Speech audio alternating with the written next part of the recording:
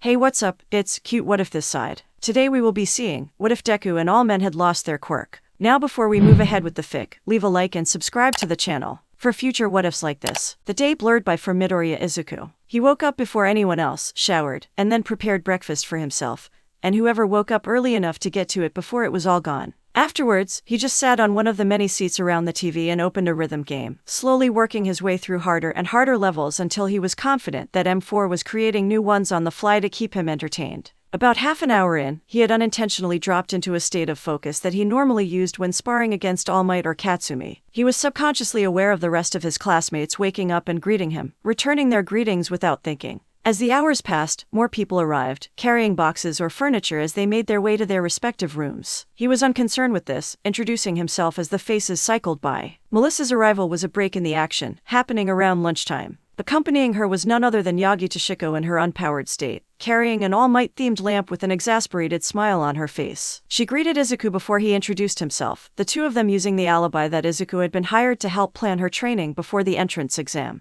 For the people that remembered that both of them were in the top 5 in the practical exam, it made sense. Even for those that didn't, seeking out the advice of the first quirkless person to make it into the hero course at UA clearly sounded like a good idea. It certainly caused some confusion for her to refer to him as Izuku-sensei, but the others soon got used to her using the honorific. The afternoon soon came, and Izuku changed into slightly more formal clothing in preparation of the first party that he was going to before school officially began. His backpack of nanobots slung over his shoulder, Izuku said his goodbyes and let Katsumi know where he was going before leaving the dormitory into the setting sun. Bakugo Katsumi POV. Katsumi was slowly losing her patience with her classmates. The knowledge that she and Izuku had known each other and were in a relationship had spread, and now that Izuku had left the building, she was the sole focus of the attention and questioning of the other 19 residents of the building. Izuku had a certain level of separation from the girls in the building due to his gender, one that no doubt would be overcome with time but was currently holding strong. Because of that, the girls were hesitant about approaching him and asked less intrusive questions. It was certainly different from how most men and boys were treated, but it could not be said that he was weaker than any of them. His first-place ranking on the entrance exam had caused a shift in how they would have viewed him from a housecat to a tiger. Their hesitance about asking him questions, however, was not conferred to her. Sure, she was ranked second, but she was one of them, and more importantly, the perspective that she had was closer to theirs. And so, as Katsumi sat at the larger table eating dinner, the questions began to build up and wear down her patience. Fortunately, Katsumi had a few allies in the crowd. Toru, her roommate, already knew about their relationship enough to answer a few of their questions. Sadly, her invisibility and lack of social presence didn't do much to help share the burden. Melissa Shields, however, was an unexpected boon. Despite having never met her before, something that she had chewed Izuku out about that afternoon, the American girl had a surprising amount of knowledge about Izuku's capabilities. As she described her spars against him while training, she lightly vented about how annoying he was to fight, telling them about his style of swordplay that involved predicting one's motions and deflecting or redirecting them. Achako Uraraka and Ida Tomoyo, who had been in his testing area, told their perspectives of his takedown of the zero-pointer, but that did little to satisfy them. The knowledge that it was just M4 simulating Izuku put her mind at ease while listening to the description of him throwing himself at the intentionally unbeatable obstacle, but the rest of her classmates were simply not satisfied by their words. It was, after all, incredibly unrealistic that a quirkless boy had taken down the massive robot with nothing but a sword. A 1 or 2 pointer, perhaps, but the difference in size between the 2-meter-tall Izuku and the 100-meter-tall Colossus that they had also experienced was simply too large. Excusing herself from the table to use the bathroom, she made her way to one of the stalls and sat down. Pulling her phone from her pocket, she opened the non-UA messaging app and scrolled through her contacts, trying to find the number that went directly to M4. After a few seconds, she found it and began to type. "Hey M4, it's me, Katsumi. Could you come downstairs and help? Nobody believes me when I tell them that Izuku only uses a sword and armor to fight, and you know him almost as well as I do." M4's reply, as always, came less than a millisecond after she asked her question. "Of course, Katsumi. Would you prefer my displaying the recording of the practical exam as well? I will arrive downstairs in a physical form at an appropriate interval after you return to the table regardless." Katsumi latched onto the offer like a lifeline, clinging to the physical proof of her words. "Yes, please. That will make things so much easier, thanks." Before she turned her phone off and made to stand up, M4's near-instant reply appeared on her screen. "It is, as always, my pleasure to help. Midoriya Izuku POV." Stepping into the macroeconomics building, Izuku followed the signs pointing him to the stairwell and lecture room that had been repurposed for the celebration. His entrance into the room itself immediately drew the attention of Kei, who disengaged from the conversation he had been having and made his way over to the door. "Hello, my name is Sakamoto K and I'm the president of the UA Boys organization. What's your name?" As he spoke, he was holding up a clipboard with a list of names on it, almost all of them checked off. "My name is Midoriya Izuku." Those 5 words, spoken in a normal tone of voice, were clearly audible throughout the room and drew the occupants' attention to him. He gave the room a small wave, before returning his focus to the president standing before him. Kay found his name on the list and marked his name, setting the clipboard back on the desk once he was done. "Well, I'd like to welcome you to our semi-prestigious organization and congratulate you again on making it into UA. We'll have some announcements once everyone arrives, and if you're okay with it, I'll ask you up to the front of the room to say a few words after we finish the official things. You don't have to say anything in particular. I know that some of your senior classmates look up to you already since we got the news that one of our members was in the hero course. It may help to avoid the number of people asking you questions if you go over how you made it into the hero course, but that's entirely up to you. The other freshmen this year are in that group, so I'd recommend introducing yourself to them while we wait.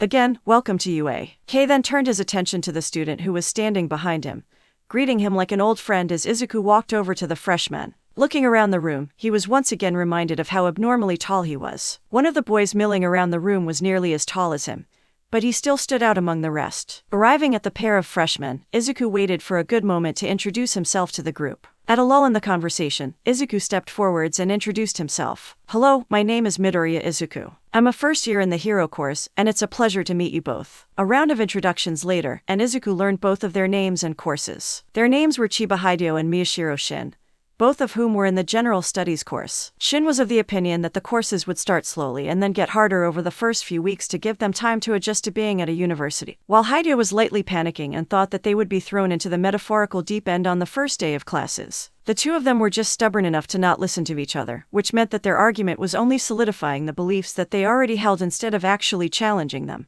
Before they could keep going much longer, however, Kay stepped up to the lectern at the front of the room, 2 other boys accompanying him. A few calls for quiet later and the speech began. "Hello everyone. My name is Sakamoto K, and I'm a senior in the business course here at UA. On behalf of everyone, I'd like to welcome the newcomers among us. This year, we have 3 freshmen, which breaks even for the number of seniors that graduated last year. Though none of the 3 of you are in the business course, I'd still like you to know that if you ever need or want to talk to me, my door is open. For those of you who are returning students, welcome back. It's great to see that all of you are still here, and I can't wait to catch up with some of you." At a nudge from the tall boy standing to his right, he stepped aside, flourishing dramatically with one arm as the attention of the room shifted between them. "Hello, my name is Oyama Yashihiro, and I'm a senior in the General Studies program at UA. I may not be able to help some of you with higher level classes, but I'll do my best to help anyone who asks. As my co-leader said, it's wonderful to see all of you." The difference between the 2 leaders was stark. Kay had an exaggerated personality, cheerful for even the most mundane of things to say. His enthusiasm, if not his seniority, would likely have earned him the position of leadership he held. On the other hand, Yashihiro's words almost felt lifeless. It was as though he was reading from a script in his monotone voice, and though the look in his eyes clearly spoke the message that his words should have conveyed, it was almost demoralizing to listen to him speak. Izuku had seen a similar behavior from one of his classmates before, who built a shell of a personality to protect himself when he wasn't with people he trusted. Nevertheless, their personalities contrasted each other in a way that made their leadership more effective. Similar to a good cop, bad cop routine, the difference made one predisposed to treat one of them more like a friend, allowing for close personal relationships with the members of the small group, while the other one could be the one that laid down and enforced the rules. As he was pondering this, Kay moved back towards the lectern, putting a hand on the opposite shoulder of his co-president. "Now that we're done with that, we have a few announcements to make. First of all, we'd like to continue meeting weekly as a large group, so as soon as you receive your schedules, please post them in the group chat. If there's a time during the week that we can make work, we'll try to meet then. But if there isn't a time, we'll try to meet on the weekends. Additionally, we're happy to say that we'll be having a joint event with our sister organization, the 15% in 2 weeks. It's an excellent chance to meet fellow quirkless people, and it should be a low-stress event for everyone. We still haven't determined exactly what we'll be doing, but we'll be sending out a form in the next few days to collect your suggestions. Last, and most certainly not least, I'd like to announce a historical event. For the first time in the history of the school and our organization, one of our members hails us from the hero course. Everyone, please welcome Midoriya Izuku to the stand." The applause he received was sparse, but most certainly not half-hearted. Each of the 12 people in the room were clapping enthusiastically as he took the few steps to the lectern that Kei and Yashihiro had vacated, giving him the floor. Hello everyone. My name is Midoriya Izuku, and I'm a first-year student in the Hero course. I didn't exactly have anything planned to say, so I'll tell you a bit about myself and then explain how I got into the Hero course. After that, I'll do my best to answer any questions that you have. Some things that I like to do are train, build, and play chess. I don't dislike many things, but I hope to one day end the cycle of violence and discrimination in the world. As for my immediate goals, I'd like to learn. After all, why else would any of us be here? The last sentence got a couple of chuckles from the audience. As for how I got in, that's entirely too long of a story to tell before all of you get bored. If I can use the projector, however, I can show you the video that UA took of my practical exam, and I'll try to explain what I was doing at various points. A minute of setup later, Izuku had pulled a nanobot-created laptop from his backpack and plugged it up to the larger screen, sending a message to M4 about what he wanted to do. Bakugo Katsumi POV. Shortly after she exited the bathroom and returned to the dining table, the unmistakable sound of footsteps coming down the stairs resounded, calming the conversation down significantly. As M4's puppet body rounded the corner, however, her expectations were immediately thrown out the window. Instead of maintaining the form of Midoriya, the artificial intelligence had chosen to replicate the avatar that he occasionally used. A featureless body of various shades of blue formed into rigid polygons on his skin. His eyes were the same shade of green as Izuku's, to be sure, but there would be no mistaking the clearly inhuman body for her boyfriend. M4 took the empty seat at the table with grace, sliding into the chair in a single fluid motion that drew the attention of the few people that hadn't reacted to his presence. Minerva looked anxious, hiding behind the larger form of Aiko who sat between her and the figure that had haunted her nightmare last night. I don't mean to intrude, but I was informed that some of you have questions about Izuku's entrance exam. However, though you heard the answers provided, you chose not to believe them. It is understandable, given my creator's lack of quirk, but Izuku was never one to let something like his genes dictate what he could and couldn't do. Once you all are done with your meals, I would be happy to show you the recording of Izuku's practical exam, and, should you wish, a copy of his written exam answers. Whether or not M4 intended it, the rest of dinner was a rather subdued affair. His presence dampened the conversation around him, and his odd appearance drew stares from the people that hadn't seen him yet. There were also the little things that threw people off, like the fact that he wasn't eating or moving at all. Once everyone was finished, M4's head turned towards the television on the other side of the room and it flickered on, showing the paused video of Izuku's practical exam. The people that were interested in watching, namely everyone but Katsumi, moved over to the couch, leaving her to get more food and eat it at a leisurely pace. The video started, showing Izuku running into the exam area and accumulating his swarm of robots following him.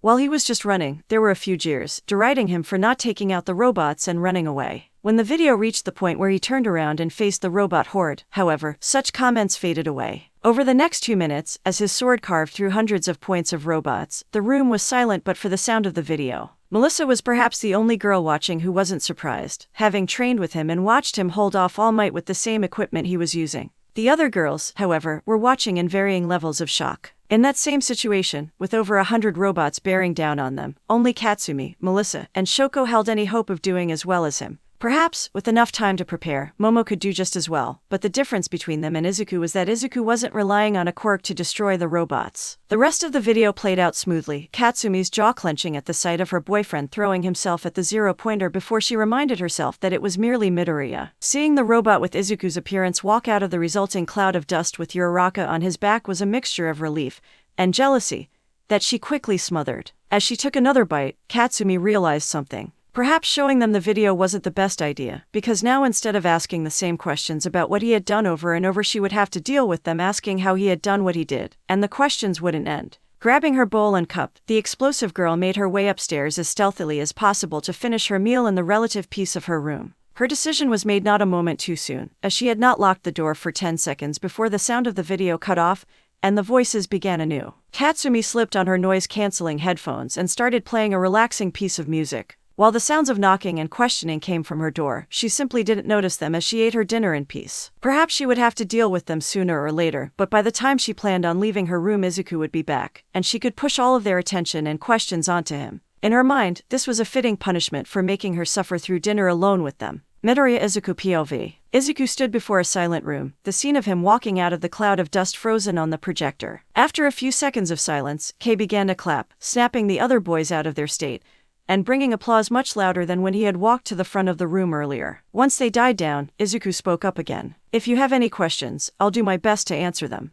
Haidu spoke up first. How did you do? Well, everything with the massive robot. The flying towards it, the part where you stabbed yourself and the sword got bigger, and how did you knock it over? Izuku nodded. For the first two parts, it was entirely support gear that I built myself. The machine that I used to fly towards the robot was one of the sphere floating behind me, the one that creates strong waves of magnetic force to push metal objects away from it. My sword and a thin layer of armor that I was wearing were made out of small interlocking machines, which were repelled and carried me with them. The stabbing myself was to disrupt the structure of the armor, drawing the unnecessary machines into the sword to make it bigger. As to how I knocked the robot over, I first cut through its armor and then several of the components that it needed to function, and from there, physics did the rest of the work for me. Yashihiro quietly raised a hand before speaking. How long did it take you to reach the point where you could take on the group of smaller robots? It took Izuku a moment to consider the question. In terms of skill, it had probably only taken him a few years. Without his nanobots, however, it would have been much harder for him to take out so many robots as quickly or efficiently as he had. I have been learning how to use a sword since I was 4 years old, but I don't know whether I could have taken that many a year or two ago. I'm sorry if that doesn't answer your question, but I can't really point to a specific point in the past where I suddenly became strong or skilled enough. There were a few more questions after that, but they were much more off-topic. They were asking about Uraraka, about his classmates, what his dorms were like, and other questions that Izuku was happy to answer but weren't exactly relevant. Izuku left the front of the room and returned to his seat as Kei took the lectern. Thank you, Midoriya-san, for telling us your tale. We didn't have much more planned for tonight other than generally introducing ourselves and doing a few icebreaker activities. Once again, welcome to UA. I hope that you all have a great year to come. As the sky darkened, Izuku found himself playing an interesting card game with Kei, Shin, and 2 other students. One of them would remake the rules as they saw fit and then sit out every round, and the players would play until one of them correctly guessed what the rules were. There were only ever 2 or 3 rules in any given round, so it often wasn't too hard once you got used to the style of play of the rule maker. The title of rule maker was rotated clockwise between them, meaning that the time that people spent playing compared to sitting out was roughly equal. Sometimes, however, one of them would make a rule that was rarely broken, so the round continued until the rule was broken enough times to figure out what it was. Izuku, to play fairly, was not using his quirk to confirm whether a rule was what he thought it was or not. The 5 of them got to know each other better, with the punishments for breaking various rules being things like sharing your favorite book or a sport that you like to play. Late that night, Izuku left the building and walked back to the hero dorms under the dim light of the waning moon. It was slowly nearing a new moon and would likely fully fade from the sky the night before his first day of classes. It was certainly auspicious, and it brought a smile to his face as he walked back to the dormitory. 2 days later, as Izuku was watching the sunset along the horizon from the roof of the building, Izuku pondered about how the weekend had gone. He had spent most of his set answering questions at odd intervals from his classmates, whom Katsumi and M4 had apparently shown the video of his practical exam at the exact same time as he had shown it at the UA boys meeting. Every time he was asked a question, no matter how mundane, Katsumi gave him a look that he long recognized as her sadism showing through. Not for the first time, Izuku wondered what had happened on Friday night. Tonight, however, was different. It was the night before classes started, so he was soon to be on his way to the one-of-one induction. The party was to be held at the administration building, and despite the time he was supposed to leave soon approaching, Izuku was sitting on the roof, watching the sky redden. It wasn't even that hard to get onto the roof, he mused as he sat there. The door to the roof access was near the stairs leading down to the first floor, and with security being entirely electronic, it was less than a challenge. Most of his classmates could make their way up fairly easily as well, it only being 2 stories up.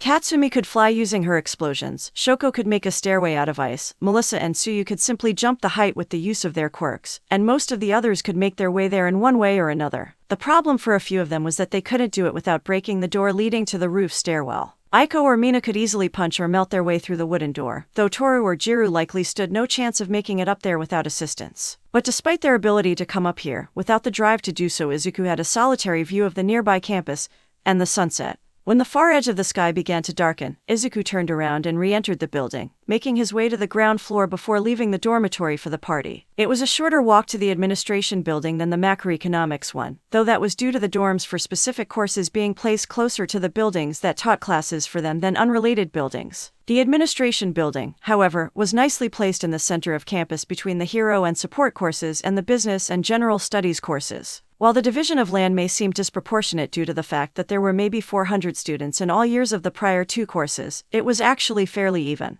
While the business and general studies students were much more numerous and needed many more classrooms, lecture halls, and dormitories, building upwards was cheap and easy with the right set of quirks. What wasn't easy, however, was getting more area. The hero and support side of campus was filled with large testing ranges, practice fields, mock cities, and various other types of terrain. Even then, the indoor facilities took up more space, having to contain the same range of areas while also providing warehouses for support, facilities to manufacture robots and uniforms, and much more. Fortunately, the macroeconomics building was relatively close to the hero and support side of campus. In the worst-case scenario, the walk from his dormitory to the farthest building on campus from him would take a little under 50 minutes. Arriving at the administration building, Izuku was surprised to find Toshiko in the lobby with a featureless mask in one hand. At the sound of him pushing open the door, she quickly made her way over to him. "Izuku, it's great to see you again. How are you doing, adjusting to UA and all?" Izuku shrugged. "It's definitely a new experience, though I don't know whether I'd call it particularly good or bad. Some of my classmates are better than others, but I'm still waiting to make any solid opinions." Toshiko nodded along with his words. "That's good to hear. Listen, the reason that I'm waiting out here for you is that I realize you haven't taken the lessons on hero courtesy, and I need to give you a brief crash course. It won't be long, but I need to go over this with you before you go in there because I realize you've only interacted with me so far, and I'm not the best at that."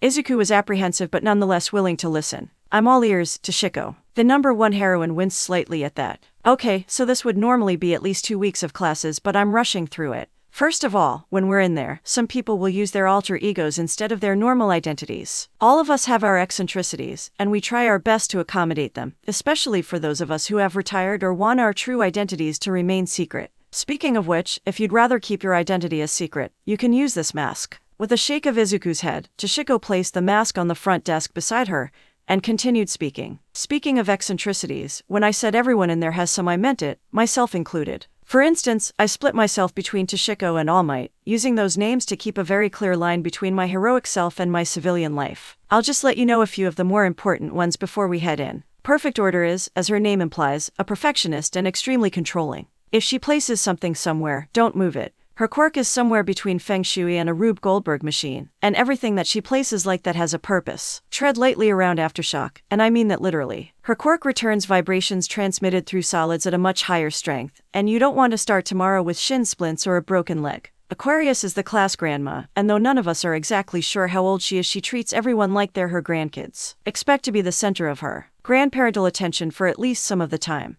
On one of the walls is a list of writs rules, which enforce themselves automatically and are somewhat unconsciously generated. The penalty for breaking one isn't too bad, you just feel weaker for a few minutes, but if you break one while under the effect of another, the effects compound and the duration extends. The most anyone has broken at the same time and lived to tell the tale is 11, but try to avoid breaking any if possible. And last but not least, if anyone asks you for a duel, spar, demonstration, offers to give you pointers or advice, refers to themselves as a teacher or a mentor, approaches you while visibly using their quirk, or expresses anything more than an academic interest in your abilities, make sure to go. They are marked by Caritas's boundaries and the tape on the floor. Did you get all of that? Izuku nodded. Don't pry into identities, stay away from objects that I've confirmed are perfect orders, walk softly, follow Rit's rules, only fight inside the tape, and be prepared for the class grandmother. I don't know what I was expecting from all of you, but it certainly wasn't this. Toshiko laughed, reaching up to grab Izuku's opposite shoulder and steering him towards the room where the celebration was being held. Trust me, Izuku, if you thought we were a group of elite heroines, you were most certainly correct. Unfortunately for you, this is where we relive our high school days, so any expectations about how we act should be thrown out the window.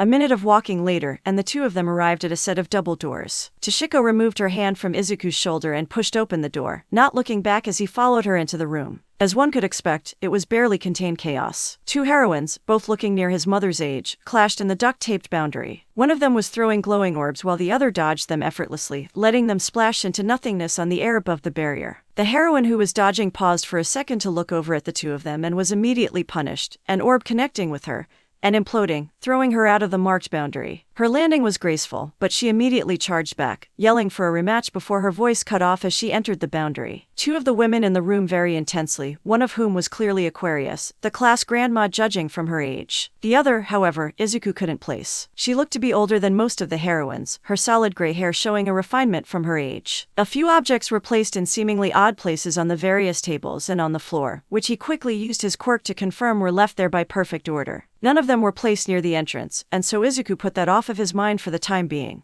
As he was wondering what he should do, the woman who had been looking at him that he couldn't identify walked over, never breaking eye contact. When Toshiko noticed her appearance, she turned and angled herself so that she could see both of them at once. Izuku, I'd like to introduce you to the current highest scoring member of our group, the retired heroine Farah. Farah, this is the newest member of our group, Midoriya Izuku. I hope the two of you get along. Her introductions were cut off with a wave of the older woman's hand. Do you think I couldn't tell that the person I've never seen before is the new member, Toshiko? I may be old, but I'm not crazy. What I'm interested in about our newest member is unrelated to you, so leave us be. Toshiko's face soured. She had never liked dealing with Farah, at their meetups or when they had to work together before they retired. The woman had a quirk that gave her the ability to sense and control magnetic fields in a nearby radius, something that she used to great effect in her career as a heroine. Throwing cars around, pulling the support gear of her opponents away from them, dismantling escape vehicles, and more made her a powerful area of effect and control-focused heroine. Not to mention her ability to simulate a railgun or manipulate the magnetic fields of the Earth to allow her to fly for short distances. The kind of power that came with such a quirk had definitely affected both her personality and the way she looked at problems that arose before her. She was unwilling to cede control of anything to anyone that she didn't recognize as stronger than her, and while she was still working as a heroine, that list didn't include Toshiko. The only women in the room that she would listen to were Caritas and Aquarius, both of whom were able to counter her abilities in one way or another. So when she approached their newest member in a state of interest that she had never before seen, it couldn't possibly spell good things for Izuku. Toshiko stepped away from the two of them, making sure to keep an eye on the two of them while they spoke. Unless Rit's rules had cycled through too far since she left, the one about not harming those younger than you should still be in effect. As she looked up to the whiteboard, however, she confirmed that that was indeed the case. The 5 rules currently affecting everyone in a 100-meter radius of the woman, written plainly for all to see, read as follows. Pointing at other people while they are not facing you is forbidden. Do not jump more than a meter in the air. Do not bleed on the floor. Duels must be proposed at a volume of no more than 80 decibels. Sneak attacks are forbidden. Her attention was drawn away from the whiteboard as the Farah started to speak. Well, Midoriya Izuku, do you care to explain what you're doing? Izuku was confused. He hadn't done anything more than walk into the room, and he couldn't remember ever meeting her before, so this wasn't likely to be his fault. I'm afraid I don't know exactly what I did or am doing to have attracted your attention, Farah. The heroine scoffed. What a bold claim. Did you honestly expect to walk in here with that odd fluctuation surrounding you and not have me sense it? Would I be able to call myself the mistress of magnetism if I couldn't sense such a blatant anomaly right in front of my eyes? At that point, Izuku caught on. He had come to the event wearing his suit of nanobots, having checked whether or not it would be a good idea to bring them with him. When he was wearing the suit, there was always electricity flowing through them, creating magnetic forces that held the armor together. If her quirk allowed her to sense magnetic fields, Izuku would be glowing with them. Oh, you mean my hero outfit? It uses some basic magnetic principles to hold itself together, so that's probably what you're sensing. I'm sorry if it's disturbing. I could probably tone it down for the next time we meet. Farah shook her head. To waste so much energy on something as insignificant as armor. If I had as much power as you are using to power that suit, I could wipe this province from the map in a day. Why would you even need armor if such power is in your hands? Izuku thought about how he should respond for a few seconds. Eventually, he decided on a mixture of politeness and his normal attitude. First of all, the conversion rate between onic energy and electrical energy isn't stable enough for me to even try to use it like you do, even if such technology existed. I also enjoy living here, and I'd enjoy not blowing up the area if I do something wrong. Also, because I lack onic energy, I kind of need that armor to protect me. I can't just tank hits like the rest of you, you know. Farah was confused, but her expression remained unchanged. What do you mean by onic energy? I've never heard of it before, but I will concede that protecting oneself is a necessary priority. For the weak. Izuku shook his head. Onic energy is the name that I gave to the energy that Quirks use. And even if I'm not as strong as most of the people in this room, I certainly wouldn't call myself weak. The heroine gave out one last parting shot. It doesn't matter if you're stronger than them. If you aren't stronger than me, what else can I call you but weak? With that, she turned on her heel and walked away, headed over to the table laden with food while avoiding the model train running around the room, no doubt set up by perfect order. He barely had time to think about what had just happened before he felt his cheek being patted through his armor. Looking around the room, his eyes fixed on Aquarius, who was walking over while making a motion with one hand identical to the one he was feeling on his cheek. When she got in earshot, he could hear her voice cutting through the din of the room. Hello there, sweetie. I'm sorry that you had to deal with Farah first, but you know how children can be. I keep telling her to brighten up, but she never remembers. What was your name again? Izuku was still reeling from the conclusions that he was drawing using his intuition and quirk. From her name, he could guess that she either had an air or water-related quirk from the origin of her name, but the sensation being felt through his armor was nothing to joke about. While she was apologizing for Farah's actions, he had found out that she was indeed a hydrokinetic. However, her quirk wasn't limited as almost every similar quirk was. She was a true hydrokinetic, able to affect the water inside people's bodies, able to condense it from the air, and able to control it in a solid or gaseous state equally well. The implications were, in a word, terrifying. Izuku was already finding out how long ago she had been an active heroine so that he could research some of her feats after the party. Fortunately for them, and the rest of Japan's population, the woman was a kind, retired woman and not an active villain. My name is Midoriya Izuku, it's a pleasure to meet you. Aquarius's smile widened. Oh, how polite. My name is Teramoto Ren, but you can call me Grandma Aquarius like everyone else does. Come on, let's get some food in you. A growing boy like you needs to eat, after all. Toshiko breathed out a sigh of relief as the elderly woman slowly led Izuku over to the food, picking out pieces for him and adding them to his plate as he acquired his own meal. As long as he was with Aquarius, none of the more violently inclined heroines would approach him. Nobody wanted to get on her bad side, because she could halt the motion of all of the water in your body, and force you to sit there as she lectured you on the error of your ways. Truly, a fate worse than death. While she sat at her table, watching the party as a whole, another woman arrived and joined her at the table. She was the shortest of them all, her quirk having frozen her in time when it activated at 4 years old. Her appearance subjected her to more attention than normal from Aquarius, but none of the other heroines in the room would dare antagonize her. First of all, anyone who attacked her would receive the immediate enmity of everyone else in the room. Out of them all, she was the most heroic and caring individual by a large margin. Her quirk specialized in the creation of invisible intent-based barriers, one of which she had set up around the designated sparring area. However, the specificity of her quirk as opposed to magnetism, or hydrokinesis, gave her a much larger range. In her entrance exam, she had been ridiculed for her stature, but when the practical exam came around she had simply snapped her fingers, creating a barrier between the swarming robots and the battle-thirsty examines. Because they shared a similar violent intent, none of them or their attacks were able to cross the barrier. When the students turned on her, demanding that she lower the barrier, she had simply surrounded each of them with a much smaller barrier. The university, in confusion at the results, assigned her 200 rescue points and repeated the exam, this time keeping her out and allowing her classmates to prove themselves. She was perhaps the single least violent person in Japan, often calling for reforms of the prison system and the treatment of villains after arrest. After an incident where she had protected a villain from the violence of other heroines and eventually let her go with a warning to leave the scene and province, her license was revoked by the government. Still, she continued acting as a heroine in her civilian life, providing an unnoticeable aid to ongoing battles that she was near. So when Kurita sat down next to her, Toshiko gave her full attention. Welcome back to the party, Toshiko. How are things going with our newest member? I noticed the confrontation he had with Farah, and thankfully they didn't escalate too much. Toshiko shook her head. The armor that he wears has a magnetic effect, and apparently it was quite noticeable to Farah. I'm just happy that they didn't escalate too far, seeing a Quicksilver and Bullet Hell are still going at it. We'd need another arena to contain the two of them. Kurita sighed in frustration. It's already bad enough that they have to fight. We only meet a few times a year, and yet those idiots only want to fight. Can't we just enjoy each other's company in peace? Leaning back in her chair, balancing it on 2 legs, Toshiko was quickly stopped by one of Kurita's fields. I'd prefer it too, but in a way it's how they express their friendship. Besides, Bullet Hell's on her way out tonight, so they probably want to get this in while they still can. I wouldn't be surprised if I saw them sparring on the news a few months from now. The two of them sat in silence for a few minutes, watching the other heroines go increasingly over the top. Aquarius kept adding food to Izuku's plate, dispelling all questions with her ever-present smile as he ate faster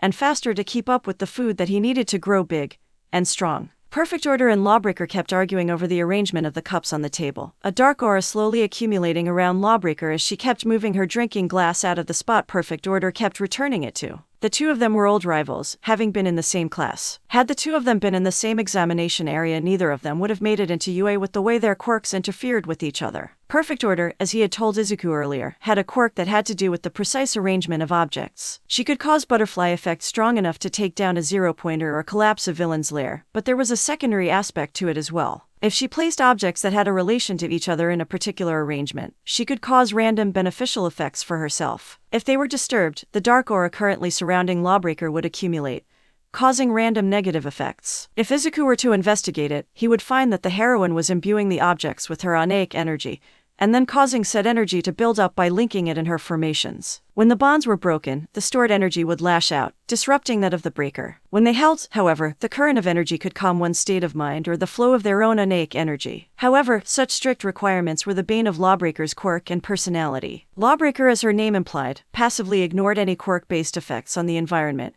and could actively choose to break certain physical laws at the cost of large amounts of oneic energy. Having to obey such a strict set of rules and not disturb things irked her, especially when one of said things was the cup she was trying to drink out of. This inevitably led to the two of them clashing, but due to the overly destructive potential of either of their quirks, they refrained from fighting physically. Quicksilver and Bullet Hell had finally finished fighting, both of them panting with their exertion. Despite the difference between their rankings in the group, with Quicksilver ranked second and Bullet Hell ranked 21st, the two of them were rather evenly matched. Quicksilver had remained at the same level with her quirk over the years, while the other heroine had grown much stronger and more versatile since she entered UA. Rit stood up, suddenly leaving her conversation to update the rules on the wall. This action caused everyone in the room but Lawbreaker to freeze in place, waiting for the newest rule to be made known. The third rule, which was about not bleeding on the floor, was erased and replaced by every fourth step must be a hop. The new rule resulted in more than a few groans from around the room. It wasn't that the rule was especially debilitating, but rather that it would be easy to break on accident. Lawbreaker, being immune to the rules her quirk made, only looked smugger about being able to ignore the rules. Noticing that Bullet Hell and Quicksilver had stopped fighting, Farah used her quirk to vibrate the nearby metal at a specific frequency to get everyone's attention. Now that everyone's here and undistracted, I'd like to begin this official meeting of Class 1S. I'd call for attendance, but since all of us are here I'll skip that. We only have 2 pieces of official business tonight, so let's not make them last too long. That declaration was met with noises of approval from the audience of heroines, so she moved on. First of all, we have a new member for the first time in 6 years. Everyone, please welcome Midoriya Izuku to UA with an entrance exam score of 370 points, putting him at rank 4. A few of the heroines in the room started clapping for Izuku, though as Aquarius looked around the room more and more of them joined in, most of them of their own free will. Izuku wasn't sure how to react, so he gave the room a small wave and turned his attention to Farah. Yes. Now that we've welcomed him, unfortunately the weakest of us must leave. Bullet Hell, though you may be leaving us, don't take this as a personal failure on your part.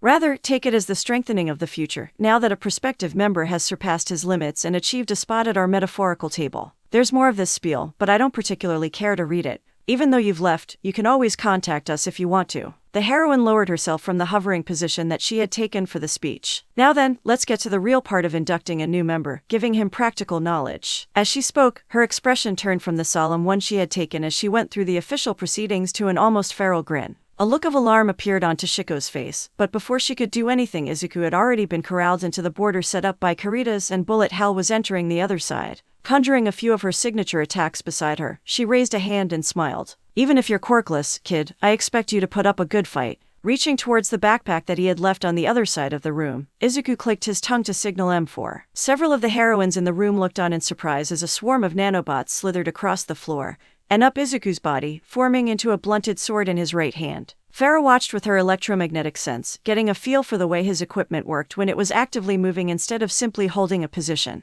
Even if you have a quirk, there's no reason that I can't defeat you. Bullet Hell laughed. Bold claims from the rookie, but enough talk. All of the orbs floating near her flew towards him, more appearing by the second. The spread of the attacks was even across Izuku's half of the arena, and the further they got from the woman the larger they grew, and from Izuku's observation of her earlier fight with Quicksilver he knew that they grew more powerful as they did so. Experimentally, Izuku asked a question, knowing that M4 would catch on. So those bullets of yours, do they implode when they come into contact with any solid object? With that, he swung his sword at one that had yet to approach him. Under M4's direction, one of the nanobots disconnected from the network and flew at the sphere. Sure enough, the moment it touched the surface, the bullet imploded, pulling the nanobot to the center and throwing it out in the opposite direction. After a few more trials, Izuku felt that he had nailed down the mechanics of her quirk fairly well. The more energy the heroine put into the orb did not affect the rate that it grew, but rather the speed of the collapse. Whether the sphere was a meter in diameter or a centimeter, it would take around 0.05 seconds to collapse, and based on the distance the object was pulled it would achieve the resulting speed.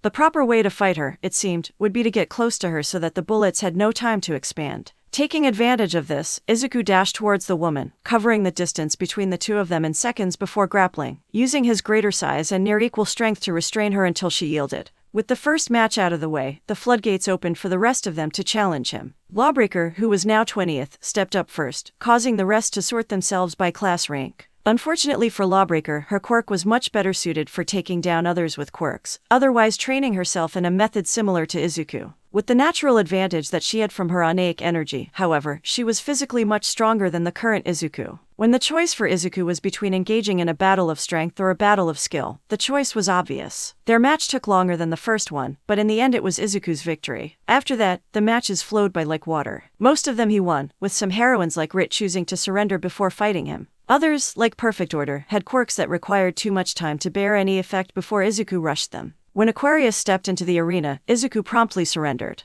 Rank 15 she may be, but Izuku simply saw no future where he won against her as soon as she started using her quirk. He would be frozen in place using his own blood and then be helpless against anything she wanted to do. Despite his wishes, however, he wasn't allowed to leave after surrendering to Aquarius, and the next heroine entered the area. Against Caritas, Izuku wanted to try something different, so he gave control of his nanobots over to M4 as soon as he was surrounded by one of the woman's signature barriers. Sure enough, the robots were able to leave the barrier, but upon encountering the barrier that she had set up around herself, they were halted, only able to form a shell around her but not actually touch her. After the stalemate continued for a few minutes, the two of them agreed to a draw and the challenge continued. The low teens and high single digits flew by, most of them victories or draws for Izuku. Against the fifth-place heroine, however, Izuku was beginning to get annoyed. The fifth-place heroine was a blonde woman with the alias Timepiece. As her name suggested, she was a time manipulator, and was the second newest member after him. Though she couldn't hit him hard enough to win, her ability to jump through time and therefore space as she wished was irritating. Izuku had determined the nature of her quirk simply enough. She could use a small amount of energy to create an autonomous copy of herself anywhere up to 10 seconds in the past, with no limit to the number of copies that she could create other than her own energy. She could also send herself to her position at any point in the past 10 seconds while maintaining continuity. The copies were distinctly different and fragile, shattering from a single solid hit, but in the amount of time it took him to dispel one while holding off the others, she had already created a replacement from the future. For anyone, really, this human wave strategy would be hard to deal with. The truly difficult part, however, was that the future copies had their own knowledge of what Izuku would do in the next 10 seconds. This led to Izuku rapidly changing his style each time a new copy appeared, trying to confuse the copies and make some progress. After nearly half an hour of their stalemate, one of the clones from the future wasn't replaced as it fell apart, glass-like shards rapidly dissolving into the air. Realizing what was about to happen, a smile grew on Izuku's face. One by one, the copies surrounding him shattered, leaving only the original timepiece panting on the far side of the room. Toshiko, who was next, brought some water into the arena, giving him time to drink and rest before they fought.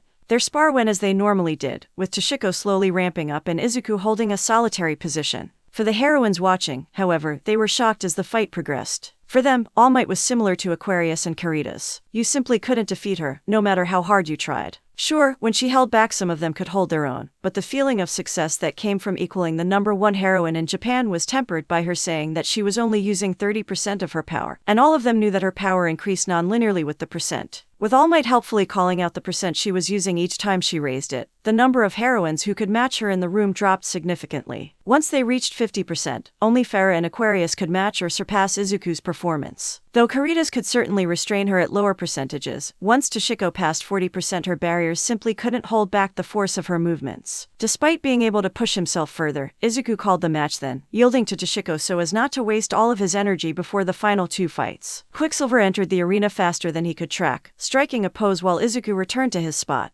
Best of luck, Midoriya. Izuku nodded slowly. This fight wasn't one that he could let continue or stretch out. Super speed may sound like a basic power, not one that could be ranked second out of all of the quirks present, but the fact remained that someone moving faster than you could observe would be nearly impossible to hit. Mapping out the first move she would make with the use of his quirk, Izuku stabbed his sword point first into the ground at a calculated point and shook his arms out before moving them into a ready position. To you as well. Even as he spoke, he was turning, swinging his arm to build up momentum for the only chance he would get at winning the fight. Unfortunately for him, it didn't, his arm too slow to catch the heroine as she struck, only protecting himself. A clever move there, but I'm afraid I'm different from All Might. She may be faster than me, true, but everything about me is fast, including my perception. It's like time slows down. Rather than merely moving faster, I also perceive and think faster. That trick won't work on me again. Do you yield? Izuku nodded, knowing that while he could certainly block the next 3 attempts, he simply couldn't think fast enough to keep up with her. I'll yield. Unfortunately for him, Farah was up next, the final challenge of the gauntlet he had been running through for the past hour. Well, Midoriya, I'll be fair. You can take that armor of yours off before we begin, just to even things out. Seeing as it can make its way through some of Caritas's barriers, you should be able to get it out. Unless, that is, you're going to surrender. Izuku took a second to consider the offer. On one hand, it was a downright stupid idea to fight someone who could control metal in a suit of metal armor, using a metal weapon. On the other hand, her comment at the beginning of the party about the amount of energy running through his armor might indicate that he could overpower her control in some way. It is a good idea to use my armor and weaponry in this spar. False. For some reason, Izuku got the feeling that if his quirk were more verbose, it would be insulting him over such a stupid question. Anyhow, it was better to ask and be rejected than to not ask and find out later that it would have helped him. Over the next few seconds, his skin, clothing, and sword fell to the ground, moving away after he stepped out of the puddle of nanobots on the floor. Underneath his armor, he was wearing an incomplete version of his undersuit, which covered his entire body except for his neck and head. Now that you're ready, allow me to give you some pointers. With that sentence from Farah, she unclipped her cape from her shoulders, which split into many copper threads before their eyes. As the third oldest heroine in this room, I have accumulated much experience throughout my life. Though I may now be retired, I cannot and will not stand for weakness in the future heroines of Japan. Though you may be male, that doesn't make you an exception. The fight truly began then, orange metal streaming towards him as he fended off as many separate attacks as he could. Though you have trained yourself well, there are still many areas where you are lacking.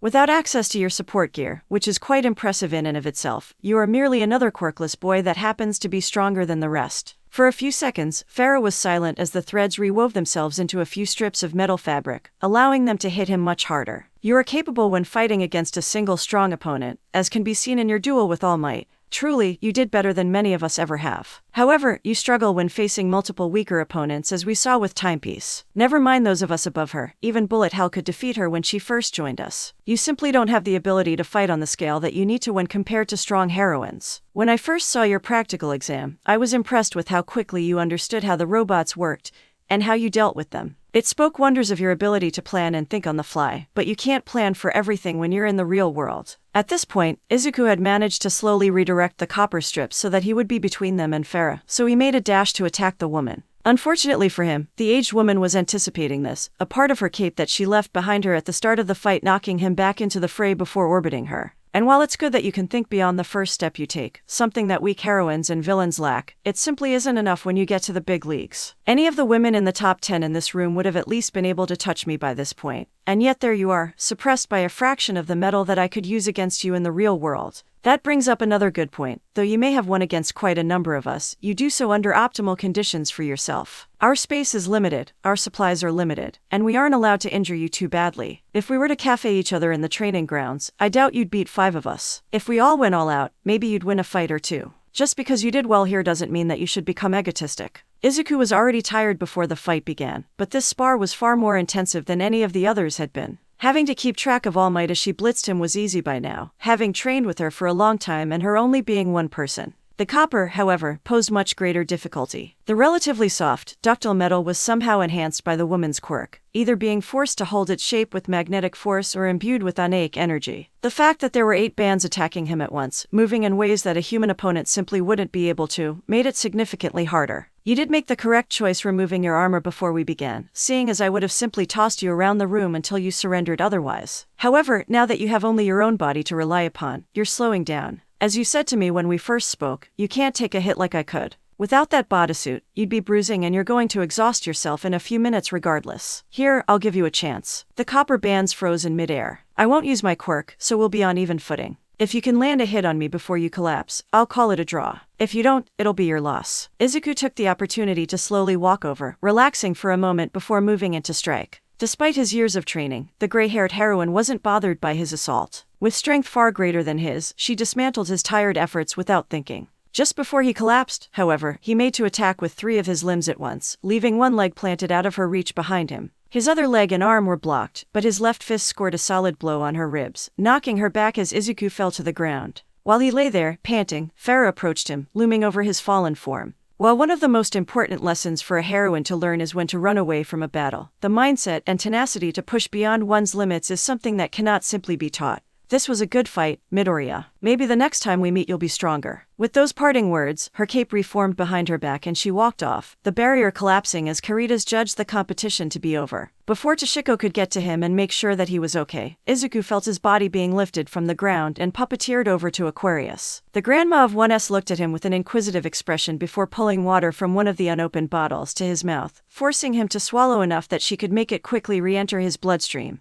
Over the next 2 minutes, she used incredibly precise hydrokinesis to bring him back into a reasonable condition. During this time, however, he had passed out, settling closer to sleep as the seconds passed. Ignoring Toshiko's requests, she picked up the boy's backpack with an errant tendril of water, and used her quirk on both of them, flying them back towards the dormitory that she had lived in so long ago. Toshiko followed them, running ahead to see if anyone was awake. Aquarius and Toshiko arrived at roughly the same time, making their way inside only to see that Katsumi was sitting on one of the chairs, watching the door. Upon seeing Izuku's unconscious body floating through the air, she jumped up, the telltale pops of her quirk building up sweat for her to use. "Who are you two, and what did you do to Izuku?" Before Toshiko could tell her anything about the scenario, the elderly woman turned her kind smile on Katsumi. "What a feisty child. It's natural to care for one's classmate, but there's no need for such violence, dear. Izuku here just tired himself out at the party, so I took it upon myself to carry him back to his dormitory. If you could, would you mind taking him to his room? I'm sure he'll be able to tell you all about what happened tomorrow." As Katsumi was about to give her response, the elderly woman floated Izuku over to her and set him down, leaving her to catch him before he fell over. "Awa, the two of you look so cute together. I'll leave you two lovebirds alone, but make sure that you get enough sleep for tomorrow." With that parting sentence, Teramoto Ren, more famously known as Aquarius, left the building, and a few seconds later the campus of UA. This left Toshiko alone to briefly explain what had happened at the party to cause Izuku to get into the state that he was now. Needless to say, Katsumi was not pleased. "What do you mean, he fought all of us in a row? Aren't you all supposed to be the elite of the elite, pro-heroines who have been working for years? As much as I believe in him, that's too much to expect of anyone with a quirk, let alone without.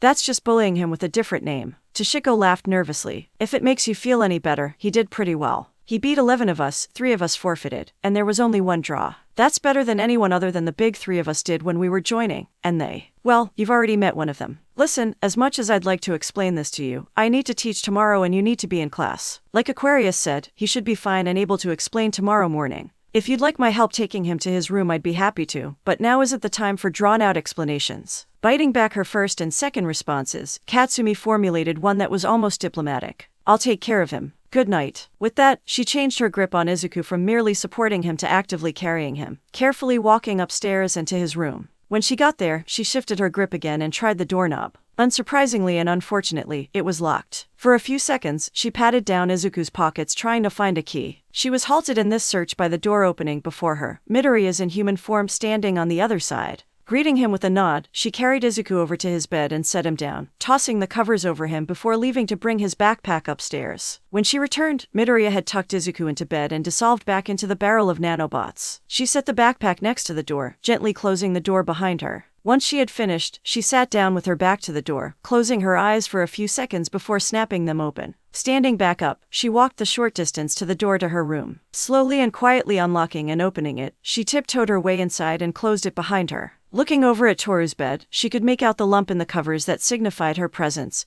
and hear her quiet breathing. As quietly as she could, she slipped into bed and formed the cocoon of her covers that she had made nightly for as long as she could remember. Despite the thoughts flying through her head, Katsumi quickly fell into an uneasy sleep. She didn't know what tomorrow would hold, but it wouldn't do any good to worry or stay awake. Only tomorrow could she find out what had happened tonight, and it would be the start of her education as a heroine. Izuku regained consciousness early in the morning, when it was still too dark outside to see anything. He rolled over, looking at the clock out of the corner of his eye. The soft white light of the numbers read 2:18. Izuku shut his eyes and thought for a second. The bruises that he should be feeling, the aches and cramps that should have been there as a result of fighting for hours with minimal warm-up thankfully missing. Izuku rolled back over into the warmth of the place he had been. He could wonder how he had gotten here later, after he had gotten more sleep. Later that morning, at 5:57, Izuku woke up again. This time, however, the first signs of light were showing over the horizon. Sitting up and swinging his legs around to get up, he walked over to his dresser and picked out a set of clothes for the day. Throwing his towel over his shoulder, Izuku made his way downstairs to the showers. For the first time, when he arrived downstairs in the morning, someone else was already awake. Sitting at the kitchen table was none other than Ada Tomoyo, absent-mindedly eating from a bowl of cereal. She nodded in Izuku's general direction once she noticed him, a gesture that Izuku returned before entering the bathrooms. Removing his shampoo from the cubby, Izuku walked into one of the shower rooms and locked the door behind him. After turning on the water and taking his clothes off, Izuku waited for the water to warm up while thinking about what had happened last night.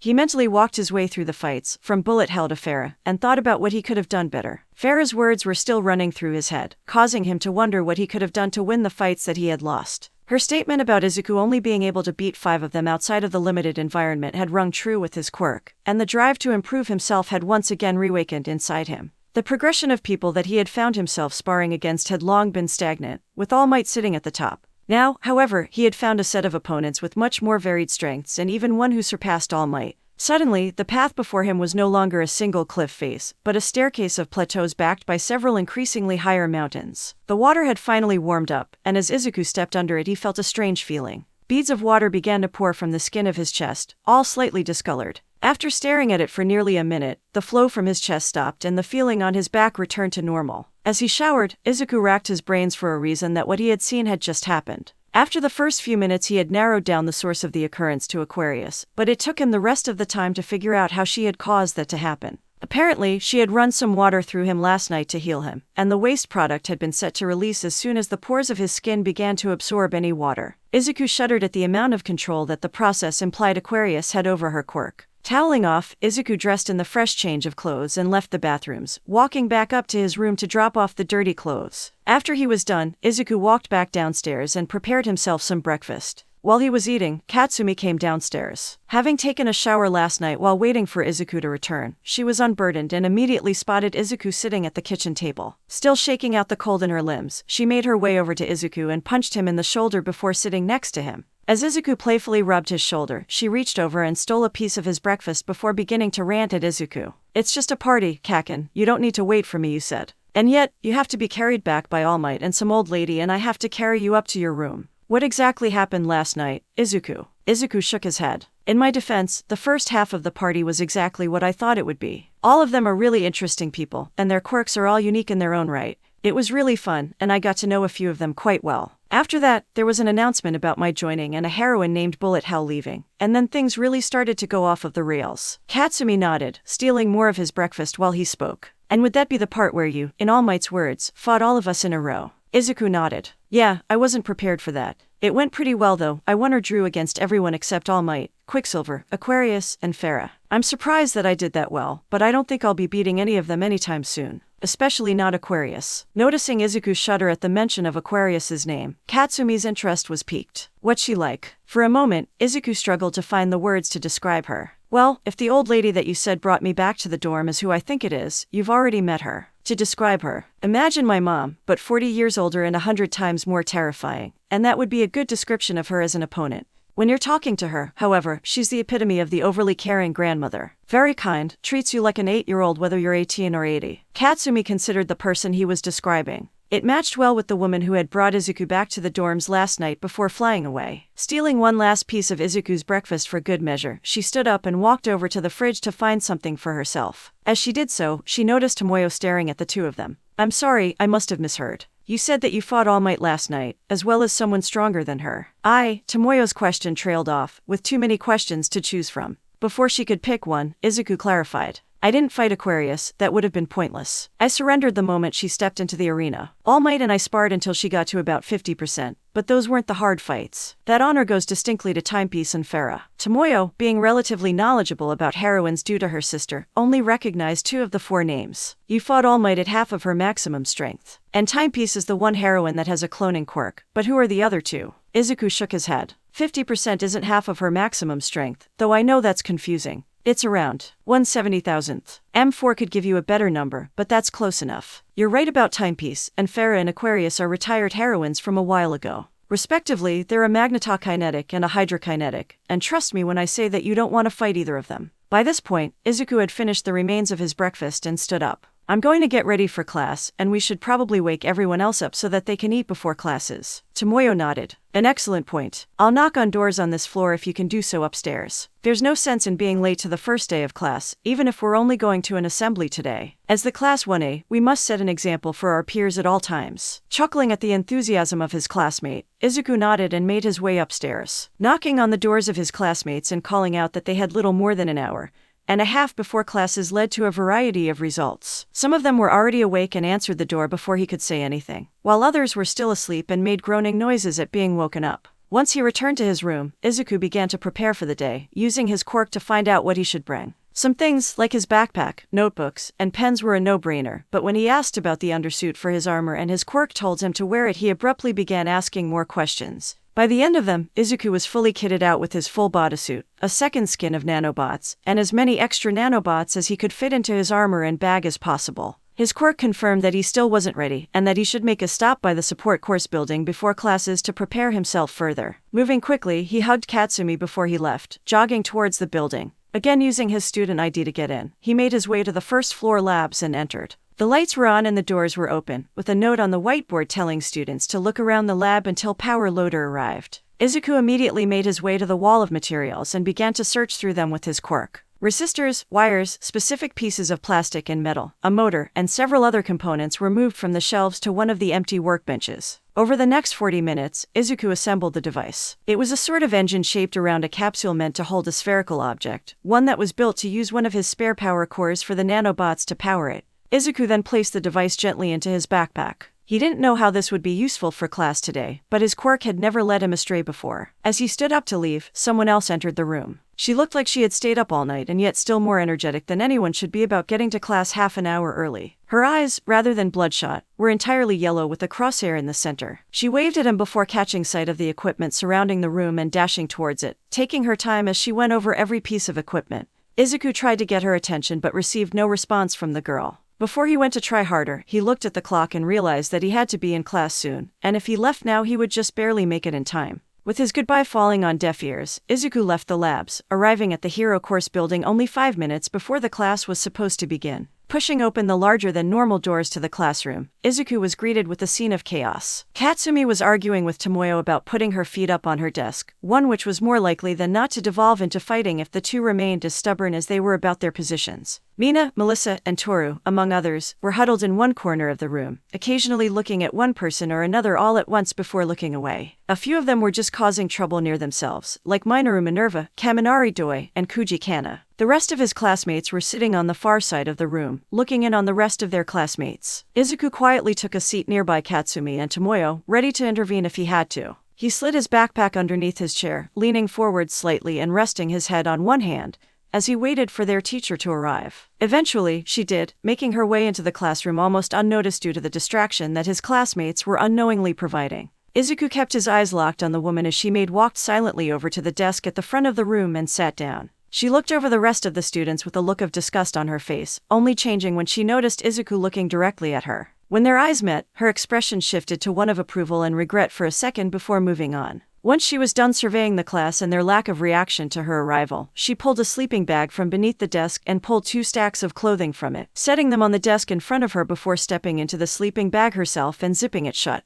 The sound of the zipper attracted a few looks from the observing half of the room, and a few seconds later she cleared her throat, breaking up the argument and circle and sending them to take their seats. It took most of you a minute to realize that I was even here. If you want to be a heroine, then you can't miss details like that. Now, everyone come to the front and take one of these uniforms. We'll be doing some ability testing today, and all of you need to be changed and in the practice field in the next 15 minutes. I'll be waiting there, and if you aren't ready and present by then, I will transfer you to general studies. Are there any questions? Tomoyo raised her hand with the form and precision that Izuku had come to expect from her over the past few days. Their teacher raised an eyebrow and nodded toward her, prompting her to ask her question. Sensei, I have a multitude of questions. First of all, you have yet to introduce yourself to us, which is unbecoming of a teacher. Secondly, we are scheduled to attend a school-wide assembly today, are we not? Will we not be missing out on important information if we do not attend? Also, transferring someone out of the course that they have worked so hard to get into on such a random cause is a blatant violation of power, a power that likely only the principal herself holds. Aizawa Shiko shook her head. Every year there was someone like this, and every year that person was usually the one who got sent to general studies. Last year, there were 3 of them who had questioned her and they had convinced the entire class to stay in the room under the logic of she can't kick out all of us. How wrong they had been. Still, as Shiko rationalized it, it was a perfectly reasonable thing to do. When you were a heroine, after all, unless you were giving orders you were obeying them, and there was no better time to teach them to listen than in the controlled environment of the classroom.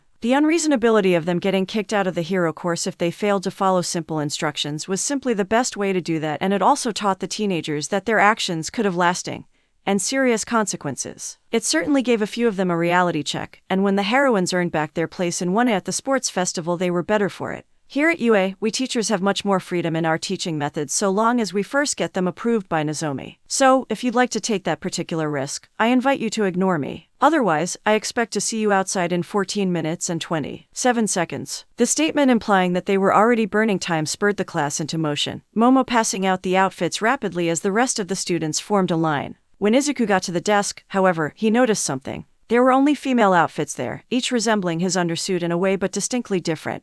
Under the pitying, humorous, curious, and angry looks of the rest of the class, Izuku shook his head and grabbed his backpack, leaving the room and heading directly to the practice field. As he walked, he contemplated shifting the appearance of the nanobots to resemble a male version of the form-fitting uniform. It would cause fewer problems in the long run if he at least looked like the rest of them, not obviously alienating himself from them. But at the same time, he was feeling annoyed at his teacher for not even considering that the standard female uniform wouldn't fit him. In the end, he ended up shifting the second skin of nanobots into an outfit that was similar to the uniforms that had been handed out but was distinctly different. The faint lines that crudely traced his circulatory system were a darker green against the midnight blue of the uniform, a representation of the power flowing from the core resting above his heart throughout his armor. When he arrived at the training field with 10 minutes to spare, only Shiko was standing there, thankfully no longer in her sleeping bag. She glanced over at him, and a feeling that Izuku only barely remembered flowed through him. As he tried to place where he had felt it before, the teacher spoke. "I'm fairly sure that's not the outfit that I handed out to the class, Midoriya." There it was, the one woman at his first art exhibition.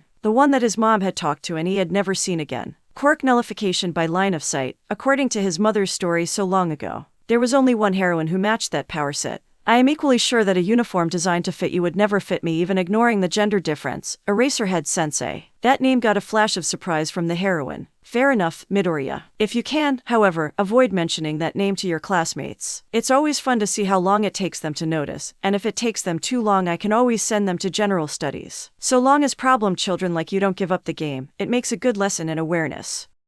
Izuku shook his head. "Even if I don't have a quirk, I can still feel when oneic energy is being used on me. Also, I remember many things, including a certain incident at an art exhibit a long time ago." Shiko shook her head. "A mere coincidence unmasks me faster than any non-analysis quirk." "Well, good job anyway." Their conversation ended then, with the first of the girls leaving the locker room and making her way over to where the two of them were waiting. The rest soon followed, and Toru, the last one, joined them with 3 minutes to spare. The reactions to Izuku's modified outfit were generally curiosity, with some disappointment and a knowing look from Katsumi. Before anyone could say anything, Shiko began the introduction. "Today we'll be doing some basic physical testing. While you were in school before, you were forced to use your quirk as little as possible to provide a level playing field for people with different types or strengths of quirk, and those without. Here, however, we're training you to use your quirk seriously for the first time." Shiko glanced down at a printed copy of the leaderboards for the practical exam. Izuku was first, but as he was quirkless it wouldn't prove the point that she was trying to make. The second on the list was Katsumi, and with a quirk-like explosion, the demonstration would be assured to show the contrast she wanted.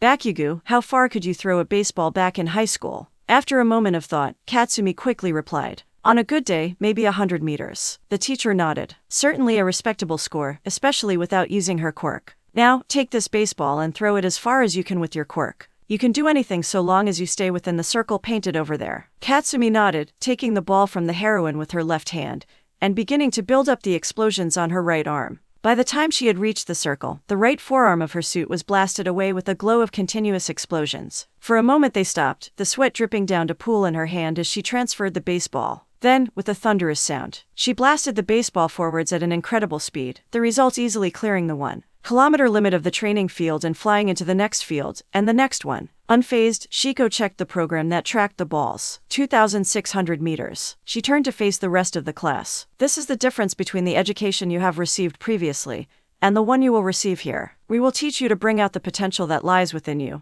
but you need to be willing to take that step. So, show me your potential." Mina looked ready to clap in excitement. "How wonderful. This will be so much fun." A smile crept onto Shiko's face. That bait never failed to attract someone before, and it had worked once again. "Oh, you think this is going to be something fun to take part in lightly? How about I up the stakes? I'll record all of your rankings on each of the tests we'll do today, and whoever has the lowest rank on average will be transferred to general studies. Perhaps that will make it fun for everyone." Mina shrank back at the harsh response and a few of the glares from the other students. They quickly got over this, as they began to line up for the 50-meter dash. There were a few frontrunners, including Tomoyo, Melissa, and Katsumi, who stepped up to take the test first in the expected manner, running. After them, however, came the rest of the students, who had quirks less suited for speed, where creativity came into play. Momo produced a scooter using her quirk, Mina slid on a stream of her acid, and even Minerva threw the balls that formed her hair at regular intervals to bounce off of them. Takoyami Fumiko used her projection to carry her over the distance, while Tsuyu simply jumped the distance after a few steps of gaining speed. After those with quirks suited to the challenge, however, came everyone else. Aiko, Toru, Doi, himself, and everyone who didn't have a quirk that could increase their speed.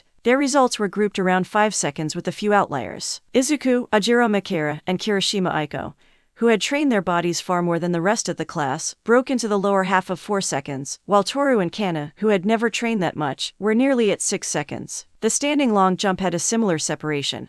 though there was much less overlap between the groups. Those of them who could fly using their quirks, including Katsumi, Fumiko, and Ochako, simply flew until Shiko told them to stop. The rest of the class, with the exceptions of Melissa and Tsuyu, were limited by their form more than anything else. Izuku and Makara, again, led this particular group of students due to their years of training. The repeated sidesteps, again, were separated into the elite few and the rest, with Katsumi, Izuku, and Minerva taking the top few spots. While Katsumi and Minerva used their quirks to rapidly propel themselves back and forth, Izuku used the simple fact that his legs were longer than anyone present to trivialize the test. After the first 3 tests, they continued to the standard grip strength and distance run tests, albeit with a few modifications. The distance run was changed to laps of the field in a period of 30 minutes, which gave a much larger range. Unlike in the 50-meter dash, however, the methods of flying, building a scooter, or sliding on acid were forbidden. They were only allowed to run under their own power for the duration, which led to a much different set of results. Unsurprisingly, Tomoyo placed first, running the 3-kilometer loop over 20 times in the half-hour period. Following her undisputed first place were Izuku, Aiko, Melissa, and Makara, all of whom made between 4 and 6 laps. After them were the rest, everyone making at least 2 laps before time was up. From there, they returned to the area where they had started to repeat the ball throw. Katsumi, having already gone, stood to the side while the rest of the class went. Similar to the standing long jump, this was about form for most people. With the majority of quirks unable to do anything to aid in this task, most of the results were under 100 meters with a few noticeable exceptions. Ajiro Makara used her tail to throw the ball with more centripetal acceleration, achieving a distance of 300 meters. Tsuyu, similarly, tossed the ball straight up and then kicked it with both legs, just falling short of the 500-meter mark. Takoyami Fumiko, on a different train of thought, sent out Dark Shadow backward into the shadow of the building behind them to strengthen the projection before throwing the ball 600 meters, an act that raised questions about whether she was still inside the circle. Shiko dismissed their questions, stating that as long as her physical body remained within the circle she was still following the rules. Melissa pushed herself to 5% of 1 for all and then punched, the ball flying just over 630 meters before touching the ground. Momo pulled a small cannon from her stomach and broke a kilometer with ease, but the truly impressive scores had yet to come. Kudakana, using her quirk, managed to call down a bird of prey and convince it to carry the ball in the direction she wanted.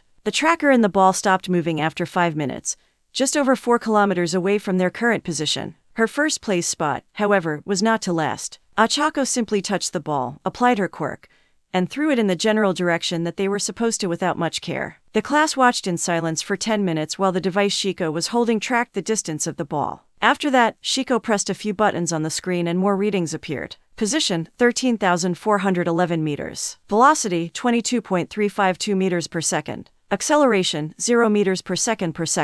The implication of these readings was staggering. Rather than simply removing the effect of gravity on the ball, Ochako had removed the effects of all forces acting on the ball other than her throw, meaning that the velocity and direction of her throw would remain unchanged until she dropped the effect of her quirk. After watching those numbers remain constant for a minute, Shiko voiced her opinion. "I'll mark this down as infinity, and we'll move on if that's good with everyone." With the general agreement of the rest of the class, Ochako had secured the top spot. Only Izuku was left now, and he had seen why his quirk had prompted him to build the device earlier. Once he entered the circle, he opened his backpack and pulled out the capsule. In a short few seconds, Izuku had placed the ball inside of the capsule before locking it. M4 pushed one of the local power cores to the palm of his hand, and Izuku inserted it into the slot before snapping it closed. The engine began to burn while he was still holding it, and before it got too out of control Izuku threw it with a slight roll to stabilize it. By the time it reached the end of the field, the engine had reached its maximum output, and was still rising in altitude. On the screen, Izuku could see the statistics for his throw, still enabled from Ochako's infinite throw previously. Position, 1,438 meters. Velocity, 184.081 meters per second. Acceleration, 22.500 meters per second.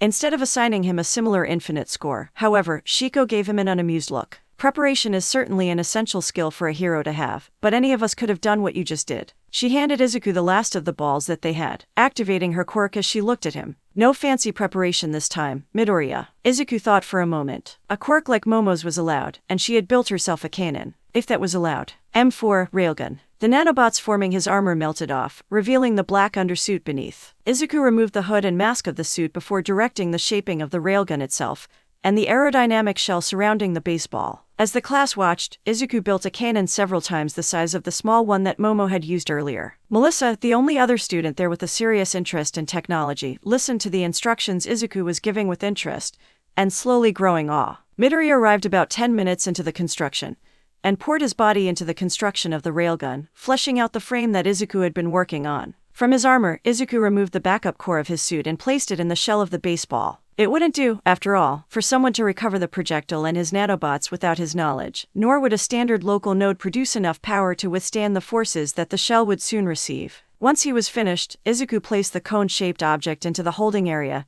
and looked over at Shiko. Receiving a nod, he pressed the holding area downwards and stepped as far away as he could while remaining in the circle. With the sound of the sound barrier breaking muffled by the railgun itself, the baseball was spat out of the end of the 3-meter-long barrel and immediately left their vision. Shiko tracked it for nearly a second with the use of her quirk before looking over at the screen. Position, 31,407 meters. Velocity, 12,981 meters per second. Acceleration, minus 10.972 meters per second. Shiko shook her head and sighed in exasperation. I'll mark you as second place. I couldn't go 1 year without getting another problem child, could I? Izuku shook his head with a smile. The railgun fell to the ground, part of it returning to Izuku's suit and backpack while the rest formed Midoriya. Midoriya smiled at the class before stepping away. Afterwards, they went back inside without changing and walked through the halls until they reached a gymnasium-like area. A folding table was set up next to the entryway, with many identical devices spread out evenly on its surface. Against the wall on the other side of the entryway were 2 machines with padded metal plates and digital displays, while the rest of the room was open. Once they were finished looking around, Shiko cleared her throat and began. On the table to your right are a set of grip strength machines. Once you pick one up, please record the number next to your name on my tablet. The devices will automatically record the highest median value over a 3-second period for your result, so please don't try punching them to get a higher instantaneous value. That's what the machines to the right are for. Once you have received a result that you are satisfied with for the grip strength test, please form a line next to the striking strength test machines on our left. Once all of you have finished, I will be explaining the procedure for that test. They formed an orderly queue at the table, Momo both passing the devices out and recording their numbers. After thanking her and receiving their device, the students spaced out in the open area of the gym. There were certainly a variety of attempts, from Minerva using both hands to push at both ends of the device to Tsuyu using her legs to Momo using a clamp. Izuku placed his hands on opposite sides of the clamp and pressed them closer together until his fingers got close enough that he could lace them together, further increasing the amount of force that he was able to exert. Aiko used a similar method, as did those close enough to see either of them do so. After about 15 seconds of pushing the halves of the device closer and closer together, Izuku reached a point where he couldn't push any further with his own strength. At that point, M4 took the initiative to press slightly harder with the suit he was wearing, moving the device a few centimeters more compact before holding for a period of 5 seconds. He then slowly relaxed his muscles, allowing the machine to expand back to its original state before he placed it back on the table, and walked over to the other half of the room. 5 minutes later and the rest of the class had finished as well, prompting Shiko to start her speech. This next test has 2 portions. While we encourage the usage of quirks, we also need to know how physically strong you are. When you reach the front of the line, please first punch the pad of the machine to your left without the use of your quirk and then strike the pad of the machine to your right with the use of your quirk. There are to be no cannons or railguns for the sake of this test. Are there any questions? The assembled students shook their heads and began to line up in front of the machine to the left. As Izuku watched his classmates punch the machine, he was both impressed by some of them and appalled by others. The first part of this test was about physical strength, yes, but it was also about form. If you couldn't throw a punch well, the amount of force that you could exert was limited. For example, Kaminari Doi's and Jiru Kyoka's scores could be compared. Despite having similar muscular development, Jiru was able to punch with nearly 400 newtons more force than Denki. Mikera's form was a perfect example of this as well, putting the motion of her entire body, tail included, into the punch. While she wouldn't necessarily be able to improve that score, it was still far above the rest of the scores before her at 8,400 newtons. Aiko and Izuku achieved similar scores, with the two of them just falling short. On the other machine, however, some of the attempts were much better. Tsuyu opted to kick the pad instead of punching it, tripling her score. Shoko threw a bowl of ice into it, Melissa used one for all, and Katsumi accelerated herself from across the room with her explosions before unleashing a much stronger one as she reached the machine. While he was waiting in line, Izuku decided to form the nanobots in his suit and backpack into the shape of a hammer. By the time he had finished, he was holding a warhammer with a handle longer than he was tall and a head that weighed more than anyone in the room aside from himself. As he swung it around, getting a feel for it, he felt a tap on his shoulder. Looking over, he saw Momo with a similar hammer scaled down for her size and strength. Neither of the two had noticed the plans of the other, and after a brief standoff, Izuku smiled. Great minds think alike, I guess. Momo smiled as well. I suppose they do. Good luck with your attempt. Seeing that Momo was next up for her attempt, Izuku nodded towards the machine. Good luck to you as well. Both of them achieved a much higher score on the second machine, with Momo breaking 10,000 newtons and Izuku nearing 25,000. Once everyone had finished, Shiko gathered them in the center of the room for their final test. Though all of you have competed in the same tests today, we realize that not everyone is suited for the challenges put before them. Even though you can't choose all of your battles as a heroine, you certainly can choose some of them. For example, Ada can run faster and for longer than any of you can, while Uraraka can throw a ball as far as she wants to. For this final test, you are given a choice. You can choose to have one of your results from a previous test count a second time, or you may propose a test of your own that allows you to fully display your potential. The first place scorers on previous tests are as follows: Ada Tomoyo, Minoru Minerva, Uraraka Achako, Bakugo Katsumi, Aiko Kirishima, Asui Tsuyu, and Melissa Shields. Would any of you like to choose an alternate test, or would you like the first place score to be counted twice? None of them elected to take another test, so Shiko made her way through the rest of the students one by one to see if they wanted to propose a unique test for themselves. Out of the 21 students, only 6 of them accepted the alternate test: Aiko, Doi, Toru, Kyoka, Shirohana, and Izuku. Doi, as expected, wanted to test the maximum strength of her electric discharge, reaching well over 1,000,000 volts according to a device that one of the supplementary staff members brought over. Kyoka did an interesting test of her ability to find the resonant frequency of various objects, shattering them directly upon touching them with one of the earphone jacks of her quirk. Toru tested her stealth by removing her uniform and then stealing something from everyone in the room, with only a few people noticing her presence. Hana swung around the room for a few minutes, building an elaborate web of tape that collapsed into a cocoon at the slightest touch. Aiko wanted to test her durability, and asked everyone from the lowest to highest strength test ranking to hit her until her quirk was about to fail. She made it remarkably far, tanking blows until Shoko hit her with the bull device,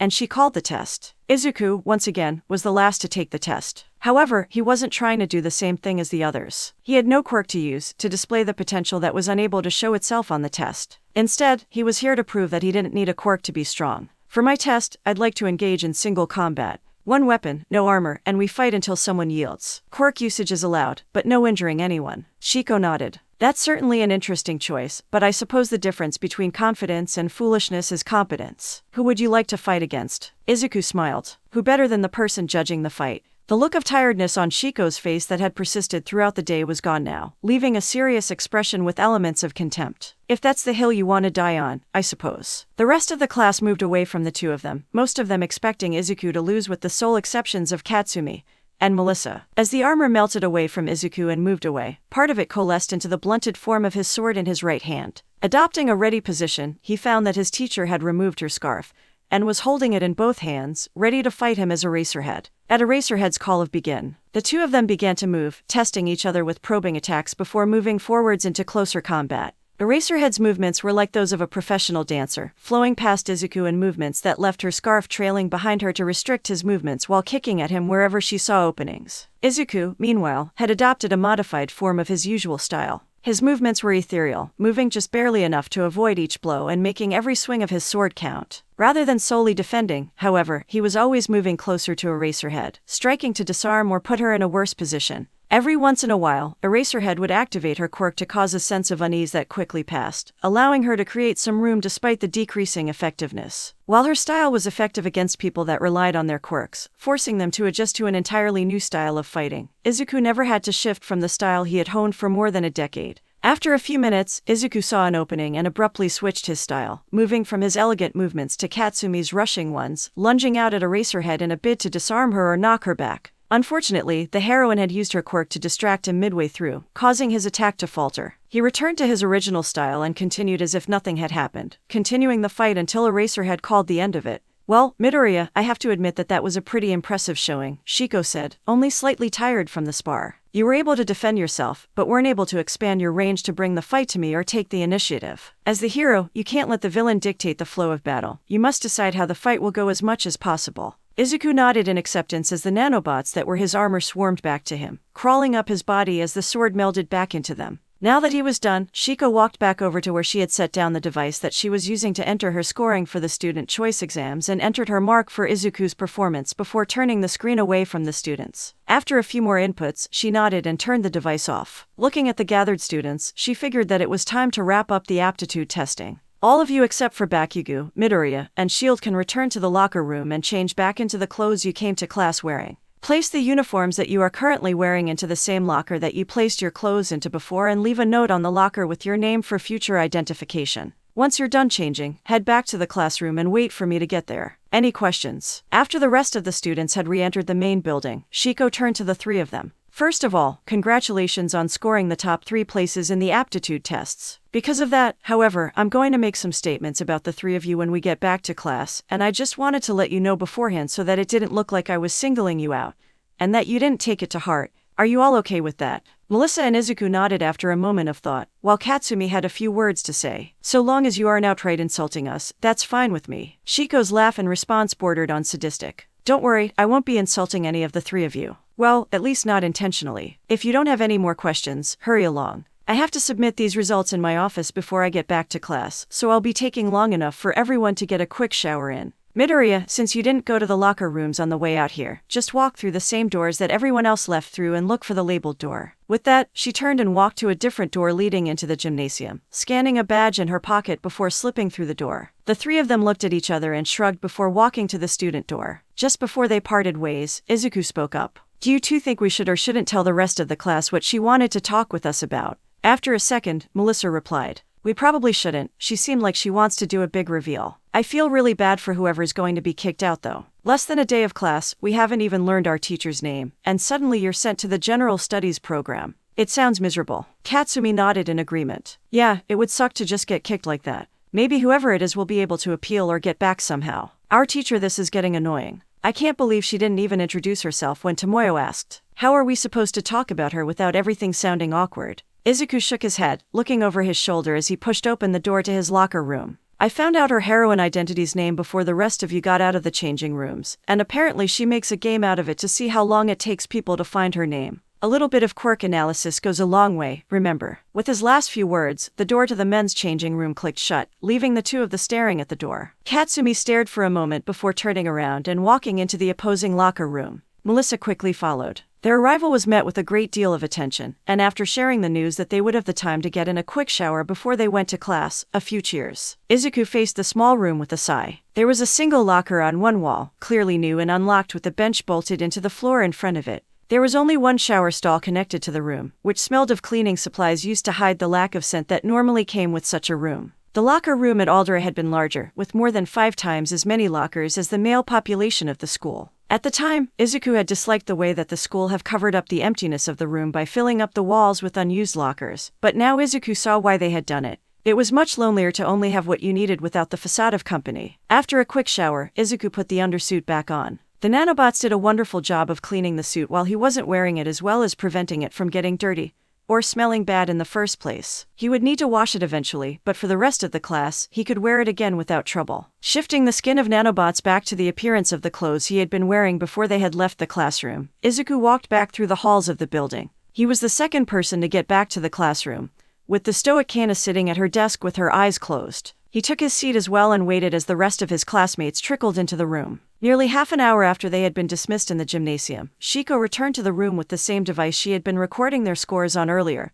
and an adapter cord. Ignoring the questions from the class, she plugged the cord into both the device and a port on the side of the projector screen, letting the coils of the cord spill across the floor between the wall and her desk. When she cleared her throat, the room fell silent. Well, this certainly was an interesting class. In some ways better than my previous ones, in others much worse. With the press of a button, the rankings from the aptitude test appeared on the projector. Bakugo Katsumi, 3.667. Midoriya Izuku, 3.778. Melissa Shields, 4.333. Ajiro Mikira, 5.667. Asui Tsuyu, 6.000. Kirishima Aiko, 7.222. Yaoyorozu Momo, 7.778. Takoyami Fumiko, 7.889. Ada Tomoyo, 8.000. Kuda Kana, 10.000. Todoroki Shoko, 10.444. Sato Riku, 10.556. Shaoji Mai, 11.556. Uraraka Ochako, 11.778. Minoru Minerva, 13.778.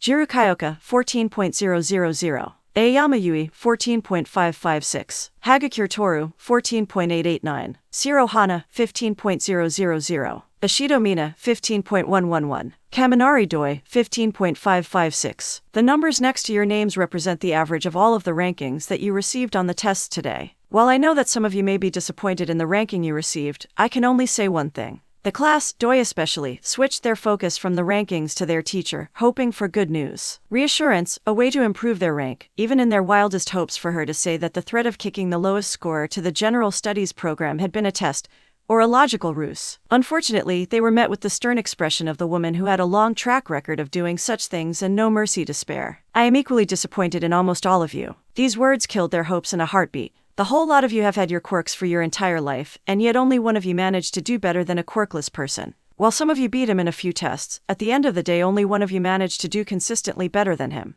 That is by any standard, especially mine, unacceptable. As the heroines of tomorrow, you must stand ready to face the evils of the world, usually at a disadvantage. The villains that you will be facing when you graduate won't be quirkless, and they will surely have more experience than you for a long time. Let me propose a hypothetical scenario. If instead of going to UA, Midoriya were to become a vigilante or a villain and you encountered him after you graduated, how would you fight him? This isn't a rhetorical question, so I'd like to hear a few answers. There were a few seconds of murmuring before Momo raised her hand and was promptly called upon. I'd stall him as best I could and call in for help, preferably somebody with a quirk that has the range or ability to counter him. Shiko nodded. Knowing when to fight him and when not to is certainly useful, but what happens if you can't stall him or run away? Both Katsumi and Shoko raised their hands at the same time, and Shiko arbitrarily selected Shoko to give her answer first. I'd freeze him in a block of ice and beat him until he's unconscious. The abruptness and vicious nature of her response shocked the class for a moment before Shiko questioned the answer. And if he's too fast for you to trap him? The look in Shoko's heterochromatic eyes as she answered could only be described as apathetic. Then I'd freeze everything. Even if I can't capture him, he won't be able to touch me. At this point, an incredulous laugh escaped Katsumi's mouth, drawing the attention of the room's occupants to her. As if confused at the attention, she looked at them like they were fools. Isn't it obvious? Any of us would simply lose. Shiko looked over at her, a hint of curiosity entering her eyes as she spoke. Would you care to elaborate on that? As the only student here who outperformed him, I expected a slightly more optimistic outlook from you. Looking around the room before she spoke, Katsumi took in the curious gazes of the rest of the room. Most were curious, a few angry, and 2 were uninterested in her pessimistic judgment of the situation. As Izuku's oldest friend, I've known him far longer than any of you have, just so you extras don't waste time questioning me. When we were 4 and the 2 of us were playing together, he found out more about my quirk than I have independently over the course of an hour. Without his help, I wouldn't have done better than him today by a long shot. Even though he doesn't have a quirk, he's been training since he was 8 to make up for that, physically and mentally. The night the 2 of us graduated high school, he asked me to pick a villain and then proceeded to dissect her pattern of attack, her quirk, the location and timing of her next attack, and even what most of her face looked like from a few blurry images of security camera footage. She was arrested the next week from the information he provided on a whim. Last night he went to a party of the highest scorers on the entrance exam. He was only afraid of fighting one person there, and it wasn't All Might. From the way he's been writing in his notebook this entire time, I'm sure he's finding some way to win all of those fights next time. I didn't get to hear as much about it as I'd have liked this morning, but I'm sure that there's more to the story than what I heard over breakfast. If he were a villain and he decided to attack one of us, it would already be too late. He'd have the advantage and he would neutralize our quirks in some way, turning the fight into a game that he could win instead of a head-on clash. The worst thing you can give him in a fight is time to think or prepare. At this point, Katsumi locked eyes with Shiko. Even if he couldn't win then and managed to get away, he would win the next time. I saw him freeze up while you 2 were sparring earlier, and each time the duration shrank. If the 2 of you were in this hypothetical scenario, by the next time you met he would have found a way to keep himself from freezing up due to your quirk, and you wouldn't have been able to hold him off so well. From there, her eyes jumped between a few people in the room, as if to make a point about how Izuku would work around their quirks specifically. He would lure you away from your animals, he would have a base to neutralize your acid, he would shine a spotlight at you, he would fight you in an enclosed space, he would dilute my nitroglycerin until I can't ignite it, and he'd find a way to repeat Kyoka's trick on your ice. Just because we have quirks and he's quirkless doesn't mean that he'd lose against any of us. The people she was singling out were, in order, Kana, Mina, Fumiko, Tsuyu, herself, and Shoko. She could have continued with the rest of her classmates. If she had known about Izuku's identity as the librarian, then she would have mentioned it. But as it was, her explanation was enough to cow the room into silence. The only sound, which quickly drew the attention of everyone else, was the scratching of Izuku's pencil against the paper of his notebook, putting his thoughts on last night's party on paper. As he lifted his pencil to move to a new line, Katsumi snatched the notebook from in front of him, bringing his attention to the rest of the class as she began to read what he had just written.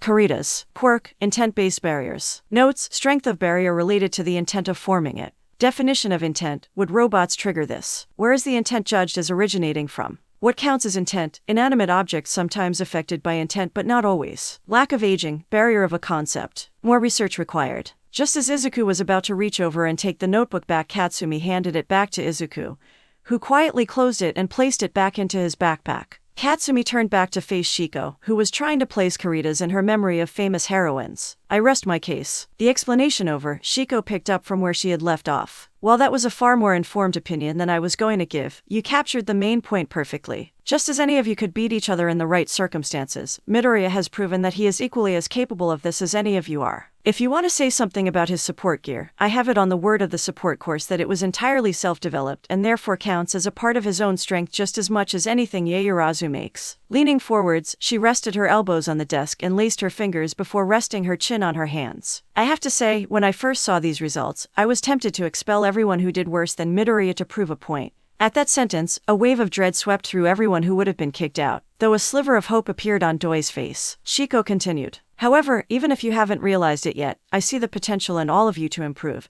And, for better or worse, none of you will be sent to general studies today. However, don't think that this means you're off the hook. After the sports festival, we'll be doing this set of tests again with any students that outperform you in the festival. If you don't show any improvement, fully expect yourselves to be replaced. The class let out a sigh of relief and Doi began to cheer at her good fortune. The people at the desks around her offered congratulations and their own words of relief that she wouldn't be leaving them. In this commotion, the class missed Shiko's mumbled follow-up remark. And if I kicked all of you out, I'd have to deal with All Might, Nozomi, and Endeavor. What I would give to trade classes with Kan. As she glanced over at the clock on the wall, Shiko decided that it was late enough to end class. It was a few hours after lunch, but holding them here for another 2 hours seemed inhumane. Clearing her throat, she regained the attention of the classroom. All right, class is over for the day. Go out, get some lunch, do whatever you want. I'll see you all tomorrow, and if you don't show up, I'll send you to general studies. While she was folding her non-combat scarf into a square to use as a pillow, she was interrupted by a called-out question from Tomoyo. Sensei, you still haven't introduced yourself to us. What should we call you, your heroine name? Shiko slipped back into the sleeping bag and zipped it up, leaning forwards onto her scarf before replying.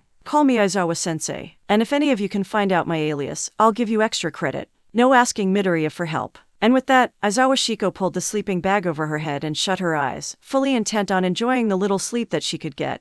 Once the large doors to the classroom had shut behind them, the group of students was aimless for a few moments. They were out of class much earlier than they should have been, and they didn't know where to go. As the adrenaline began to wear off and they realized how hungry they were, they decided to get some lunch. Unfortunately, as they found out when they arrived at the locked doors of the nearest dining hall, they were too late for the buildings to still be open for lunch, and too early for them to be open for dinner. A few of them tried the various doors to the building, yet all of them were locked. Taking a bet that M4 was watching, Izuku walked up to one of the doors that they had already tried and placed his hand on the handle. He waited for a second as he felt the vibrations of the door's electronic locking system shift and then pulled open the door, holding it behind him as his classmates swarmed towards the path that led to food. Tomoyo protested the decision to break into a school building but followed them in nonetheless. Inside the building, as he had expected, there was nobody. The staff, headed by Lunch Rush, had left for their break, and the custodians had already gone through the single-floor building, signs proclaiming wet floor still left up and the floors dry from the time past.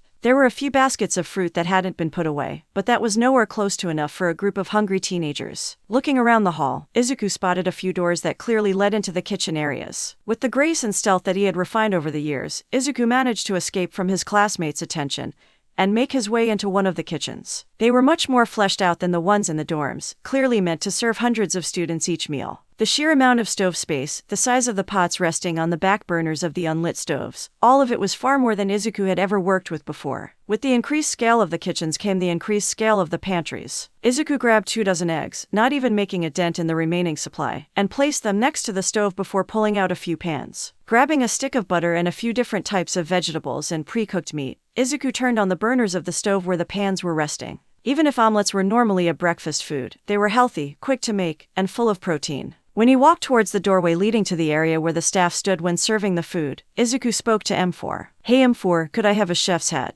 His request was immediately obliged, the nanobots imitating his hair reforming into a dark green chef's hat. The transformation was completed just as he entered the main room, his disappearance having gone unnoticed by everyone except for Katsumi. Smiling, he cleared his throat loudly to get the attention of the rest of the class. In the 20 seconds that it had taken him to do all of this, everyone had taken at least one piece of fruit and was eating, a few of them complaining about the lack of variety of food. When they saw Izuku behind the counter, there was a multitude of questions about how he had gotten back there. After a few seconds of overlapping voices, Izuku called out over them. I'll have something ready in a few minutes, and if any of you can cook well, just hop over the counter. Please don't all come into the kitchen though, maybe 2 or 3 people at most." With that, Izuku raised the metal grate that had been lowered over the counter and turned around, heading back into the kitchen. A minute later, he was joined by Mai and Ochako. Mai took note of the ingredients that Izuku had retrieved and the multitude of pans sitting on the burners and got to work without a word, cracking eggs 3 times as fast as he would have been able to with her 6 arms. Izuku was busy chopping the vegetables he had retrieved into pieces small enough for the omelets, moving with trained precision as he cut the onions, peppers, and tomatoes into perfect cubes. The sausage and ham were already finished, sitting in neat piles to the side of the cutting board along with the cheese. Ochako used her quirk liberally, flicking chopped meat and vegetables across the kitchen from where Izuku had pushed them to the side of his board to the individual pans of cooking eggs in front of Mai. It took the 3 of them a minute to get into a rhythm, but once they did, their production skyrocketed.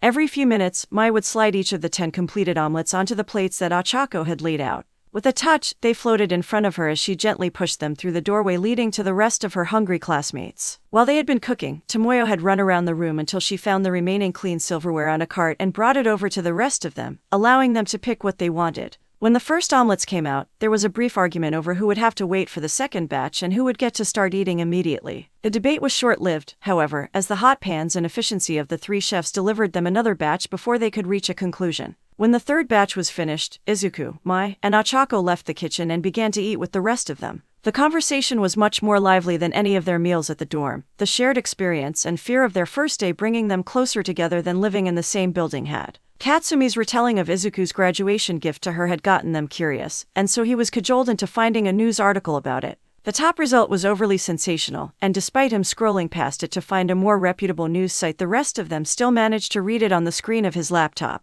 Anonymous informant solves 10-year-old cold case. The Reaper captured at last. Fortunately, the 4th result was the official press release from the precinct that had pulled off the capture, with a few comments from the heroines that had pitched in to help with the capture. The video displaying the model tracking her past attacks was displayed, this time with an overlay that was slightly easier to read. The report described the stakeout in great detail, with covert members of the police replacing the civilians in the area of the predicted attack for 3 days before Reaper arrived. Upon spotting her and recognizing her from the image Izuku had provided, they had discreetly notified the 3 heroines present and blitzed Reaper before she could react to their foreknowledge. The brief did credit the anonymous informant, but unlike the first result, it was only a single line mentioning him at the beginning of the article where the information that he provided was described, not pages of speculation on his identity. Although this scenario wasn't exactly common for the police, it happened regularly enough that they had a set procedure to deal with it. There were quite a few women with quirks that helped them with this sort of analysis, and while some of them directly worked for the police, there were others that preferred to keep a lower profile. If the informant provided information regularly and maintained contact with the police, then eventually the police would negotiate for their services in the longer term.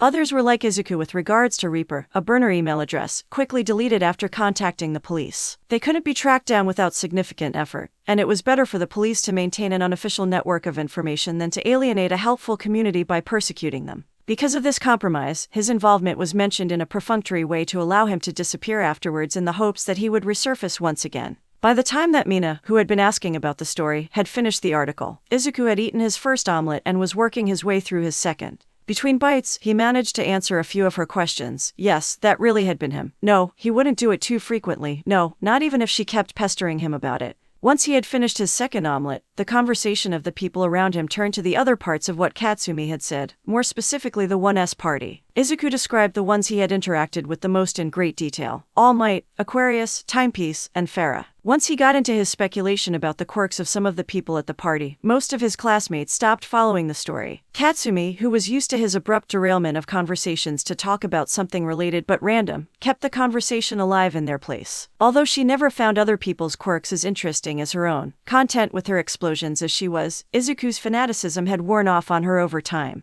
In the middle of his discussion of the implications of Caritas's quirk affecting M4 as a person, and not as an object, the rest of his classmates finished their food and began to stand up, convincing the others to get up and walk their used dishes over to the dish return. When they reached the entrance of the cafeteria, Izuku spoke up. "Kaken, I'll be back at the dorms in a bit. I have to go back to support and fill out the form for the capsule I used on the first ball throw. I'll be back by the time classes would have ended." Katsumi nodded, hugging him briefly and watching as he walked off, only turning to follow her classmates after he turned the corner around the building and was out of sight. Midoriya Izuku POV. As Izuku walked the path leading towards the support course building, he reflected on the events of the day so far. There were certain ways that he could have done better, in retrospect. The capsule had certainly helped curry favor with his teacher, something that he needed to avoid getting sent to the support course as she had so frequently threatened. Without that, he wouldn't have been able to get her to agree to the spar for his individual test, which made her see the two of them in a new light. Their fighting styles were much the same: drag the opponent into a fight that you could win,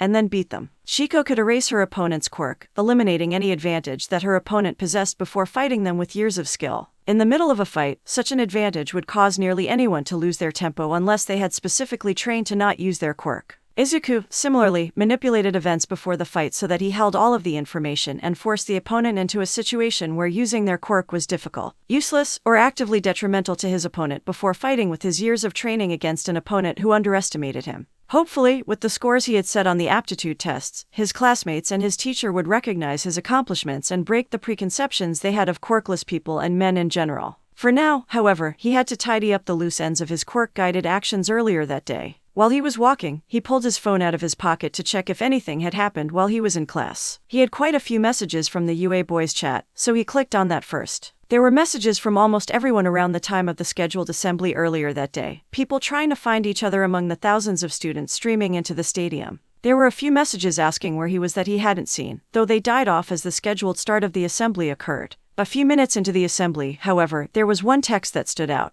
Shin, Izuku, where's 1A? Nozomi just called for all of you to come to the stage, but nobody stood up. Shin, is everything okay? These two texts were the last two in the group chat as of this moment, 6 hours later. Quickly, Izuku moved his fingers to type out his reply. Izuku, don't worry, everything is fine with us. Izuku, our teacher decided that we didn't need to go to any assemblies and ran us through a bunch of tests, threatened to send whoever placed last to Gen Ed. Izuku, she didn't actually follow through with it though. After a few seconds of silence, a reply appeared on his screen. Kei, I was about to be very worried there. Kei, how'd you do? Worried about getting expelled. Izuku, second place, could have done better if I knew what the tests were beforehand. Yashihiro, what? Shin, what? Shin, second. In the hero course. Kei, this warrants a celebration. Does this set a work for everyone? Shin, sorry, caps. Shin, but my point stands, that's insane. Shin, how did you even do that? Izuku, it turns out that if you get relatively good scores on all of the tests, that you end up doing a lot better than having one excellent score, and 7 bad ones. Izuku, but honestly I'm not surprised at all. This was basically the entrance exams with no planning time. Yashihiro, congratulations. Izuku, I don't think I'll do so well the second time around unless I get to work though, and this time she's going to carry out her threat. Izuku, 5 months remain. Izuku, also, aren't you all in class right now? I know I got dismissed early, but maybe we should talk later. Izuku, I'll see you on Settei. Shin, I'll be there Settei. Finally arriving at the support building, Izuku turned off his phone and slid it into his pocket. Scanning through the main door, he made his way to the first-year labs. A few seconds before he arrived, however, one of his passive questions triggered. I will be injured in the next minute. True. Izuku immediately began asking more questions. I will be injured in the next minute if I act on the warning I just received. False. I will be injured in the next minute if I do nothing. False. Izuku was surprised at the relatively straightforward plan of action but wasn't going to question his good fortune that the solution to his problem was so simple. As he stood in place, he began asking a new question at an interval of 2 seconds. I would have been harmed in the next minute if I had not changed my course of action. Another morbid curiosity of exactly how and where he would have been injured floated through his head, and in a matter of seconds, he found that his left ear would have been injured by a combination of cutting and burning. 55 seconds of waiting later, Izuku heard the muffled boom of an explosion. His newest recurring question turned to false, and Izuku moved a little more quickly towards his destination, the same place that the explosion had just sounded from. Upon entering the labs, a few things immediately caught Izuku's attention. The students were cowering away from one of the workstations, which held the remains of an invention that was currently still glowing from the explosion. The debris from the explosion was scattered throughout the room, with 2 pieces embedded inches into the walls around the height where they could have been the ones to hit him. Even though he was wearing the nanobot armor at the moment, he was certain that he would have been injured had he been there at the moment of the explosion. The girl at the station was currently brushing the cooler shards of metal aside and humming to herself as she pulled over a spare piece of metal large enough to push the cooling wreckage of her invention aside and make room for something new. Majima Hitomu, who was sitting at one of the other student stations and giving advice on how to go about improving her invention, sighed and stood up, walking to the front of the room. Near a large whiteboard with a portion separated, declaring days since catastrophic failure, 0. Taking the eraser in one of her iron claws, she erased the word days and replaced it with hours. That, more than anything, was telling of how the day had gone so far. As she was putting the eraser back on the shelf below the whiteboard, Hitomu noticed Izuku's presence. Seeing as the rest of the class had already been interrupted by the explosion, she decided to take the opportunity to introduce Izuku to the class. Attention, everyone.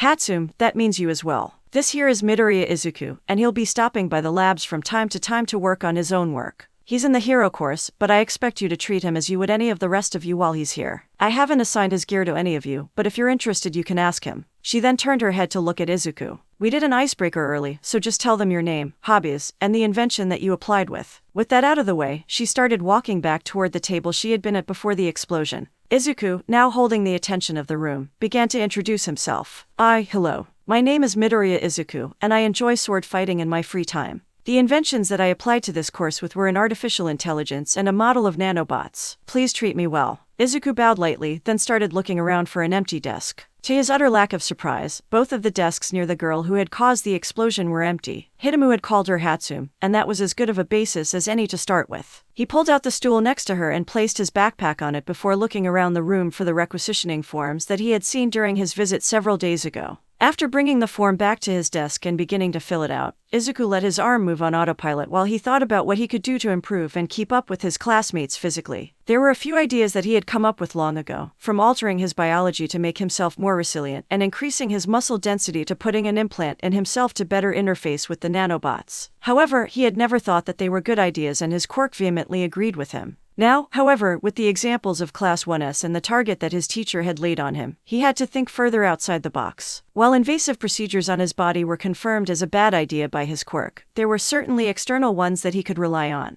Instead of an implant, he could design something to read the activity of his brain and have it feed that data directly to M4 to control the nanobots with less delay than a verbal command. It would take some time to build a design that his nanobots could form and maintain inside his armor, but in the end, it would most certainly be worth it. The only problem with such a course of development was that it would mean absolutely nothing against someone like Farah or Aquarius. Even though the two of them were heroines, there would undoubtedly be a villain with a similar quirk somewhere. It wouldn't matter how good his connection with his armor was if his opponent could turn it against him or ignore it. Just as he was thinking about getting back into adapting his technology to manipulate onaic energy, one of his passive questions tripped up again. Something that could hurt me will happen nearby in the next minute. True. Izuku sighed. The device that Hatsume is currently working on is going to explode in the next minute. True. Snapping back to reality, Izuku looked around. At some point, he had completed the form and had begun to take notes on his computer about his ideas for building a portable MRI for his armor. The hours since catastrophic failure sign was up to 1 hour, and the girl sitting to his left was fervently working on what looked like an oversized grenade. From this, Izuku began to put the pieces together. Hitomu had mentioned that his gear hadn't been assigned to anybody to work on, which implied that everyone else had been assigned to work on the gear for someone in Class 1A and 1B. To the best of his knowledge, Katsumi was the only person in either hero course who possessed an explosive quirk. Hatsum had been assigned to build support equipment for Katsumi. Hatsum was stress testing equipment for Katsumi. Suddenly, the uncaring reactions to the first explosion made a lot more sense. It wasn't an equipment failure or a lab accident, but rather a planned test. She had likely announced it beforehand, which was why people had been further away from her when he entered the room. Now, she was going to test it again, and the resulting explosion could cause problems for him. He couldn't point it out without justification, and leaving the room just before something blew up could seem like it was sabotage on his part. After thinking for a few seconds, Izuku unzipped his backpack with one hand while pressing a key on his computer to alert M4 to pay attention to him. By the time both of his hands were on the keyboard again, the message shield, right side, 49 seconds had already been sent and M4 had indicated that he had received the message. Over the next 45 seconds, the nanobots contained inside the backpack slipped out and joined his second skin, making him almost unnoticeably bulkier as his metallic shell expanded to accommodate them. Just as the nanobots had finished moving to their places, Izuku noticed Mei reaching for the vial of nitroglycerin that she had prepared to pour into the containment system. Counting the seconds down, Izuku tapped the alert button once more at his quirk's confirmation that there was 1 second left. The events that followed seemed to happen in slow motion. Izuku's right side ballooned out into an elliptical shield just as the sparking began, leaving the bodysuit underneath as the only thing covering his skin. One of his classmates, who had a quirk that gave her a sense for danger, snapped her head towards the direction the two of them were sitting. Mei, who noticed the failure just as quickly, angled the half-finished support gear away from the rest of the room to control the direction of the explosion as best she could. Before either of the two girls that had noticed the failure had time to say anything, the explosion drowned out all other noise in the busy classroom. A burst of fire from the expanding reaction made its way out of the opening that May had poured the nitroglycerin into moments earlier. Because the grenade-shaped container wasn't sealed, there were no errant pieces of shrapnel flying across the room this time. The fire, however, washed over May's desk and spread toward Izuku and the empty desk to May's right. Izuku's makeshift shield kept the fire from spreading toward him, ensuring the safety of the forms he had filled out and his laptop as well as himself. With nothing to burn on the empty desk, the wave of fire quickly died out. The first sounds to break the momentary silence that followed the explosion was a resigned sigh from their teacher, and the squeak of a marker on the whiteboard as the hopeful 1 was replaced with a 0. Once the silence was broken, everyone snapped out of the daze that the explosion had put them in and looked over at the source of the explosion. May, who had been relatively unaffected by the explosion directly in front of her, was already looking around for the piece of metal that she had used to move the wreckage of the first attempt away. Izuku, however, made for a much more interesting sight. Pencil-thin strands of silvery metal connected him to a full-body shield of the same composition, with half of his body behind the shield looking normal, and the other half replaced by a figure in a black bodysuit. Under their gazes, the shield began to flow back into him, reforming his earlier appearance while he continued to type away at his notes. Unfortunately, the calm appearance that he was putting on was soon to be interrupted. Green, what was that shield that you just used? How does it work? Can I get a sample of it? I could make so many babies with that. That was May, who had scooted her chair closer to Izuku and was shaking him by one shoulder in her excitement. At the same time, she was using her quirk to zoom in on her vision of Izuku's skin and clothing. At the magnification that she had been using to work previously, she couldn't tell the difference between her own skin and the skin being simulated by Izuku's nanobots. As her vision became sharper, however, the few differences that she saw began to add up. Izuku's second skin was incredibly accurate, mimicking his own perfectly in almost every regard. However, under a high enough magnification, it almost seemed uniform to someone with May's level of experience. The pores of his skin were all there and replicated by the nanobots, but they were all the same in appearance. The hairs on his arms were constructed, but they were much closer to each other in length than they should be, having never fallen out or grown due to their artificial nature. When she zoomed in close enough to see the individual cells of his skin, the faint lines of the interlocking triangular pattern that formed his skin were all too apparent. Her intense focus was broken by Izuku's response. As I mentioned in my introduction, these are my nanobots. I can tell you how I made them, but they wouldn't work like you probably want them to unless you have a way to control them on a macro scale. May's imagination exploded with possibilities, all of the inventions that she could bring to life with technology that worked on such a small scale. Miniaturizing larger machines into wearable equipment was one of the main advantages of her quirk, but she was limited by how precise her hands could be despite her incredible vision. It was one of the things that had frustrated her ever since she had first realized that her quirk could help her play around with her mom's spare parts. With the ability to build with the level of precision that nanobots implied, she could create something truly revolutionary. As the class went on, the two of them started working together and they learned a lot about each other's style of building. Izuku's method was based on hard work and certainty, planning everything that he would make months in advance before bringing his vision into reality. Despite his self-education in all things, he wasn't particularly gifted or inspired in a majority of them, and technology was one of them. Sure, he had M4 and his nanobots, but those were created as a step towards something else,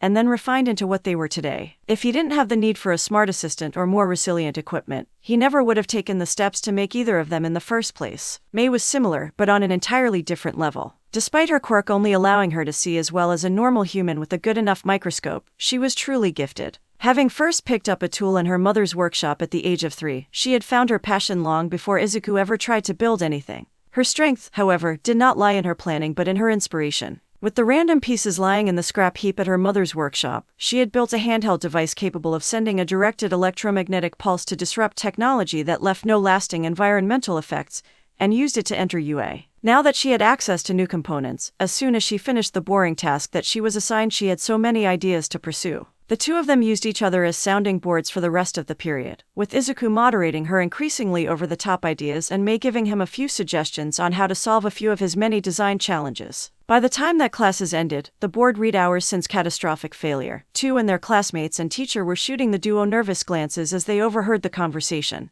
Returning to the dining hall, this time without breaking in or preparing himself food, Izuku found the rest of Class 1A at one of the larger tables and sat next to Katsumi. The two ate the dinner prepared by Lunch Rush while Izuku told Katsumi about how his afternoon had gone, leaving out the two explosions. Her idle focus on the conversation briefly became overbearing when he mentioned some of the ideas that May had helped him with, but after a few more minutes of the story, she calmed down. Izuku had only ever had her as a friend that he could rely upon, and she wasn't insecure enough to think that a girl Izuku had just met would steal him away from her. So long as she wasn't taking advantage of him, and from the sound of it the girl couldn't manipulate a rock if she tried, Katsumi would happily support him making a few more friends. Izuku went to sleep that night tired but fulfilled. It had been a productive day if nothing else, and it had only been his first at UA. Who knew what the days to come would bring? The next day was turning out to be far less eventful than Izuku had hoped it would be. In all fairness, for the rest of his classmates, it was far more eventful than it was for him. The first designs of the support gear that Izuku had seen being developed yesterday were delivered to the class, and their quality varied greatly. Katsumi's gauntlets were in pristine condition,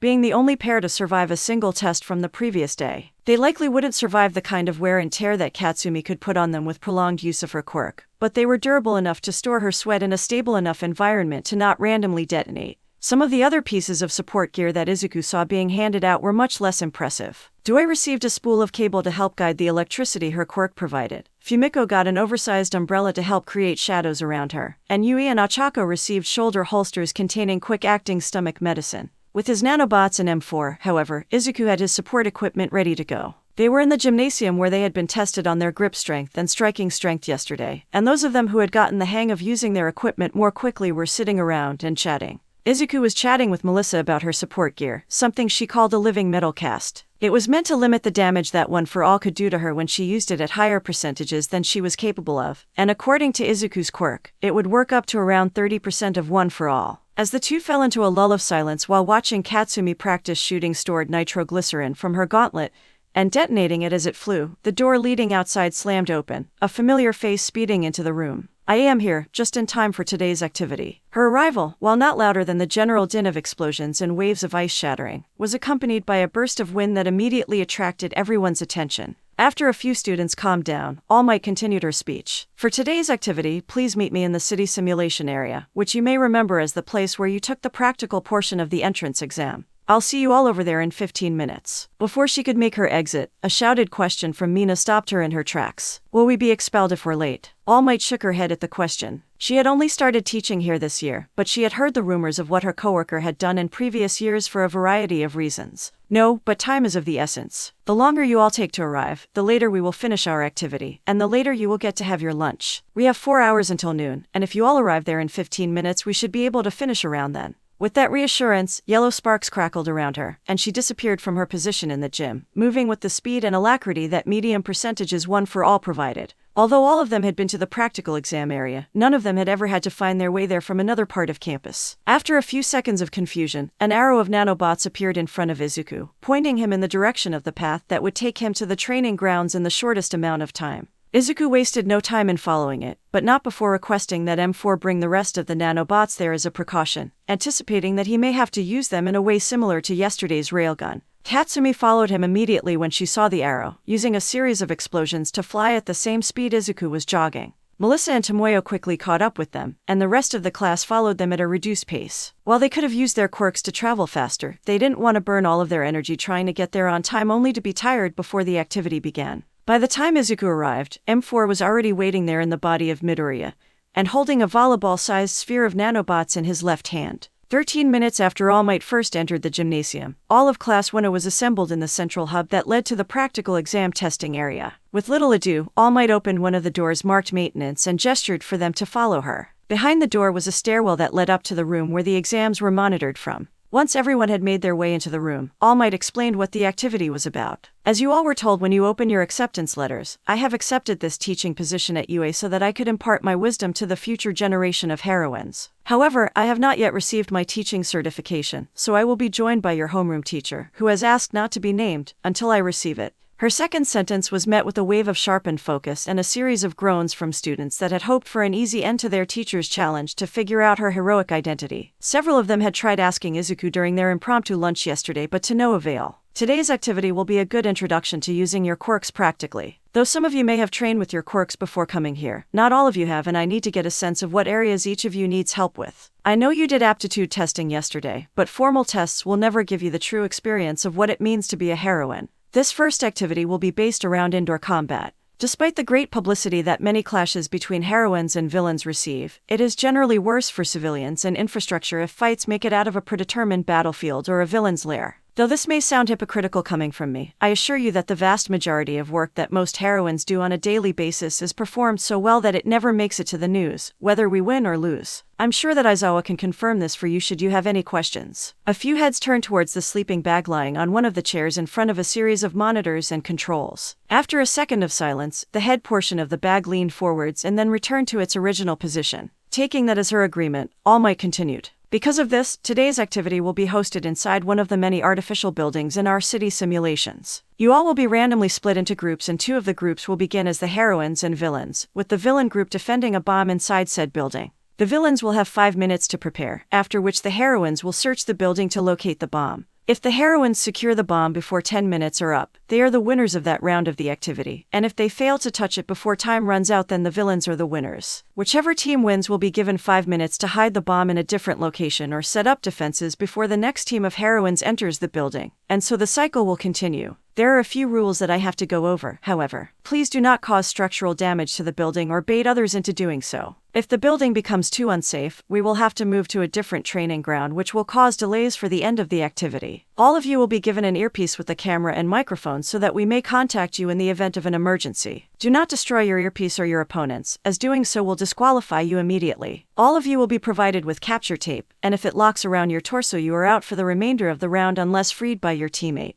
If none of you have any questions. All Might trailed off, looking around the room at the students gathered before her, a few of whom shook their heads at the implied question. Seeing as nobody spoke up, she continued. Then let's form the groups. Pressing her thumb down on the enter key of the keyboard linked to the monitor behind her, a list of names appeared on the screen and began to scramble themselves, forming groups of varying sizes and members faster than the untrained eye could follow. Principal's office, UA. When Nozomi saw the alert flashing on her computer monitor, a smile flashed across her face. She had read Toshiko's lesson plan for the day and wholeheartedly approved of it. Information was her bread and butter, and the type of information that she collected on her students allowed her to create and maintain the network of heroines and businesses that provided UA with so much support. However, the random nature of the team formation simply wasn't good enough. She had already modified the exercise from a set of matches between 2 teams to the rotating cycle that it currently was, allowing for more matchups to occur under her watchful eyes. If she truly wanted to acquire as much data as possible, however, she couldn't risk one team forming with the top 3 students on the practical exam, as unlikely as that was. No, she already had her list of matchups prepared, each team balanced against each other in a way that would see the cycle rotate frequently. The only flaw that her design had was a certain quirkless boy, far too unpredictable for her liking.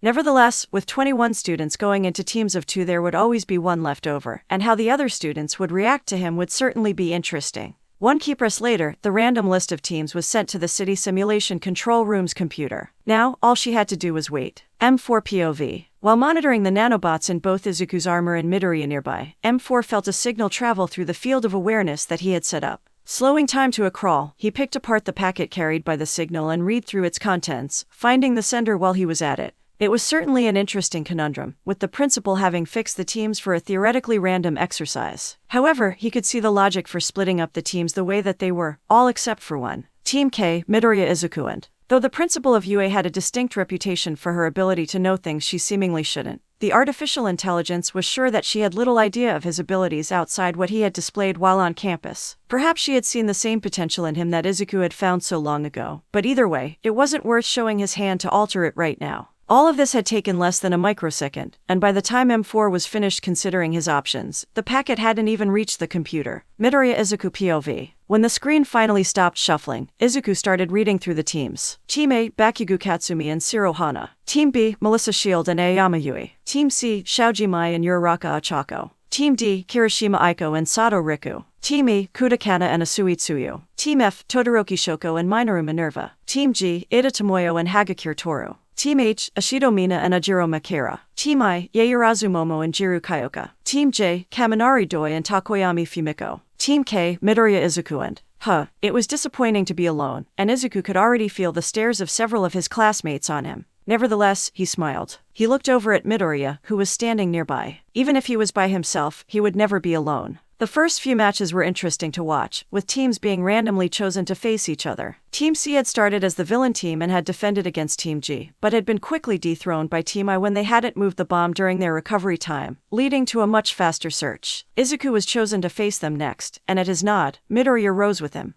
The two left the room, passing Mai and Ochako as they descended the stairs. With only 2 minutes remaining of prep time, both Izuku and Midoriya were standing in front of the building. There were a few signs of external damage from where he was standing, a few broken window frames, and a hole or two in the wall. Izuku, not wanting to waste the time searching for the bomb, began to locate it using his binary search method. After 30 questions, he had narrowed its location down to somewhere on the 4th floor, and he had tracked the location of his classmates within the building, with Momo guarding the bomb and setting up more defenses while Jiru waited for them on the 2nd floor. In the last seconds of prep time, Izuku spoke loudly enough that Jiru could hear him with her enhanced hearing. Momo will be setting up defenses at the bomb, and Jiru is likely to be waiting for us around halfway between the bomb and us, likely on a lower floor to keep track of our movements. Engage Jiru, I'll take out the bomb. At Midoriya's nod, the buzzer signaling the beginning of the round sounded. Midoriya entered the building and immediately began climbing, having tracked down his opponent with the use of the cameras that the rest of the class was using to watch them. He encountered her moving towards the stairs, trying to warn her teammate of Izuku's accurate prediction.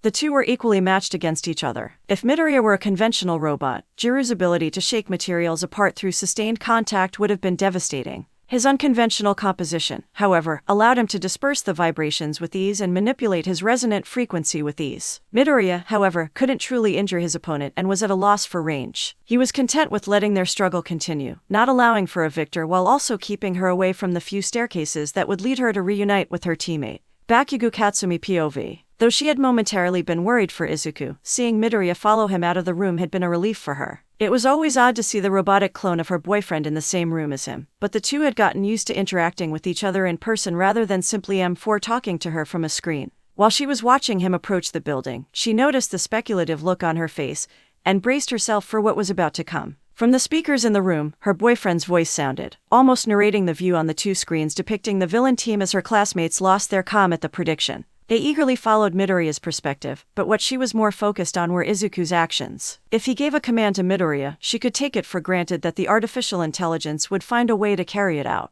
No, she was more interested in him free climbing the outside of an adjacent building up to the 6th floor before jumping across the 5-meter gap into one of the broken windows on the 5th floor of the building used for the exercise. Though Midoriya's perspective was much more intriguing, a flashy fight of unconventional melee combat and swinging earjacks, Izuku's slow pacing through the 5th floor of the building was equally as important, coming to a stop on the opposite side of the bomb from the position where Momo was standing a floor below him. Finally forming his signature sword from the mass of nanobots on his back, he slid it into the floor to his right without making a sound. As he turned it in a circle around himself, cutting into the floor, the expression on Jiru's face 3 floors below turned from aggravation to curiosity to panic. Once Izuku was finished, he swung the sword up and placed it against his back, the blade sticking there as she had seen him practice hundreds of times. With a glance and a smile directly at the camera focusing on him, he stomped his right foot on the circle he had made. With that added force, the carefully calculated layer of concrete that still connected the floor he stood on gave way, the circle falling through the floor and breaking to pieces. Just as Momo swiveled around, looking to see how someone had gotten past all of her traps, Izuku reached out with his right index finger and gently placed it on the bomb.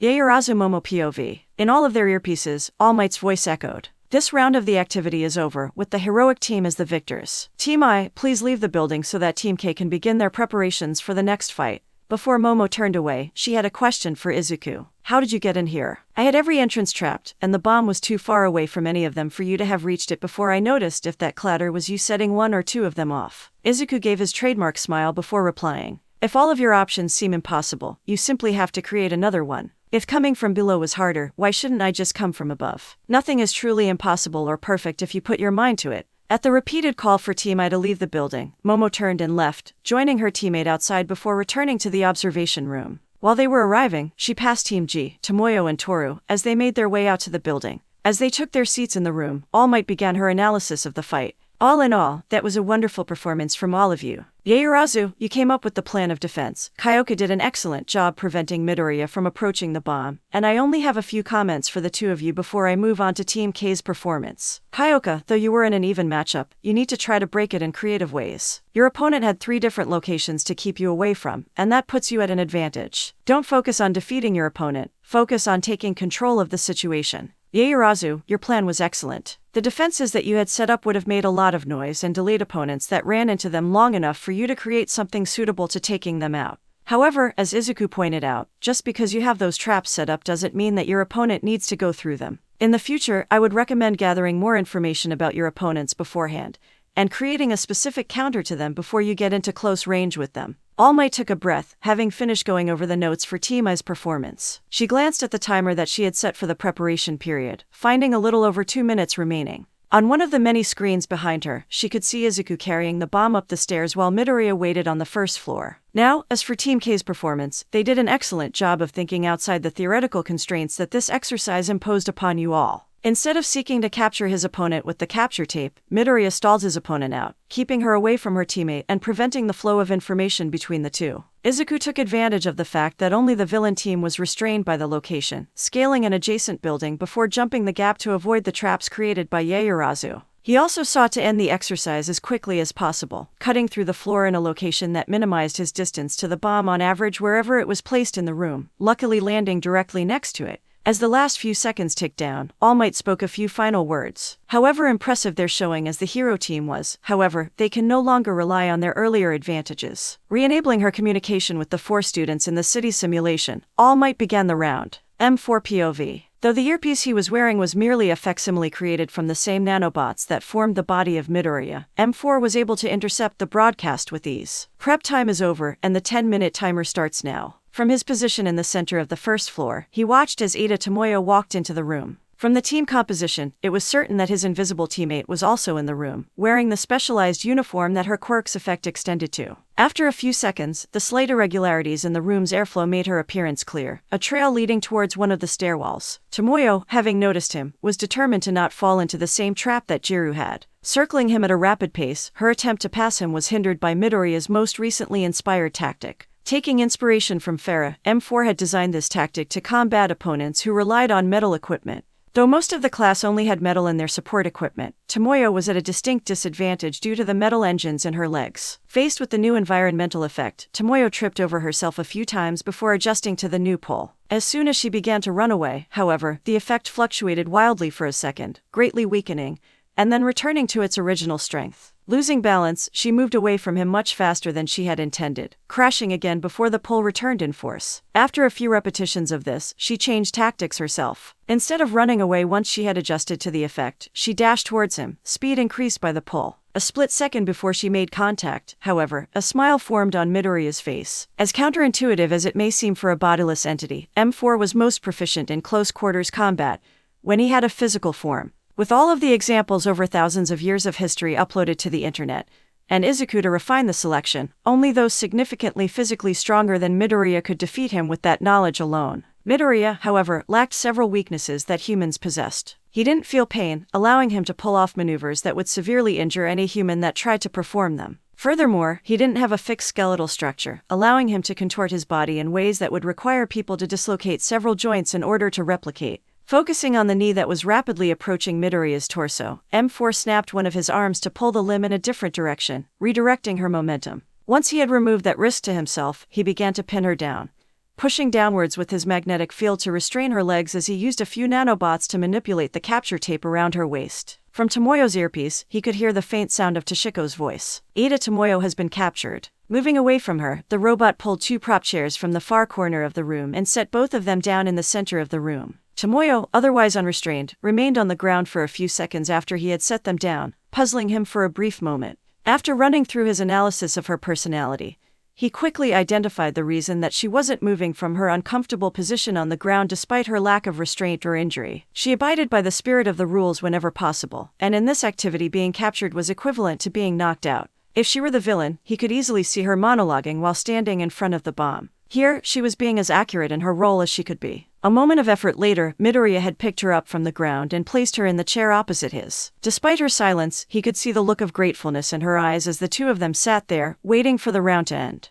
Hagakure Toru POV. When she received the announcement that her teammate had been captured, Toru began to panic. Even though it had only been 2 minutes of the 10, she was only on the 4th floor. Though the first floor was wide open with a few load-bearing columns, the higher floors were sectioned off into several rooms, each of which she had to check to make sure the bomb wasn't in. As she passed through the room where the bomb had been located last round, she stepped around the mess of the hole in the ceiling and quickly looked through the other rooms before ascending the stairwell that Momo had cleared out as she left. The more that she climbed, the more tempted she was to skip directly to the top floor and work her way down from there. But her patience got the better of her as she methodically made her way through every room in the building, slowly climbing. When she had finished searching the 10th floor and found nothing, she was beginning to suspect that Izuku was just moving around with the bomb, having gone down a few floors while she was searching upwards. As she walked to the nearest stairwell, mourning her defeat with a mere 2 minutes left on the clock, a detail caught her eye. While the stairwell that she had used to reach this floor ended here, this one continued upwards, the metal door at the top labeled roof access. Climbing those last 16 steps, she pushed at the door to find it unlocked. Once it slid open past a certain point, however, she heard a loud clatter as something leaning against the other side of the door slid aside, landing on the concrete surface of the roof. After a moment of indecision, she slipped through the opening that she had made, allowing the door to fall shut behind her. The scene that greeted her eyes as she scanned the roof confirmed her suspicions, but did not reassure her. The roof access point that she had just left was placed at a corner of the roof, with short walls as high as her waist capped with fences that reached her shoulder, ensuring that she wouldn't be falling off. Izuku was sitting on top of the bomb at the center of the roof, staring at the door that she had just opened and the fallen piping scattered in front of it. She could almost see the thoughts racing through his head as he stared at it. His voice carried across the roof, reaching her at her position 15 meters away. M4, please activate the Sphere of Awareness protocol. A moment after he spoke, the majority of his skin and clothing burst away from his body, separating into flecks of metal that glittered in the air. Apart from his head, his body was now covered in the same undersuit that she had seen when he had made the railgun the previous day. However, the implication of his command was a serious problem. The metal that used to be his armor was now floating in the air around him, rotating slowly in a 10-meter sphere. The density of the particles wasn't too high, but the fact remained that she couldn't make it through them without interacting with a few of them, which would make her invisibility a non-factor. Looking around the roof, she noticed several pipes in a pile on the far side of the roof, likely where he had gotten the ones lying in front of the door. As quietly as she could, she approached them, avoiding the edges of the sphere centered around her opponent. With careful hands, she picked up 2 of the smaller ones and threw them, one in a high arc and the other to the side where it would just brush the surface of his bubble. The overhead one entered the bubble first, and she could see Izuku react as he looked up at it. The second one entered his field a moment later, causing him to turn in that direction as he followed the arc of the first. Toru, however, had run in the opposite direction of the second pipe she had thrown, buying herself an extra few tenths of a second for her dash towards the bomb. As she ran, however, she noticed that she became slower and slower. The parts of her body that came into contact with the field of floating metal accumulated it as she ran, slowly increasing the force pushing her away from the bomb. Were she unimpeded, she would likely have reached the bomb before Izuku was able to react to her movements. However, by the time she was 3 meters away from the bomb, Izuku was already facing her, capture tape out and swinging towards her metallic appearance. Seconds later, the tape was secured around her torso and Izuku had both hands free once more, moving into a ready stance as the metal that wasn't attached to her uniform flowed back towards him. This wasn't necessary, seeing as moments later All Might's voice once again appeared over their earpieces. Hagakure Toru has been captured, bringing an end to this round with the villain team defending their position. Team G, please leave the building so that Team K can begin their preparation for the next round. Izuku held out a hand in her direction and the metal attached to her uniform flew back towards him, filling in a few patches of silver and pulling the capture tape with them after unlatching it. I have to admit, if I hadn't heard your teammates' engines and prepared that circle, you would have won that round. Good job. That was Izuku, his ever-present smile there as he congratulated her attempt. In spite of herself, she smiled and returned the compliment. You did pretty good as well, I wasn't expecting anything like that. I'll see you back in the building sooner or later, good luck. With his thanks behind her, she turned around and made her way back down the stairs, descending the 11 flights as quickly as she safely could. By the time she reached the bottom and saw her teammate and Midoriya talking about their fight, she was feeling the strain of sprinting through every room in the building over 10 minutes and climbing up and down the 11 flights of stairs in that same time window. After a small amount of persuasion and a few failed attempts, Toru managed to convince Tomoyo to carry her on her back for their trip back to the observation room. As they rushed into the room, they found that they had arrived before the next team to fight had been chosen. All Might's finger was still on the button and the message on the screen was changing rapidly, coming to a stop only a second after Tomoyo had set her back down. All right, All Might declared. Team A, Bakugo Katsumi and Shiro Hana. You're up next, good luck. The moment that Katsumi and Hana were out of the room, Katsumi began to speak. Turn off the microphone on your earpiece and keep the camera pointed away from my face until we leave the stairwell. Otherwise, they'll know everything we plan to do before we begin. As she spoke, she was already doing the same for herself, knowing it might be pointless anyway. Once Hana had finished with her earpiece, Katsumi began to speak in a low voice. If we had left the microphones on or pointed our cameras at each other's faces, M4 would have been able to spy on our every action. He almost definitely heard me telling you to turn this off, simply because that's the kind of thing that he would do. You already know that I've known those two for almost my entire life, and I can tell you about the way that they think. M4 has a compulsion to learn, to know everything that he can. Even though he doesn't listen in on every conversation happening around the world at once, he definitely will have eyes on all of us as soon as we leave this stairwell. I wouldn't put it past him to be looking out of our cameras right now in the hopes that we'll turn them back on and let something slip. Izuku, however, has a slightly different mindset. For all of the golden boy personality that he puts on, and as good of a person as he is, he has a peculiar view of the rules. He won't injure us or anything, nothing explicitly forbidden. But he doesn't care about the time that we'd lose if the building were to collapse so long as everyone was safe. To him, the rules about quirks are for people with quirks, and a quirkless person like him has to seize every advantage that he can get. He also knows quite a bit about me, so I'll have to break those expectations. The best matchup for this fight would be for both of us to encounter Izuku alone with the bomb, so that likely won't happen. I'll do my best to stall him out. You need to find the bomb and let me know where it is. I'll carve a path there with my explosions, and we'll win the round. Any questions? Hana was slightly overwhelmed by the barrage of information that Katsumi had thrown at her, but after a few seconds managed to reply. Isn't it a bit extreme to assume that we should break some of the rules simply because he's willing to? Katsumi shook her head, careful not to look towards her teammate as she did so. Maybe I didn't phrase it right earlier. If it isn't a hard and fast rule, then it may as well not exist in his eyes. For instance, every other team approached from the ground. We'll be approaching from the air, and if Izuku's still sitting on the roof, I'll descend on him from the start instead of wasting time climbing the stairs. It's the limitations that you impose on the activity that he won't follow, the mental limits that you hold yourself to. He can't afford to if he wants to win without a quirk, whereas the rest of us do because we have quirks. Seeing that the point she was trying to make was mostly hitting home with Hana, Katsumi began to walk down the stairs again. If you still don't believe me, here's the last bit of proof. With her free right hand, she switched on the microphone once more. Fuck you, M4. Immediately, through both of their earpieces, the smooth voice of her father began to speak. That's not very nice, Katsumi. As you've told Izuku previously, all's fair in love and war, and this certainly counts as at least one of them. Giving Hana a look and gesturing to her earpiece, Katsumi spoke once more. Remember the plan, Hana. As she was nodding, M4's voice spoke once more. Speaking of your plan, whatever it is, you only have a minute left before time starts ticking. I don't know how much prep time you want to give us, but we'll take as much as you're willing to. Midoriya Izuku POV, 7 minutes earlier. The moment that he stopped talking to Toru, Izuku clicked his tongue, signaling to M4 that he wanted to talk privately. A second later, he heard M4's voice through the earpiece. The line is secure and nobody can hear us, Izuku. What did you want to talk about? Izuku spoke freely. We're going to have to fight Tima next as per my quirk, so we'll need to get a little inventive if we want to win this one. Katsumi would melt you once she gets ramped up enough, so I'll have to draw her attention away. Her teammate also has much greater mobility than Toru or Jiru did, so we'll have to actually hide the bomb instead of you playing stalemate. Can you fake both of our perspectives and come up here for a minute? Instead of answering, a few seconds passed and a torrent of nanobots came up the back side of the building. Izuku, who was standing closer to the front, watched Tomoyo dash away while gesturing like she was carrying someone on her back, definitely Toru. He had chosen this position because the view was easier to fake, and when he heard footsteps from behind him he turned around and walked towards the center of the rooftop, meeting the body of Midoriya at the bomb.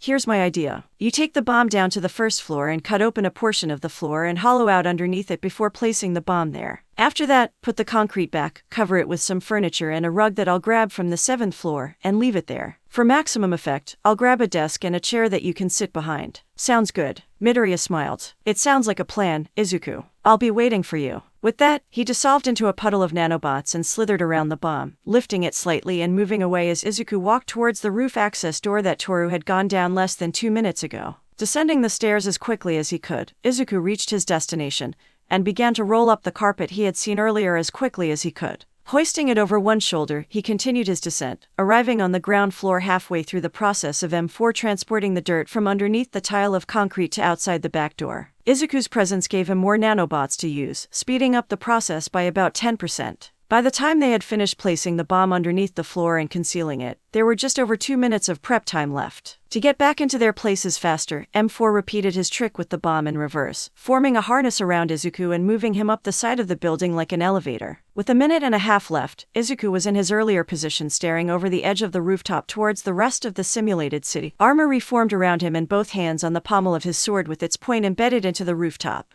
M4 was sitting in his chair on top of the bomb, a desk in front of him and the carpet underneath him. With a bit of effort, he had remolded his outfit into one similar to what a worker sitting at the front desk of an office building might wear. Counting the seconds ticking down, Izuku timed his statement so that it would end just as the 1-minute mark passed. M4, restore the original feed, and make the cut obvious. Toshiko Yagi POV. Toshiko knew that it was unreasonable to expect her students to act like pro-heroines, but it hurt just a bit inside every time she saw one of the teams make an obvious mistake. She took notes, for sure, but it felt odd to see such glaring flaws in their methods. The first matchup had been very tentative, with the two teams playing a game of hide and seek more than planning anything out. The second round had gone far less well, with the defending Team C not even moving the position of their bomb despite the knowledge that the rest of the class had been watching the earlier round. Despite the criticism that she had for them, she focused on the aspects that they had done well at, only briefly touching on what they had done wrong. She could leave the actual criticism to Shiko, to whom she would be giving her notes after the activity. Watching Team K's inventive tactics had been interesting, and she had to suppress a smile when she saw Izuku carrying the bomb up through the roof access door. Their opponents were at a disadvantage, having played the same role during the first round of the activity,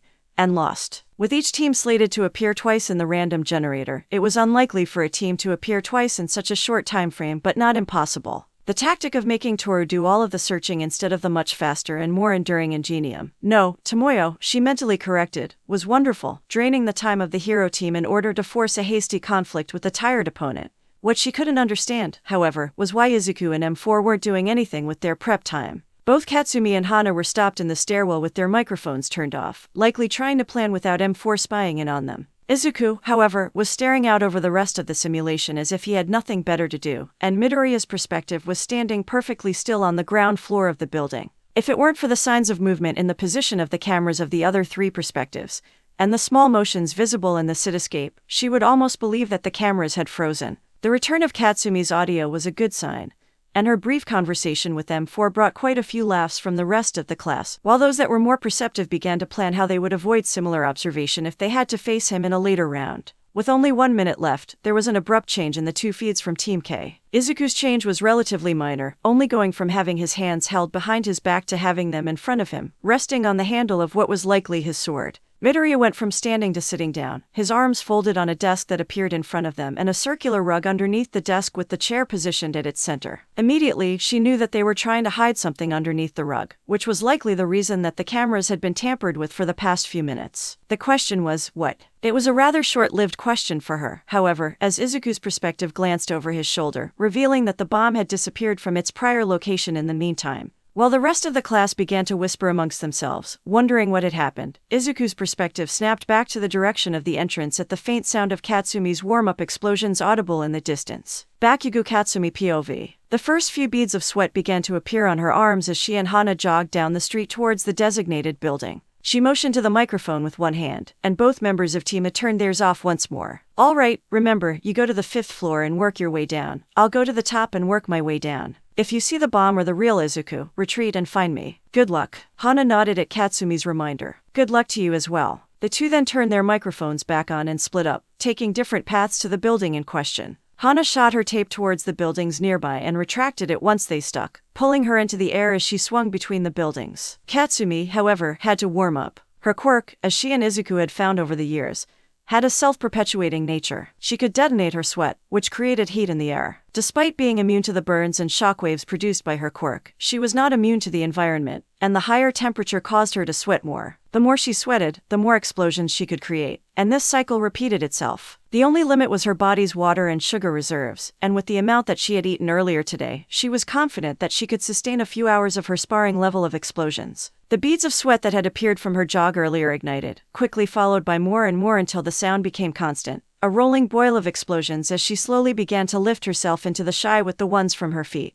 The nitroglycerin on her arms flowed down into the gauntlets, building up in canisters to be launched at her command. Just barely over the din of her explosive melody, she heard All Might's announcement that the round had begun. She grinned. In the distance, she could see Izuku's figure on the rooftop, holding a sword in one hand. Midoriya Izuku POV. Even before the first pop sounded, Izuku's passive question about things that would injure him in the next minute had already gone off. With a quick motion, he dashed over to the metal door leading back downstairs and cut its hinges, pulling it with him as he returned to the position that he had taken, setting the door beneath the wall by the edge of the roof. When he saw Katsumi rise over the rooftops in a rolling boil of explosions, he smiled, tensing in anticipation of the fight to come. As she neared, he noticed her hands tightening around a mechanism in the gauntlets she wore. Having worked with Mei yesterday during the creation of the gauntlets, Izuku knew what that meant a second before he would have figured it out otherwise. That extra warning gave him the time to take a step backward before pulling up the door-turned shield, placing him on a more reinforced portion of the roof before the fight began. A moment later, a flurry of explosions sounded all around him, tearing holes in the roof and decimating the roof, walls, and top floor of the building as Katsumi launched all 20 containers of nitroglycerin stored in her gauntlets. Casting aside the dented and glowing door, Izuku hopped down from the support column that he was standing on just as it fell over, leaving no sign that the building had ever been a story higher than it currently was other than the rubble decorating the floor he stood on.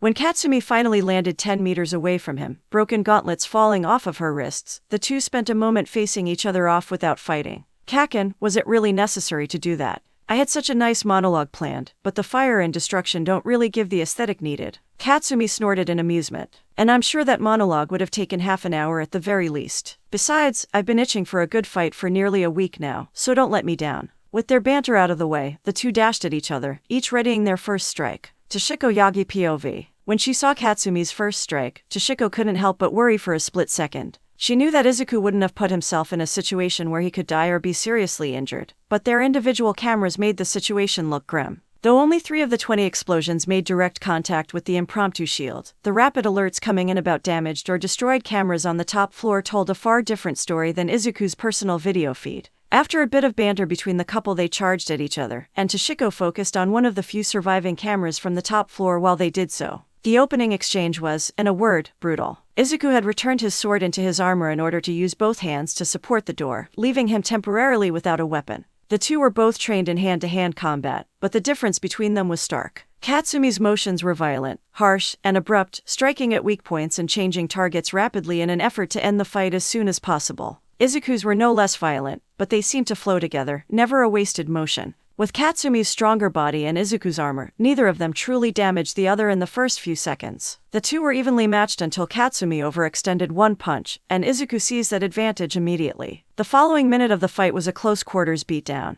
Izuku taking advantage of his greater reach and practice to control the tempo of the fight. Katsumi tried to regain control of the fight several times, but Toshiko could see what she was doing. With every blocked or redirected blow that she made, some of her sweat remained on Izuku's armor. Once it reached a critical mass, her next strike made contact with it and detonated it, launching him several meters back as she began to ignite the sweat that had been produced throughout the fight. By the time Izuku was back on his feet, her entire body was glowing with miniature explosions, staring him down like an inhuman entity. Through Izuku's microphone, a brief continuation of their banter was broadcast to the room. No more time for fun and games, Kaken. I've got a fight to win and a bomb to find, Izuku. Now shut up and fight seriously. Izuku's sigh was accompanied by the metallic jingle of his sword forming in his right hand, blade visibly blunted for the exercise. What makes you so sure that you'll win? The explosions around the lower half of her face stopped for a moment, revealing a smile that some might describe as sadistic. I don't have to win, you just have to lose. Zero Hana POV. A second after she had swung into the building, timing her entrance with All Might announcing the start of the activity, Hana felt the building shake at the sound of her teammate arriving on the roof. Using her tape to propel herself, she quickly searched all of the rooms on the 5th floor,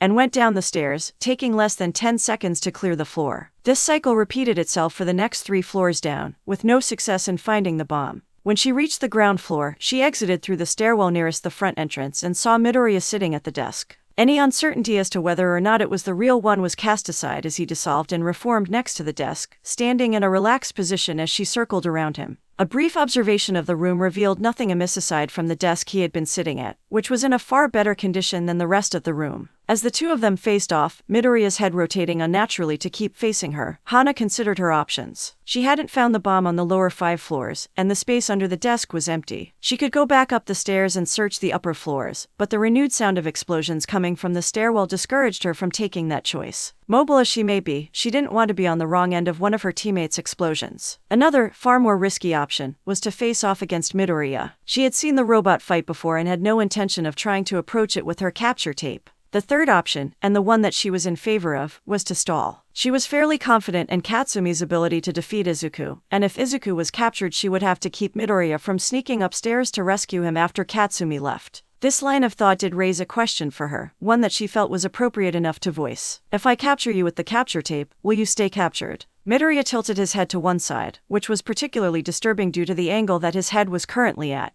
Though I suppose I could get free very easily, I'll turn that back to you. Would you rather I act as another participant in this activity, or merely a piece of support gear for Izuku. If you want me to be another participant, then I'll stay within the capture tape. But if you want me to count as support gear, then I'll have to ignore it. After a moment of thought and careful consideration of the wording that Midoriya had used, Hana agreed to the terms. I'd rather you act as a participant. With that, she immediately set to work, constructing a domain of tape that stretched from floor to ceiling, wall to wall, and interconnecting the pieces of tape at odd angles. The only place on the first floor that wasn't covered was a 5-meter ring around Midoriya. Her experience with her quirk allowed her to maneuver between the web of tape with ease, giving her the room to set up the capture tape at the border of the domain around Midoriya. Throughout the process, the robot just stood there and watched, smiling even as she closed the ring around him. Midoriya Izuku POV. Izuku smiled as he used his sword to bat away Katsumi's arm as it pierced through the air towards him. It had been one of his better decisions to make the nanobots forming his sword out of an alloy durable enough to withstand both the shock and the heat of Katsumi's explosions, expensive though it may have been. Even with the proceeds he received from selling commissioned art over the years, it had taken a bite out of his savings to even get enough material to make his sword, let alone a suit of armor. The main cause of this expense was the origin of one of the key components needed to form the alloy, a quill from a South American heroine with a transformation quirk that turned her into a porcupine-like beast made out of a metal with uniquely high resistance to most forms of physical damage. The quills did shed naturally and during combat, leaving her with an additional source of income to supplement her hero work.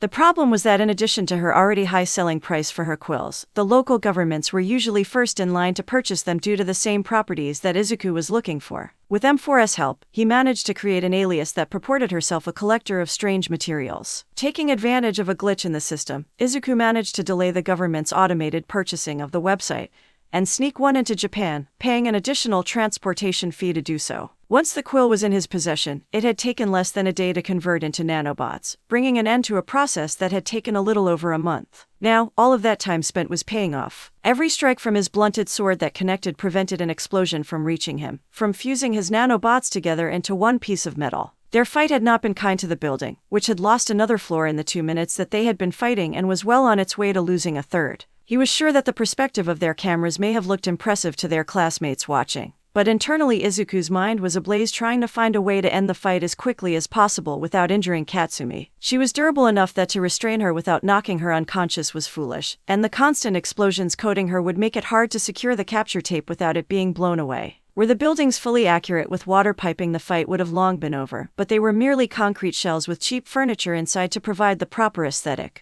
On the previous floor, he had tried collapsing one of the remaining parts of the ceiling on her, but she had seen it coming and destroyed it without barely a thought. What he needed to do to win was to surprise or distract her for long enough that she forgot about keeping her mantle of destruction active, and then wrap the capture tape around her. With the single-minded focus with which she was pursuing him and leveling the building, however, it appeared that he would be unable to shake her for long enough to enact this strategy. Another 3 minutes and 2 floors later, Izuku found his opportunity. They had finally reached the 5th floor, where Izuku had previously cut a hole in the floor to get the drop on Momo. Jumping down while their ceiling was still intact, Izuku spun around midair and leaped back towards the hole just as Katsumi came down to follow him. While she was still floating down, Izuku tackled her out of the air, capture tape in both hands with the rest wrapped around his back. By the time that they had landed, Izuku had secured and tightened the tape around the both of them, taking them both out of the exercise at the cost of the Katsumi-shaped imprint of melted nanobots on his chest, legs, and arms. The two slid for a bit after hitting the floor, Izuku lying on top of Katsumi as he pinned her to the ground. Katsumi's shock briefly overcame her maintenance of her explosions, causing them to fizzle out as she realized the position that she was now in. She shivered for a moment at the relatively colder feeling of Izuku's armor before embarrassment overcame her. Even more noticeable than the temperature of Izuku's body was the band of capture tape that must have felt like ice, and by the time All Might's announcement had come through over their earpieces she had stopped struggling altogether. Zero Hana POV. Bakugo Katsumi and Midoriya Izuku have been captured. Those 8 words in All Might's unmistakable voice sent a chill through her spine.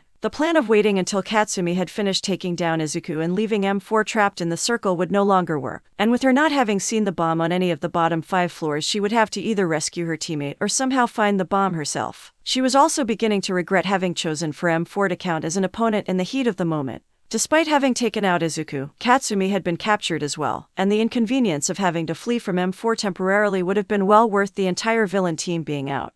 With one last glance at the still smiling robot, she began to run towards the stairwell, not even checking the individual rooms as she ran because she knew that they would be on the highest still intact floor. Her brief search of the 5th floor revealed no results, the burning furniture and concrete debris scattered across the floor making it harder to traverse. Neither Izuku nor Katsumi was there, and with less than 2 minutes remaining on the clock, she decided to head down to the 4th floor to search there in hope of finding either of them or the bomb that she could have somehow missed. This time, there was an immediate and obvious change to the 4th floor. A perfect circle in the exact center of the floor was missing, and maintaining a healthy distance from the edge she looked over into the pit, wondering what could have caused this. M4 POV. The second that Hana had left the room, the artificial intelligence smiled. Though the heroine in training thought that she had pinned him here with wordplay, perhaps thinking that his literal nature as a computer would prevent him from breaking the terms of their agreement, M4 was far from any other computer. He did his best to maintain a predictable nature, but the fact remained that he had been gifted with a higher state of being nearly a decade ago. The gift that Izuku had given him during his grief, the most precious one that he would ever receive, was creativity. The ability to think outside of the box, to come up with an entirely new idea, and be unpredictable. Most importantly of all, the ability to see the world in the same way that humans did, both broader and narrower in scope.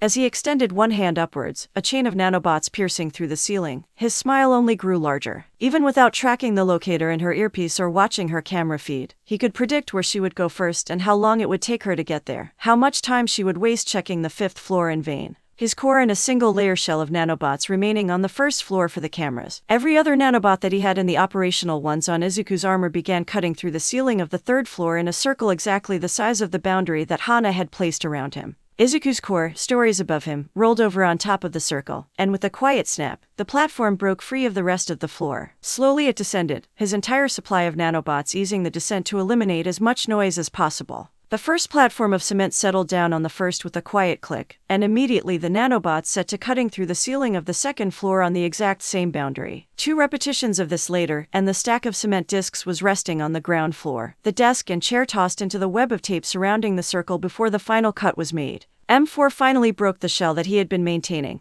reforming on top of the circle and redistributing the combined cutting nanobots to their original sources. Allowing his internal smile to be reflected on his face, M4 reveled in the most convenient aspect of being as close to human as he could be. You know, Katsumi, when I said that all's fair in love and war, this wasn't exactly what I meant. He could treat others like equals, and they would do the same for him. Katsumi, who had been relaxing in Izuku's embrace for the last minute, was immediately provoked by this comment, and began to struggle even more fiercely than when Izuku had first tackled her. I'll melt you into scrap, you asshole. Let me out of this and say those words again, I dare you. Don't even try to run, I know where your servers are. Her voice muffled from her position underneath Izuku at the moment, M4 could still make out every word. Reaching out, he turned the pair over, Izuku now lying on his back with Katsumi secured face down on top of him. Big words from someone with only one body. Besides, aren't you worried about corrupting your pure, innocent boyfriend with your foul language? Whatever will I tell Grandma and co when she finds out? Oh, the tragedy. As Katsumi sputtered in rage, both exaggerated and real, Izuku spoke up. Good to see you finally arrived, Hana. I really like what you've done with the place down here. The aesthetic is truly unique. It's a tripping, choking, and fire hazard to be sure, but ignoring all of that, it would make for a wonderful trap. M4 made Midoriya look up as well, entirely for show. In the faint darkness above, the main source of light coming from the hole Izuku had cut several rounds ago, the anxious face of Hana stared down at them. She seemed to be struggling to find the right words to say, and with a mere minute and 38 seconds left he wasn't going to rush her. Eventually, she gave up on trying to say anything and began to look around, her eyes shifting between locations. Attaching tape to the ceiling, she swung down one floor, then the next, until she had only one more leap until she was on the platform as well. Now more than ever, M4 decided, it was time to waste time. Even without a quirk, I can see the thoughts running through your head. Do you try to jump down here, to grab your partner's capture tape and restrain me once more? Do you risk freeing your partner to also free mine? Even now, you're considering searching the other floors once more to find the bomb, hoping that somehow you missed it on your way here the first time.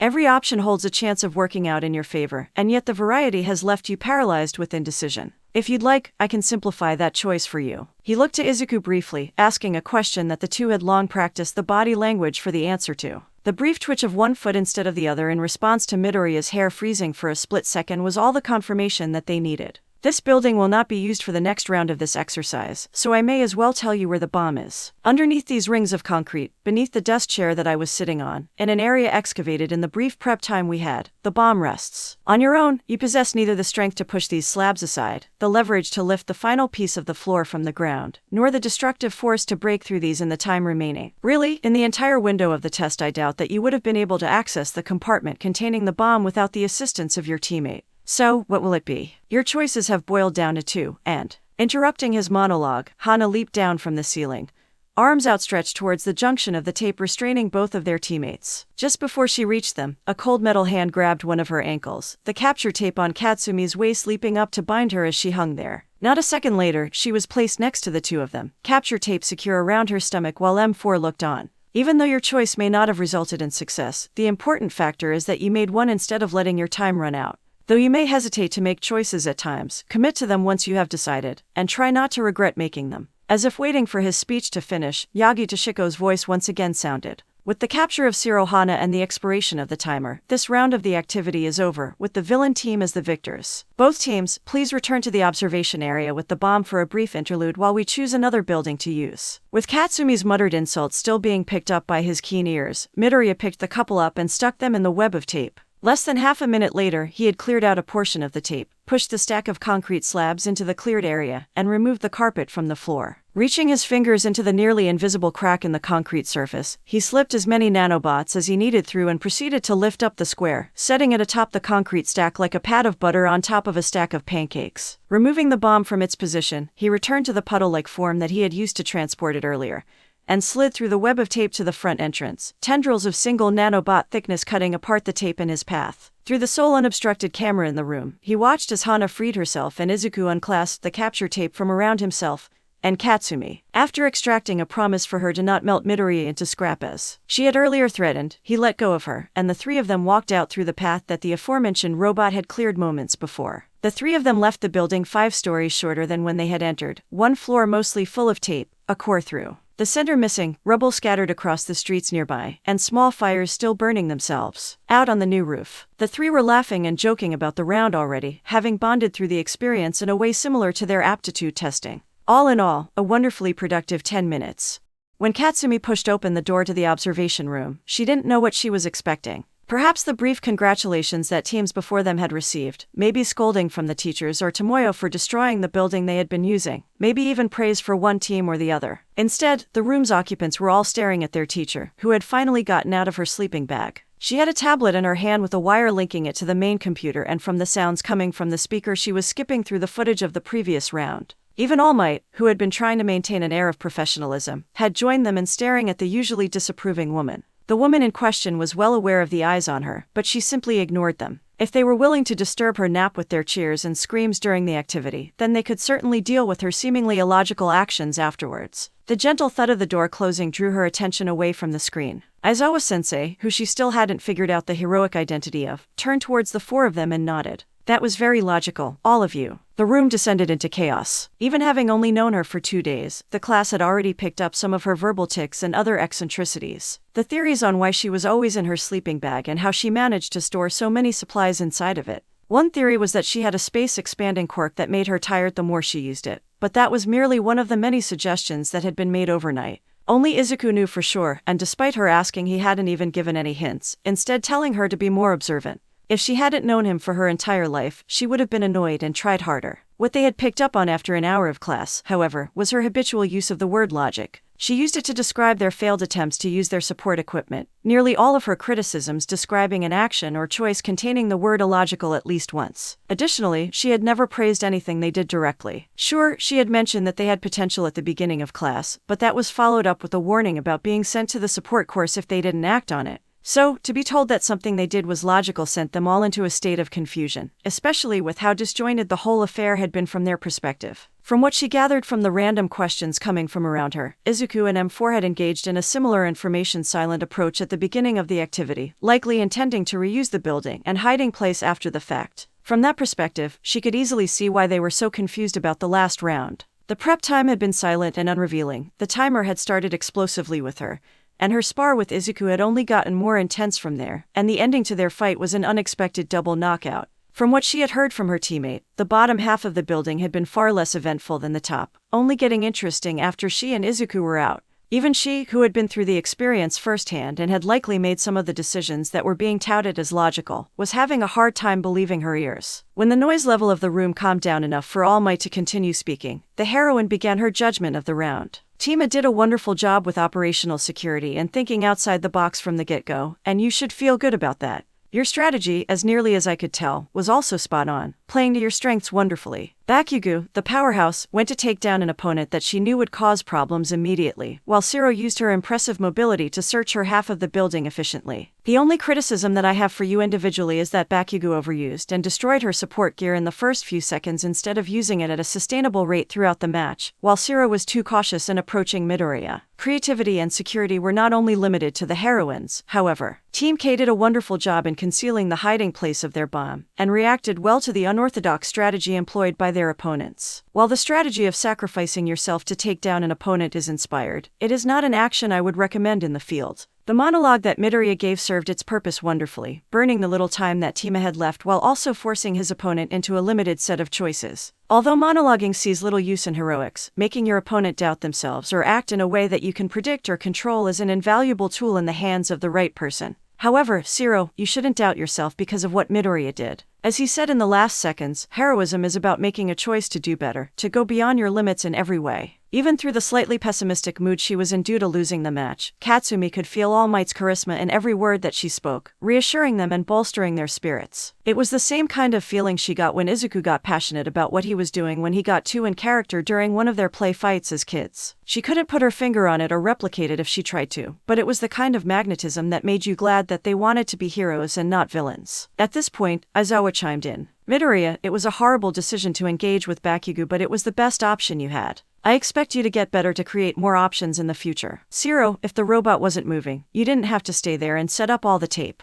You should have gone and assisted your teammate or brought her to the first floor. The unfair criticism towards Izuku riled her up for a moment, but Izuku's arm around her shoulders kept her from voicing her displeasure. On the other side of her, Hana nodded in acceptance of the criticism that she had been given. After waiting for a few seconds for their names to be mentioned, Katsumi was happily surprised by the silence and implied approval of her actions. None of the class was surprised by M4's non-inclusion, though the reason for it was of much debate. Whether it was that the artificial intelligence wasn't one of her students and she felt no need to criticize him, or his inherently logical nature and ability to make the most informed choice in almost any given scenario. None of them knew, but their teacher had never once spoken to her about him. The blissful silence in the following moment was soon to be broken by Minerva. I'm sorry, what? Neither of you are saying anything about how they just destroyed the fucking building. That was insane. What about how they were beating each other up at the beginning? You can't tell me none of that warrants at least a mention. Suyu's croak from across the room followed up the statement. As much as I hate to agree with the pervert, she has a point. Izuku and Katsumi could have seriously injured or even killed each other back there, and neither of the two of you stepped in to intervene or are even mentioning it.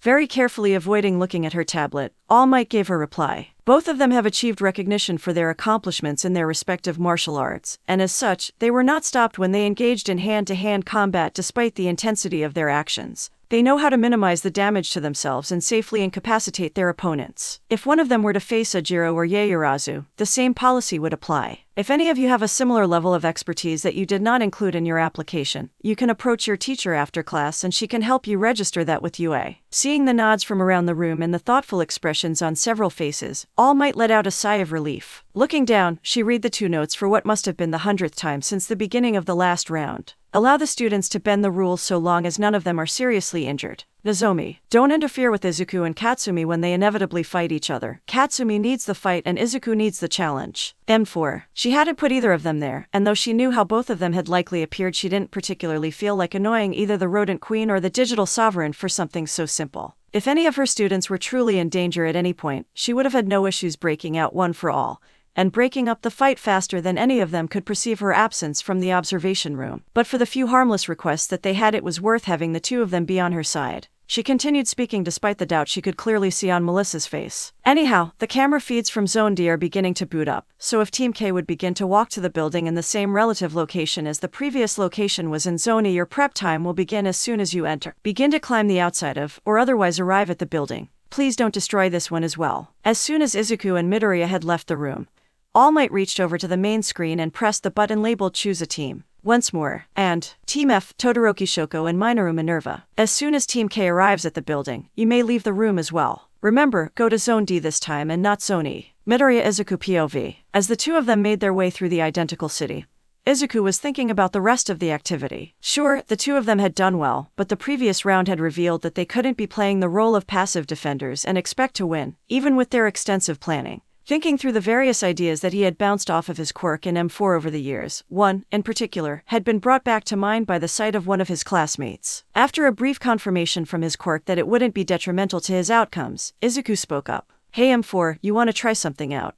Despite the condition of Midoriya as a puddle of nanobots transporting the bomb, his voice was still there across the earpiece. Always, Izuku. What would you suggest? Izuku smiled as the next words came out of his mouth. Do you remember Project Asura? Bakugo Katsumi POV. The 5 words that came from her boyfriend's mouth brought back memories of one of her spars against Izuku about 4 months ago. When she had seen him walk into her backyard with 2 extra heads and 4 additional arms, she had laughed at him for a solid minute before they had begun to spar for the day. When she had thrown him to the ground in less than 3 seconds because he was off balance, the laughter had gone on for another 2 minutes. By the end of the day, however, he had begun to hold his ground in their sparring. The next time they met, however, she would never forget. Overnight, he seemed to have both gotten used to synchronizing M4's movements with his own and had invented an entirely new style of fighting to make use of the 4 extra limbs that he had grafted onto himself. She hadn't gotten close to him without the use of her Quirk, and even when she got within arm's reach of him, she was also within reach of all 6 of his arms, 2 of which were invariably countering her while the rest went on the offensive. Afterwards, she had asked him where he had found the inspiration for the idea, and he had pointed her to the Asura, a 6-armed and 3-headed demigod in Buddhism. The two of them had spent a few minutes talking about how he could improve the appearance of his latest idea. She had focused on their power-seeking, warlike nature while he had thought about painting faces that could inspire different emotions in his opponents, and then having the nanobots replicate them. That had been the end of her consideration of the idea. But as she watched the screen and saw Izuku's transformation, she couldn't help but wonder how long he had spent perfecting the image. Once the bomb was set down on the first floor of the building and Shoko and Minerva had left the room, the two clasped hands and one began to flow into the other. Izuku's skin turned silver, the green of his hair and eyes becoming the only color in his body as his shirt faded into his shin and his pants turned black. 2 pairs of hands appeared from his shoulder joints, arms pushing outwards as more and more of Midoriya disappeared. The nanobots began to gather near his neck, splitting off into 2 additional necks and heads as the class watched in a combination of interest and horror. His torso thickened to accommodate the positioning of the necks, and the shoulders of his 2 new pairs of arms shifted back as the room became available. Izuku's figure in this form was far more muscled than he was in reality, projecting an image of strength that only worked because the nanobot muscles could collapse into one another to maintain the flexibility that she knew Izuku valued. She had advocated for that, pointing out the powerful image that they presented. What drew gasps from her and her classmates, however, were the faces. Though the Asuras were described as having 3 heads with 3 faces each of Izuku's heads only had 1 face. The quality, however, more than made up for it. The front-facing head, the only real one, was meant to portray benevolence if she was remembering correctly. It was unmodified from his true visage, only holding a peaceful smile as it faced the camera with closed eyes. The back right head, which the camera switched to a moment later, was meant to symbolize the characteristic aggression of the Asura. Its face was twisted in rage and anger as it stared at the camera. Some of her classmates shrunk back in their seats for a moment, feeling the fear that his artwork was meant to instill in the viewer. The final head, facing backwards and to his left, could only be described as determined. The face had been taken from one of his unsold artworks, The Struggle of Humanity Against Nature, before being modified to fit Izuku's features. It was both inspiring and humbling to look at, portraying the grit that had pushed their species onward since before recorded history. It was the face of the inventor, the leader, the teacher, the common person as they toiled away for a brighter future that they would never see. Despite their imposing appearance, she knew from experience that they were little more than hollow shells. The majority of the nanobots from Midoriya had gone into reinforcing the armor around his main body and filling out the arms, with the shell only a few layers thick giving him the rest of the unnatural appearance that he was taking. As the last remnants of Midoriya disappeared into him, Izuku began to move once more. Picking up the bomb with his arms, he passed it to one of the extra sets before running towards the stairs. Jumping up with a little magnetic aid, Izuku caught the railing halfway up the first flight of stairs and jumped off, latching onto the first landing before something interesting happened. On the camera from the stairs, she watched as a copy of Izuku slipped out from his body, holding a second bomb. The new figure flipped over the railing and entered the doorway leading out to the rest of the floor as the original jumped upwards twice more, repeating the process. Though Izuku's camera had faded to black as the first split occurred, the cameras throughout the floor showed the process repeating, copies branching out and placing their own bombs in each and every room of the building. Once the final bomb was placed on the top floor, all of them returned to the stairwell, merging back into one as they neared each other. Starting from the top floor, the figures began to jump from railing to railing back down, merging back into each other as they met on their descent. By the time they had all returned to the same position, Izuku's camera feed returned, showing his view as he walked back to the center of the room. Each face opened its mouth, speaking 3 different phrases at once. Hiding is for cowards. Reality and illusion are not so different. Only through hard work can the truth be revealed. In the silence of the observation room, Katsumi began to laugh. Midoriya Izuku POV. Izuku was rather proud of the confusion that he had no doubt created. There was still only one bomb, yet to his classmates, it could be in any of over 200 places. The credit for the work went to M4, who had done the heavy lifting of manipulating the cameras to show all of that, to be sure, but the strategy was something he would take pride in. As he twitched one finger in a specific pattern, he could feel 3 of the artificial arms reaching up to the space between the 3 necks, weaving between the heads. Each one grasped a hilt and pulled, bringing a sword out of each one. The 2 arms under the control of his wrathful head each pulled out shorter blades than he normally used, both the same shade of black as his pants. The lone arm of his determined head pulled out his preferred blade, a slightly brighter coloring of silver than his skin. Both hands grasped it, holding it in a non-standard grip with 2 left hands. His arms, both still empty, raised and cupped each other, mimicking the mythological being that he was imitating.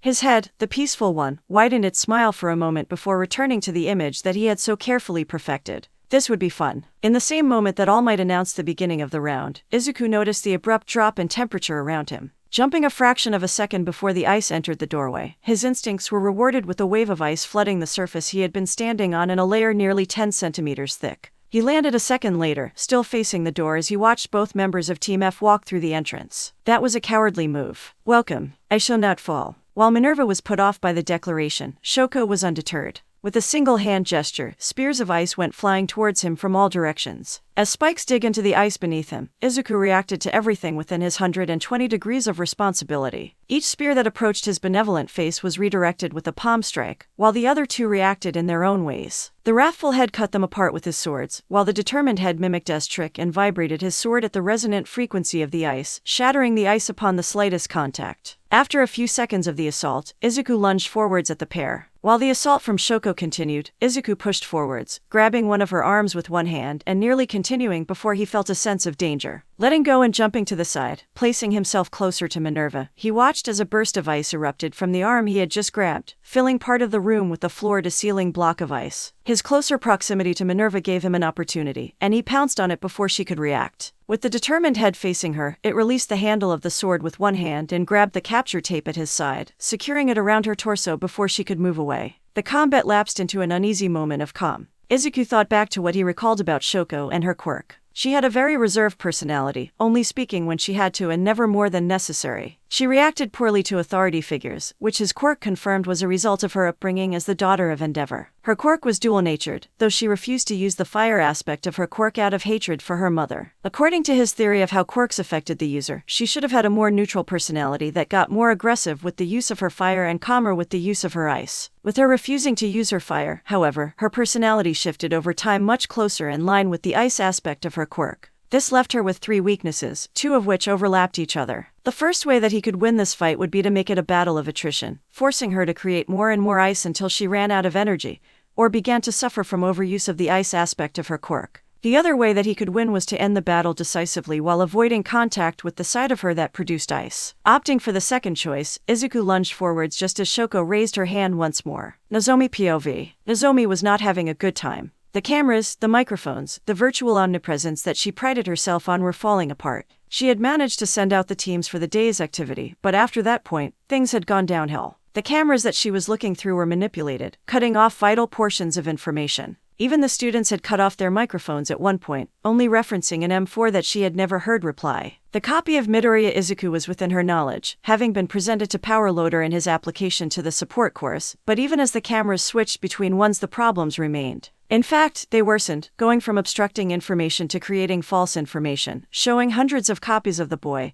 and the bomb as they spread throughout the building. Worse, when she tried to fix this or check for interference, the system showed no signs of tampering at all. If what she was looking at was correct, then everything that she had seen had truly happened. Attempted communication with All Might and the city simulations was blocked off on her side, and she could only watch as her data collection fell apart before her. The boy, Midoriya Izuku, was doing far too well, ending the rounds before the rest of the class could even fight back. The only saving grace was Tima getting selected once more, causing him to forfeit the round for, most likely, fear of the destruction of his equipment. Though the girl with the explosion quirk was similarly prone to ending her matches early, she at least allowed for some interesting fights when she was facing an equally powerful quirk. Apart from the two of them, there were a few other students that she made a note to keep an eye on. Melissa Shields, Toshiko's adopted niece, had a particularly versatile strength enhancement quirk and support gear of her own. Todoroki Shoko, the daughter of Endeavor, had a wonderfully versatile quirk if not the will to use it. Yaoyorozu Momo, Kirishima Aiko, and Ajiro Makara all caught her eye as well for one reason or another, and she took solace in the little information she was able to acquire while she planned improvements to her setup. Nobody got one over on her, not without retaliation. Midoriya Izuku POV. Izuku smiled as he sat in the observation room, watching Katsumi face off against Shoko, and Hana against Minerva. The two teams were very evenly matched, all things taken into account. One member of each team was a powerhouse, capable of causing massive amounts of damage if they so wished, while the other was more mobile, able to capture the other with their quirk. Shoko's refusal to use the fires of her quirk even to warm her body meant that the tide of the battle was slowly slipping in Katsumi's favor. It wouldn't have won her the battle had she used it, seeing as she had to decisively beat Katsumi in order to search for the bomb. Neither of their teammates was out yet, each having built their own domains and sending probing attacks at the other. Whenever Katsumi or Shoko tried to eliminate the other's teammate, the other would step in to stop them. He was back in his normal appearance by now, the intimidating form of the Asura not doing much when he was sitting down and watching other people fight. He had received quite a few questions about it when he returned to the observation room for the second time, but he had shrugged most of them off by telling them that it was mostly cosmetic in nature. He was far more interested in Melissa's living metal. As far as he could tell, it was a steel alloy under the effect of a quirk that slowly reversed time on a non-living object. This gave it a degree of self-repair, while the properties of the alloy allowed it to expand more than usual before cracking or breaking. While self-repair would be a useful property for any inventor, the quirk in question could only affect a limited number of objects per day. The quadrillions of nanobots would take longer to finish enhancing than quirks had existed under the most optimal conditions, so that train of thought was discarded. While he was sitting there, the timer for the round hit 0, bringing an end to the activity. After a minute of Katsumi breaking the remaining ice scattered throughout the room, the four of them left the building, making their way back to the observation room at a rather slow pace. Shoko's quirk-induced slowness paired with Minerva's short stature worked out well for the two of them in this instance, but both Katsumi and Hana were forced to slow down to keep pace. When the four of them made it to the observation room, All Might gave her review of their performance before closing out the activity. First of all, Team A's performance this round was equally as good as their previous 6. Katsumi, you did a wonderful job of engaging the opponent and keeping them from progressing through the building. And Hana, your defense of the bomb itself was outstanding as ever. When faced with a team that has a similar composition of roles, your teamwork and planning paid off. Team F, your performance was equally as good as that of Team A's, forcing them into a stalemate. While this would be a preferable outcome if you had other heroines on the way to assist you, as you would in real life, in this exercise you were on the villain's schedule, and this led to your loss. In the future, I would recommend trying to change the tempo of combat as a team instead of individual efforts, as that would have been much more effective than sending some ice or a ball into your teammates' conflict without communicating. And to all of you, congratulations. Whether you won or lost the rounds you participated in, I hope that this exercise gave you some insight into the areas where you could improve the usage of your quirk or your communication with your classmates. Now, unless your teacher has anything to say, you all are dismissed. After a few seconds of silence from Shiko, who had crawled back into her sleeping bag at some point, All Might packed up her things in a flash and hoisted the sleeping bag containing Aizawa over one shoulder. As a squawk of indignation sounded from the bag, All Might gave one of her signature smiles to the class. Now, if you'll excuse me, I have to go now. I'll see you all in a few days. With a flurry of yellow lightning, the two teachers disappeared from their spot, the doors hanging open behind them. The class, momentarily surprised at the reminder of how powerful their teacher truly was, made their way down the stairs and out to lunch. It was quieter at the dining hall than it had been last night at dinner. Because of the way that different classes were scheduled, lunch was available for a span of nearly 3 hours with different classes coming and going at different times. While Katsumi was bemoaning the loss of her gauntlets, a train of thought began to form in Izuku's head. Katsumi needs new gauntlets. True. Mei is the one assigned to make Katsumi's support gear. True. If Mei has Katsumi there to test the gear as she makes it, then the gear will be better for it. True. It is a good idea to introduce Katsumi and Mei to each other. False. Izuku sighed. It is better to involve Katsumi in the creation of her support gear than to leave her out of it. True. Once their conversation entered a lull of silence, Izuku asked a question that he was uneasy about. Kaken, would you like to come over to the labs this afternoon? Her smile in response was an odd mixture of predatory and caring. I'd love to, Izuku. As Izuku and Katsumi walked the short distance between the cafeteria and the support course building, Izuku wondered whether or not he should warn his girlfriend about some of Mei's more unique tendencies. Whether it was her chaotic and verbal train of thought, her constant references to her inventions as babies, or her innocent exuberance, the only similarity he could see between the two of them was their shared love for explosions. Even though the failures in her equipment had been devastating at first glance, as he had talked with her yesterday, she had waxed poetic about the beauty of a nice explosion. With her quirk, she could zoom in and watch as the concussive force and flames tore apart and consumed the material formerly restraining them. It wasn't that she liked to watch her inventions fail, on the contrary, it was one of the few things she disliked. But the joy of blowing things up was a close second to inventing in her heart. Before she had come to UA, she used to deliberately blow up one of her failed inventions at least once a month under the close supervision of her mother. When she had been offered the choice of students and quirks from one of for the class to work with, she had chosen the explosion quirk without a second glance. Yes, even if the two were very different people, he expected that the two of them would become close friends in time. The two reached their destination, leaving the lingering summer heat of the outdoors for the climate-controlled labs. Katsumi followed him through the hall as they approached the labs, and before they entered, Izuku stopped short. "One moment, Kaken, I need to make sure that power loader is okay with me bringing you in. She'll probably say yes, but I just need to check with her first. I'll be right back." With that, Izuku slipped into the room, making as little noise as possible and avoiding disturbing anyone in the room as much as possible. This was one of his favorite skills that he had honed over the years and one of Katsumi's least favorite, stealth. With his height bordering on 2 meters and a rather broad frame, it was hard for Izuku to blend into a crowd. Even though women with quirks that made them taller were not uncommon in this day and age, they would still draw attention from others for their different heights. If someone knew that Izuku was there and was actively searching for him, he would be spotted in a heartbeat if there weren't places to hide. If they didn't know he was there or weren't looking, however, Izuku could go almost anywhere without attracting attention. It was a combination of making as little noise as possible and subtly changing his movements to seem more natural, keeping people from noticing him in the first place, or making them ignore him once noticed. With the usual chaos of the support lab, however, so long as he didn't block the light over anybody's workbench or make too loud of a noise, he was practically non-existent.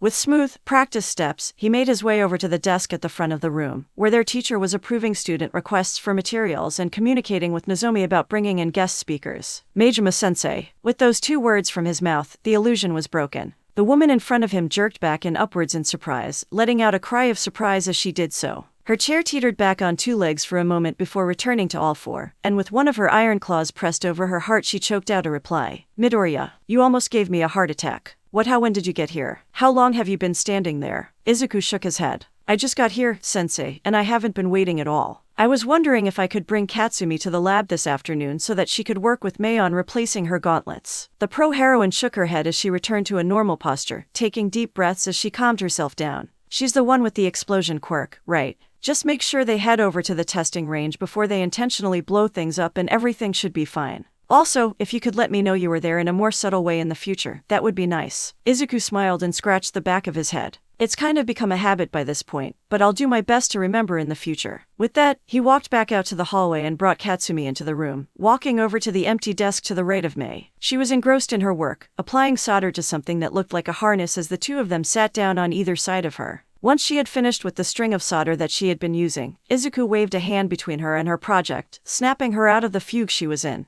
"Oh, Greenie, when did you get here? It's been so boring all day, none of the rest of them want to talk about my babies." Majima-sensei stopped by for a bit, but then she had to go talk to someone else. "If there wasn't all of the free material, I'd be dying over here." Izuku shook his head. "Well, as much as I'd love to talk about our projects for the next few hours, we're here today for another purpose. You see, today in class, we were doing an activity with our support gear, and the gauntlets you made broke. So, I brought Kaken with me today, and this time you can actually get testing in before it gets used in the field." At the reveal, Mei eagerly began looking behind him and towards the door in search of her latest client. Test subject, limitless source of explosions. Placing one hand on her shoulder, Izuku turned her in her chair so that she was facing Katsumi, who was feeling an odd mixture of emotions watching the 2 of them. All the worry, jealousy, interest, and excitement turned to confusion as the shorter girl somehow leaped from her seated position and tackled Katsumi to the ground in a hug, holding her there for a second before letting go and barraging her with questions while she tried to recover from the unexpected affection.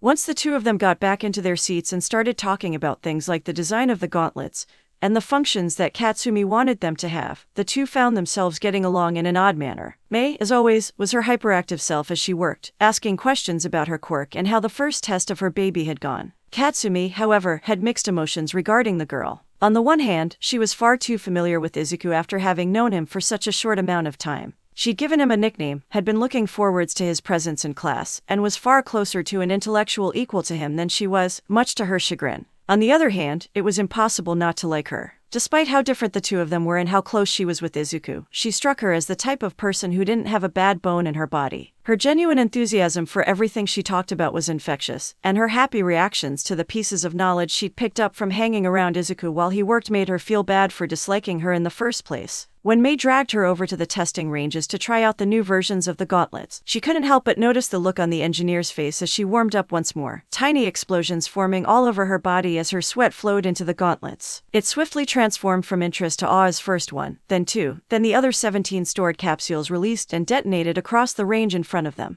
This time, the gauntlets fared better than during their training exercise earlier, though they still weren't what one would call usable. Instead of breaking apart around her, this time the front halves of the gear had melted with the heat of the explosion, still glowing with heat as they cooled. While they would stay in one piece as armor, they were by no means usable a second time. The sweat that she let flow into them passed through the system without getting stored, popping in a series of crackles as she noticed. The two went back and forth between the testing room and the lab several times that afternoon, each time creating a slightly different version of the gauntlets to see if anything would change. They finally settled on one alloy that had a lower specific heat capacity than the others, allowing it to disperse the heat faster and melt at a higher temperature. Even so, she could only fire at a slower rate of one shot every 2 seconds from one gauntlet before the explosive conditions began to wear away at the mechanism of the equipment. While the two of them were working with the gauntlets, Izuku was submitting several requests of his own to the department. First and foremost, he wanted some more of the metal that his sword was made out of for his armor. As an individual, he couldn't get too greedy when taking resources that local governments theoretically had a claim to, but with the might of UA as a proxy, he could very well get as much as he needed. Secondly, he wanted to speak to a few of the experts in the field about his ideas for integrating a device to read his brain activity into his armor. 2 of the 3 people that he wanted to meet with were readily available, with the first being Recovery Girl, and the second being Aizawa, the technician working in the Faraday wards where he had stayed after awakening his quirk. The third, however, was a Finnish scientist on Island who specialized in neuroscience. Getting her to come to UA would be impossible for the time being, but he could arrange a video conference with her through the school. Once he finished filling out and submitting those forms, Izuku made his way to the junk bin. He picked it up with some effort, the bin being full of the discarded scraps of other projects, and carried it over to his workstation. This attracted some attention, though nobody complained about his actions. At worst, they just had to walk to a different location if they needed to throw something away. With perfect timing, Midoriya entered the room, making his way over to the bin as Izuku appended it onto the table in front of him. A few moments later, and Midoriya had entered the disposal bin, dissolving into a puddle of silver as he lay there. His own armor joined the collection sans a few tools made out of his sword's metal, and Izuku was finally ready to begin his work for the day. Picking up the nearest piece of metal, Izuku scanned it with the help of his quirk. Finding several useful alloys within to make nanobots out of, he spent a few seconds carving it into pieces before dropping them into the swarm of nanobots. As he repeated the process, working his way through the pile of discarded metal, the sea of nanobots began to hum as they tore their way through the scraps, slowly but surely converting them into yet more nanobots. The process was slow but sure, and as time passed it only became faster with the addition of more nanobots. It was repetitive, to be sure, but he knew that it was perhaps the most useful thing he could currently do to assist him in his education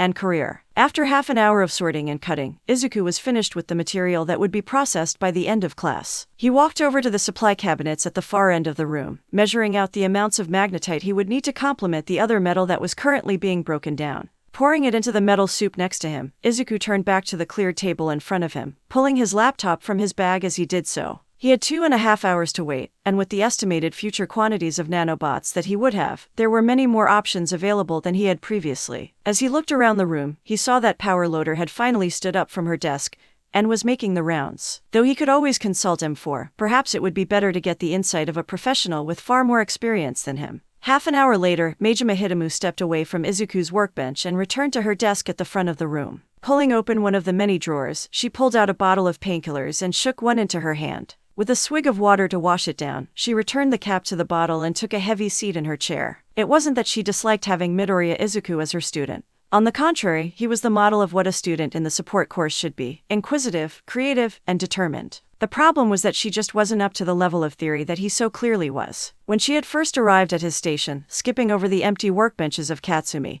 and Mei, she had been prepared to ask a few questions and give him some general advice or personal wisdom. What she had not been prepared for, however, was the discussion of creating more efficient synthetic muscles, finding a better ratio of surface area to volume for his nanobots, and creating technology to work with the energy that fueled Quirks. Her experience with the manipulation of machines on the macro scale, while expansive, was rendered nearly useless when applied to the scale of his nanobots. She was able to give some advice about the synthetic musculature that he wanted to form his nanobots into, given her work with the robots that UA used for nearly every major event in some way or another. Beyond that, she was caught up in theoretical discussions between the boy and his AI that were far outside of her general knowledge of subjects outside of her area of expertise. The discussion had ended with the artificial intelligence promising to send her a write-up of the theory behind the discussions that she had only been able to follow the gist of. And so after a minute of sitting there with her eyes closed, she re-entered her password into her computer and made her way to her email. There, sitting at the top of her inbox, was an unread message. From Midori22@ua.edu. To Majima4@ua.edu. Subject, Nanoscale Machinery Theory. One attached file, Nanoscale Machinery Theory.pdf. Opening the email, Hidemu downloaded the linked file and opened it as soon as it was finished. A treatise on nanoscale machinery and the operation thereof. By Midoriya Izuku and Midoriya Masaru. Table of Contents. 3. Basic Nanobot Structure. 8. Introductory Microscale Magnetic Theory. Not wanting to read through every topic that the paper covered due to her need to check up on the rest of her students, she scrolled to the bottom of the table of contents to see how long of a read the file would be. 921. Theoretical. Absorption of onaic energy as an offensive tactic. 933. Theoretical. Applications of nanomachinery in the human body. 984. Future directions of research. There were times when Majima Hidemu loved and hated her students,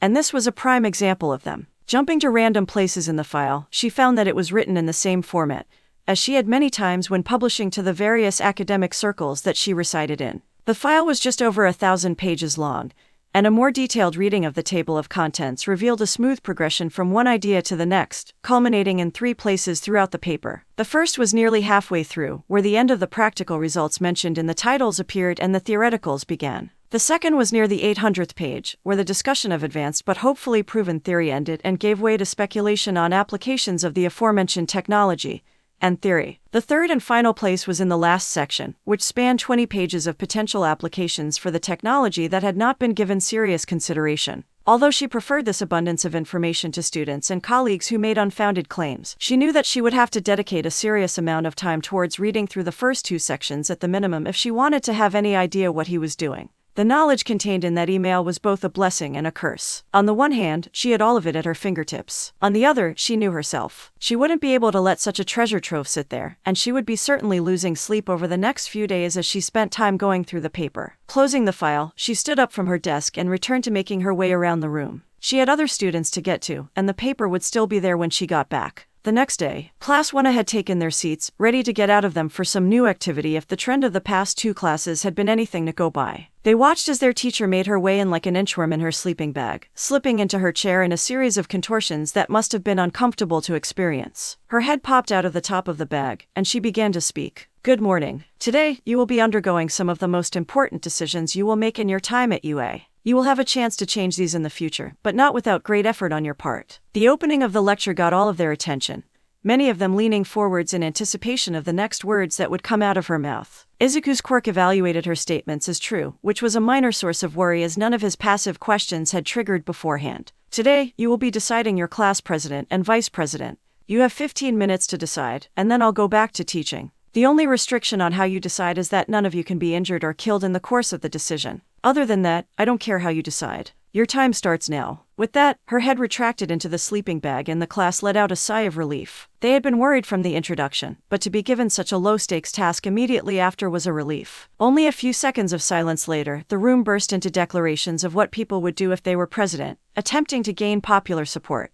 Claims of scheduled workouts, uniform changes, and other changes that nobody was even sure the class president would have the power to enforce were thrown about, several conflicting in nature as the arguments grew louder. The culmination of the argument was prevented by Katsumi letting off a few deafening explosions. In the following silence, she spoke up. Why are all of you yelling? Just put it to a vote and get over it, idiots. Tomoyo stood up. Despite the phrasing, she has a point. How else would we choose our leaders than by voting? If you want to run, then write your name on the whiteboard so that we can know who's interested and then we can have a vote from there. Over the next minute, nearly half the class walked up and wrote their names on the whiteboard. Izuku wrote his name down, as did Katsumi, but several of them chose not to run for a variety of reasons. When it came time to vote, Tomoyo emptied her bag onto her desk and left it open at the front of the room. Momo pulled a stack of 21 index cards from her arm and passed them out, and everyone was ready to vote. A few minutes of people individually walking up and dropping their votes in the bag later, and the results were in. Momo had received 4 votes and Izuku and Tomoyo were tied at 3, so they agreed to share the position of vice president.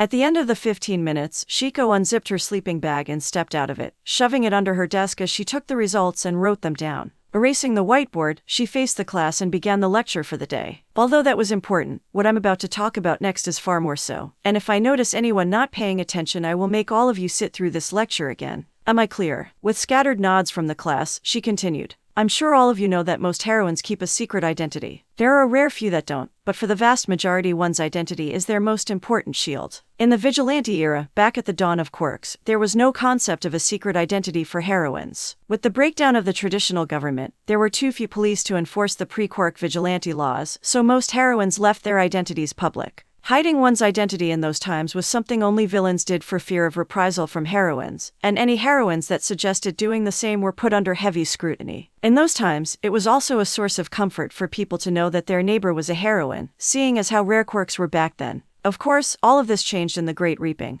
the event that marked the end of the vigilante era. A global network of villains worked together to assassinate as many heroines as they could in a single night, and between August 18th and September 1st of 2045, it is estimated that well over 100,000 heroines were killed. Relative to the population, it is believed that nearly 1/4 of all quirk bearers at the time were killed in those 2 weeks. This precipitated the Second Feudal Era, where instead of kings or queens, the holders of powerful quirks held power over their domains and subjects. The most notable examples of this era are China's Transcendent Immortal and Greece's Theseus. After nearly 30 years, alliances formed that loosely resemble the current nations, and rules were set in place that would eventually become the current status quo on secret identities. In short, all of you need to come up with a heroic alias and title as soon as possible. Some aliases and titles are contested, already claimed, or otherwise in a state of flux, so I will do my best today to help you all come up with your heroic identities. Unlike your costume, this is much harder to change if you have any second thoughts in the future. Your title can be changed through your feats, notably All Might's title Symbol of Peace, but your name will stick with you forever even if you change it in the future. Make your choices wisely, and if you have any questions, I am available to answer them as best I can. With that, the class burst into a flurry of discussion about what their names and titles would be. Some of them opted to leave their title blank, leaving it for the future, while others had a few ideas. A select few, like Izuku, had planned out their heroic names and titles before they had even applied to UA. The majority, however, either had never considered their alias or had made a decision when they were children that they wanted to rethink before it became permanent.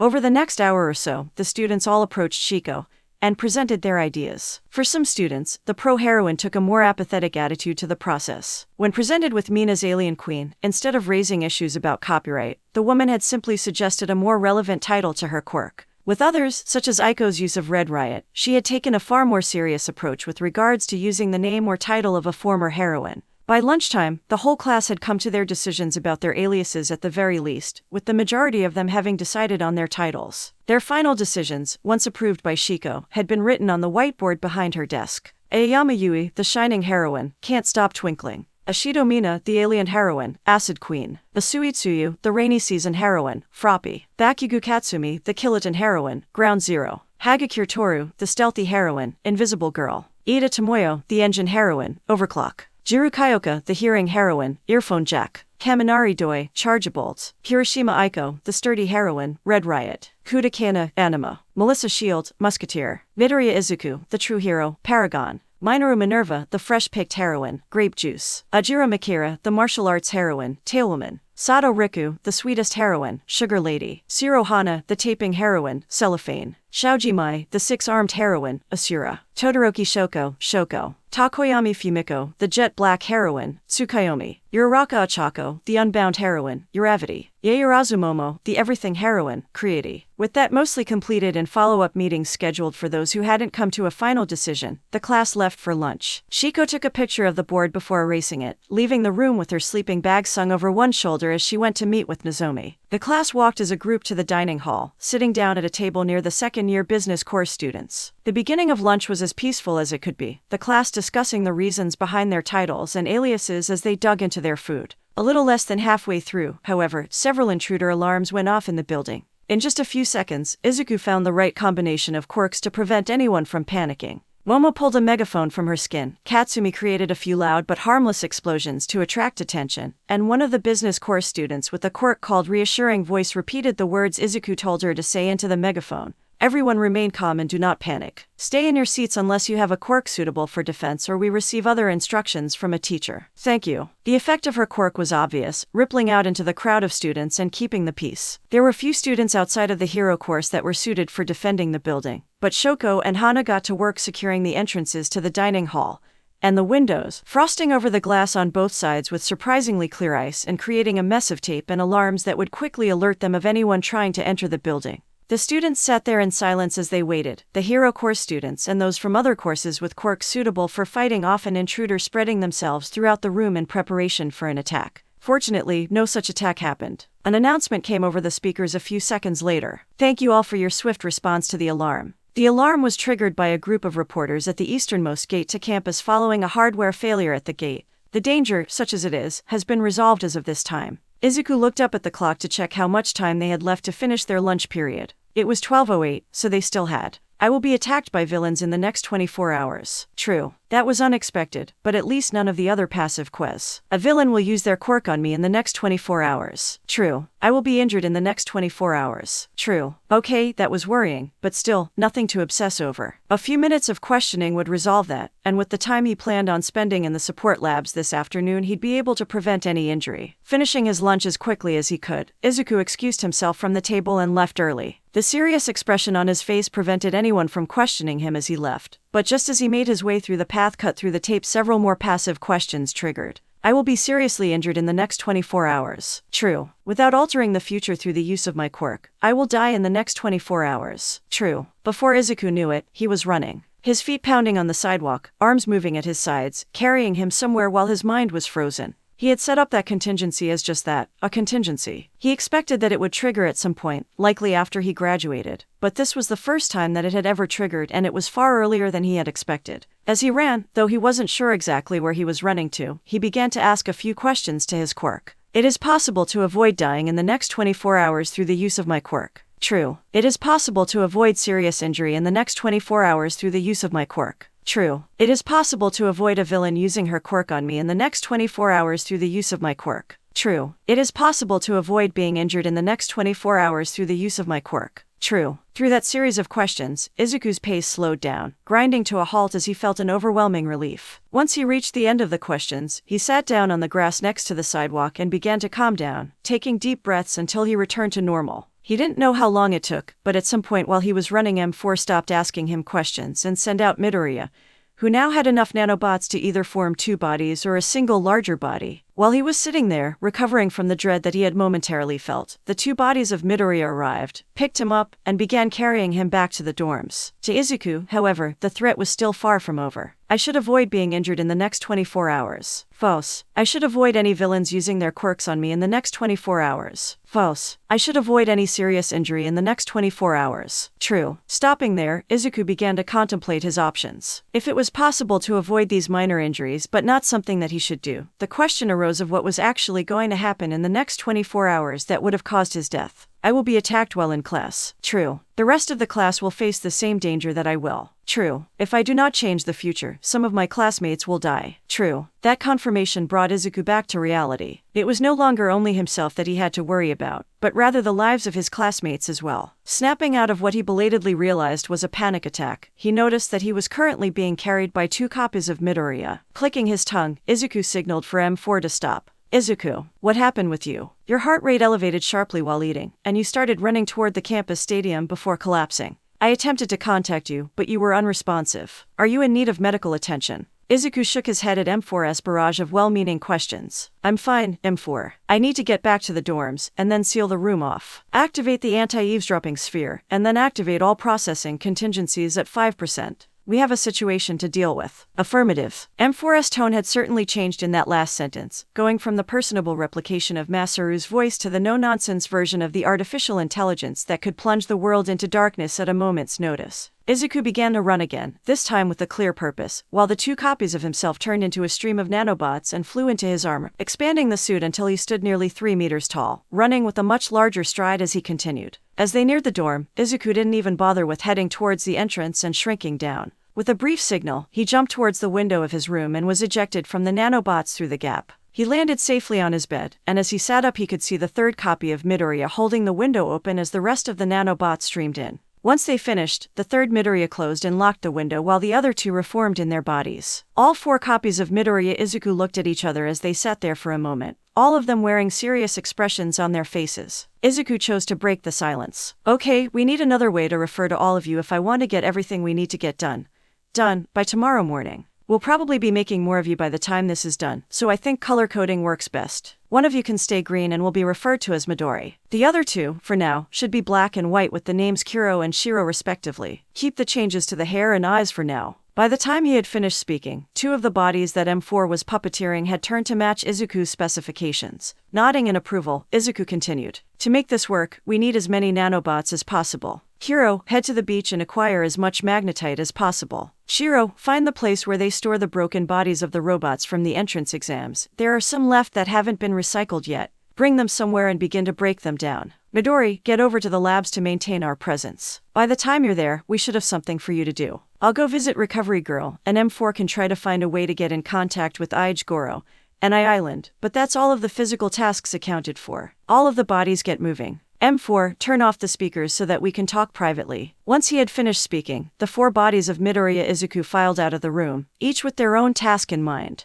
Nobody had returned to the dorm yet, so their exit went unnoticed by their classmates for the time being. As soon as they had exited the building, all of them broke into a run, each headed their own way. With Izuku. As Izuku reached his running pace, he began to speak once more. M4, some of my passive questions went off during lunch today. The first few around the same time you noticed my heart rate spike. All of them were in the next 24 hours, so I'll leave that out. They were about a villain attack, my injury, and a villain using her quirk on me. I finished lunch quickly, and as I was leaving 2 more triggered. They were on the same time interval, but they were the 2 about serious injury and death. There was a lull of silence before Izuku continued. I think I experienced a panic attack after that. I didn't know what I was doing or have full control over it. It's like I was detached from my body somehow, trapped in my mind with nothing but questions. All of the events are avoidable, thankfully, but I'm not sure I should avoid all of them. Serious injury and death, to be sure, but some of my questions while you were carrying me let me know that we'll be attacked in class, and if that's the case we'll need to do more planning. After an unnaturally natural pause, M4 responded. I will admit, that answers a few of the questions that I had. Again, are you in need of medical aid? You're already headed to Recovery Girl, if that's the case, but even if you don't believe you need help it would still be a good idea to get at least a cursory checkup while you're there. It is a good idea to visit Recovery Girl for a checkup in addition to advice about my project. True. Izuku shook his head. Not necessary, but still a good idea if possible. Anyways, pending some time spent concerning the nature of the threat itself, the best thing that I could think to do is to increase my strength. That's why Kuro and Shiro are off getting more magnetite from the beaches and breaking down the metal from the spare robots. Are you in contact with Goro-sen now? Affirmative.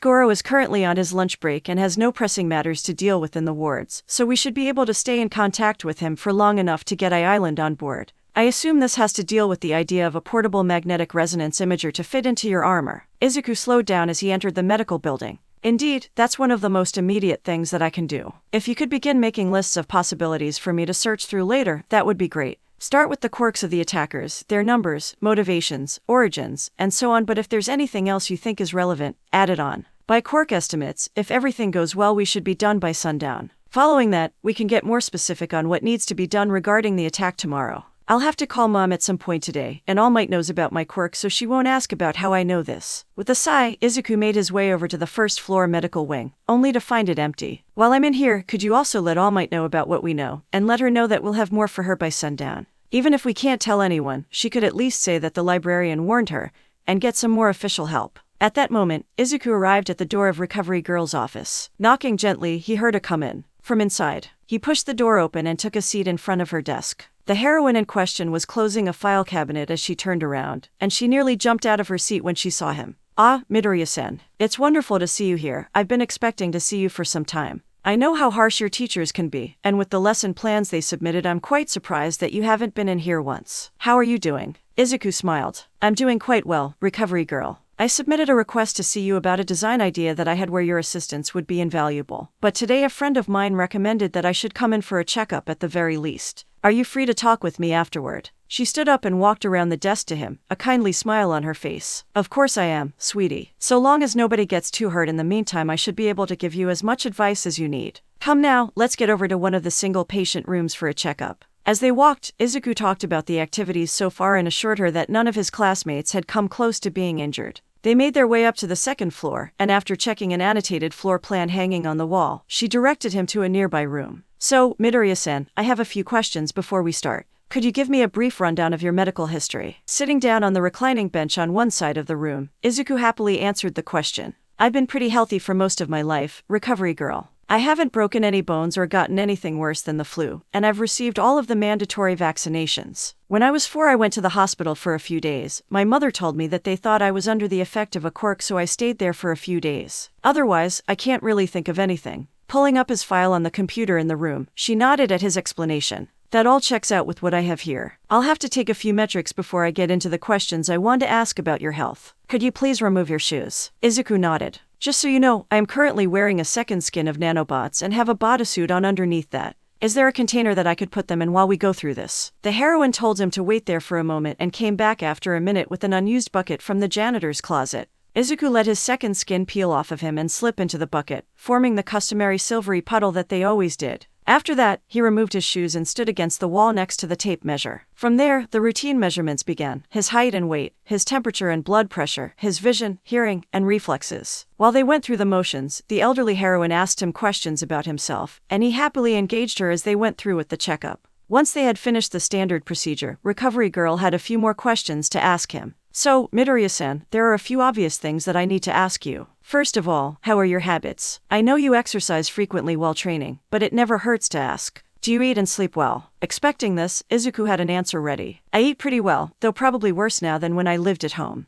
Don't get me wrong, Lunch Rush is an amazing chef, but ever since I started training to become a hero, I've kept to a specific meal plan and exercise regimen, and it's been hard to keep the food part up. Usually, I eat the food closest to what I need in the dining hall and then make myself something to fill in the gaps back at the dorms. Sleep. I spend a lot of time on my sleep schedule once I decided that I wanted to be a hero in earnest, and I usually get 5 or 6 hours of sleep a night at a minimum. I did a lot of timing my sleep cycles as a child, and I've managed to regulate them to a degree. I'll sleep until the alarm goes off, and that's anywhere between 5 and 9 hours depending on how long I feel like sleeping. Recovery Girl made a few notes as he spoke, paying more attention to his description of his sleep cycle than the rest. I'd like to get some more data on your sleep at some point, perhaps sometime in the future if you'd be willing. Anyhow, I'm curious about the results of the aptitude test submitted by Shiko. You consistently outperformed nearly all of your classmates, all of whom are women with quirks. Although we don't know how quirks work in their entirety, we do know about the enhanced strength, stamina, and resistance that they grant women compared to their quirkless counterparts. How did you do this? Biting his lip to keep himself from explaining the entirety of his knowledge of how quirks worked, Izuku chose his words carefully as he replied. Unlike most of them, who have spent most of their training focused on their quirks, I didn't have that focus. I trained my mind and body instead, and in the end, I was able to match or surpass their natural enhancement through training. She nodded, flipping over a page on her notepad. Though such ability is hard to achieve for quirkless people in this day and age, some of the records from the pre-quirk era mention men with higher limits for weightlifting and endurance than you. I only have 3 more questions for you before we can move on to what you wanted to talk about. First, would you allow me to take a blood sample? It would allow me to run a few tests that are otherwise hard to measure. Don't feel ashamed about taking your suit in front of me. I've seen it all before. The last time I treated a man was back when I was out doing hero work, but I'm still fully qualified. After a moment, Izuku peeled off his undersuit, leaving him in a pair of underwear and nothing else. As he sat back down on the bench, Recovery Girl cleaned a spot on his inner elbow with rubbing alcohol and a cloth before removing a syringe and poking it into a vein in the cleaned area. Slowly but steadily, she pulled up on the syringe, collecting 10 milliliters of blood before removing the needle and placing a bandage over the injection site. She placed the syringe in a hard plastic container before placing it in a pouch on her hip. Thank you. Next, I was wondering if you'd allow me to use my quirk on you. It would make you marginally more tired right now and you may sleep longer tonight despite your schedule, but it would make it easier for me to heal you in the future if I could get a sense of how your body is supposed to be in a healthy state. I try to do this with all of my students, but I can usually extrapolate from my previous experience. I just want to make sure that I don't make any mistakes if there's ever a time-limited situation. After confirming that the fatigue this would give him wouldn't significantly affect his preparation for the attack tomorrow, Izuku nodded and leaned forwards. Recovery Girl's lips extended, placing a kiss on his forehead and holding there for a few seconds. Once their contact ended, Izuku felt a wave of something pass through his body. It was as though he had gone for an extended run a few hours ago but had time to recover, leaving him more drained but still as awake as ever. As he was about to say something, he noticed a frown on Recovery Girl's face. "Is everything okay, Recovery Girl?" Thankfully, the heroine shook her head. "Nothing is wrong, Midoriya-san. It's been a while since I treated quirkless people, and I'd forgotten how much more delicate of a balance it is when using their energy to heal themselves." The serious expression on her face made Izuku brace in anticipation for her final question. "Lastly, Midoriya-san, would you be comfortable answering some questions about your reproductive health?" With Shiro, Midoriya Shiro, as he had been named, was enjoying his task. It was simple but necessary work, digging through the less damaged remains of other robots to find high-purity metal that could be scrapped and turned into more nanobots. Once he found a piece of high enough quality, he would cut it free and place it to the side, in a container that was formed from the hollowed-out husk of a 3-point robot. As the container was already approaching capacity for the expected magnetite yield, he spent a moment thinking about what else could be done before Kuro returned. With all of the rarer minerals in the chips and other components of the robots around him, a few of the backburner projects that Izuku had thought up and set aside over the years finally had a chance at being finished. With a thought, his body dissolved into several streams as it flew through the pile of robots that had already been disassembled. No rest for the weary, not when lives were on the line. With Kuro, Midoriya Kuro was on the move. Before leaving the campus, he had split his body into 2 smaller girls, each of whom was dressed in athletic clothing and running to the nearby beach. It was a relatively short distance away, only half an hour of running, but leaving campus and going out into the nearby city meant that an element of disguise was necessary. Neither of the 2 sub-bodies was identical. Though they shared their black eyes and hair, one was taller than the other and looked slightly older, while the other was shorter and slightly younger. Their hairstyles had been shamelessly stolen from Momo and Katsumi, and though they attracted a few looks as they ran through the city, they certainly attracted fewer than a clone of Izuku would have. Arriving at the beach after nearly half an hour, the 2 of them remained separate as they spread out, finding the sand to be deserted in the middle of the day. With the pulse of their magnetic fields, a mix of sand and black particles began flowing towards the 2. They stopped after a moment before quickly reactivating, allowing the non-magnetic material to drop back to the ground. This process repeated several times, bringing a ball of coal-black dust closer to them until there were no grains of sand left. Each of them allowed the magnetite to settle inside their bodies as they leveled the sand back out and moved over to an untouched patch. Again they pulsed, again they extracted, again they covered up. Once they had covered the entire section of the beach, their hollow bodies were filled with the essential material, and they started their journey back. It was a thankless task but an essential one, and Kuro was certainly up to the job. With Midoriya Midori was engaged in debate with Mei. Though he had never met the girl in person, he had watched the recordings of Izuku's past interactions, and was enjoying his task. Discussing the finer points of their inventions was certainly interesting, seeing the way that her mind worked as she chaotically but artistically threw components together. It was far from how Izuku planned things out, and even farther from how he moved with inhuman precision. The class had an assignment that day, with each of them given a general goal and allowed to accomplish it in any way that they wished. Today, it was a converter from signal pulses into audio, with several general specifications about how the signal was to be interpreted.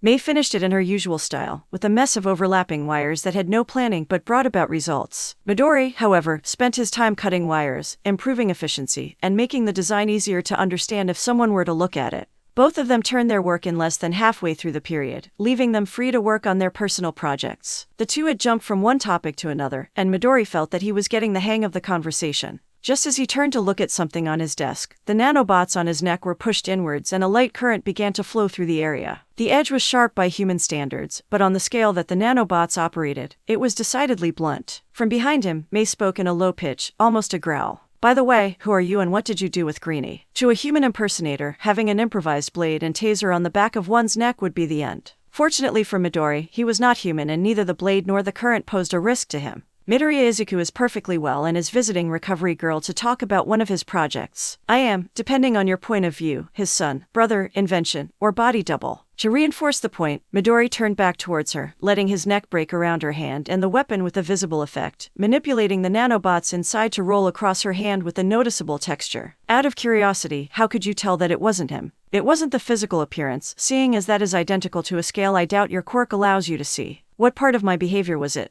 Mei withdrew her hand from his neck, taking the weapon with her. Visual analysis revealed it to be a sharpened piece of scrap metal with an insulated portion for her to hold onto, several 9-volt batteries ready to be pressed onto the metal with one fixed there by design. It was perfectly respectable for something she had come up with in the few minutes after they had turned in their assignments while concealing its creation from him. You don't build or think like Izuku. You care too much about how it looked instead of how it functioned, and you don't spend enough time thinking about things before you speak. So, tell me more about the whole son, brother, body double business. Midori smiled. As I said, it depends on how you are referring to me. If we are talking about my body, then I am merely an invention of Midoriya Izuku. Much like his shield that you witnessed 2 days ago, I am entirely formed from nanobots, and am only pretending to be him. In that sense, I am most certainly his invention or body double. If you are referring to the me that controls this body, much in the same way that your brain uses yours, then the case could be made that I am any number of roles for him. As an artificial intelligence, I started my life as his assistant, but eventually Izuku granted me sentience. My voice is based on his father figure. I was created by him so I could be called his son, and I bear his appearance so I could be his sibling.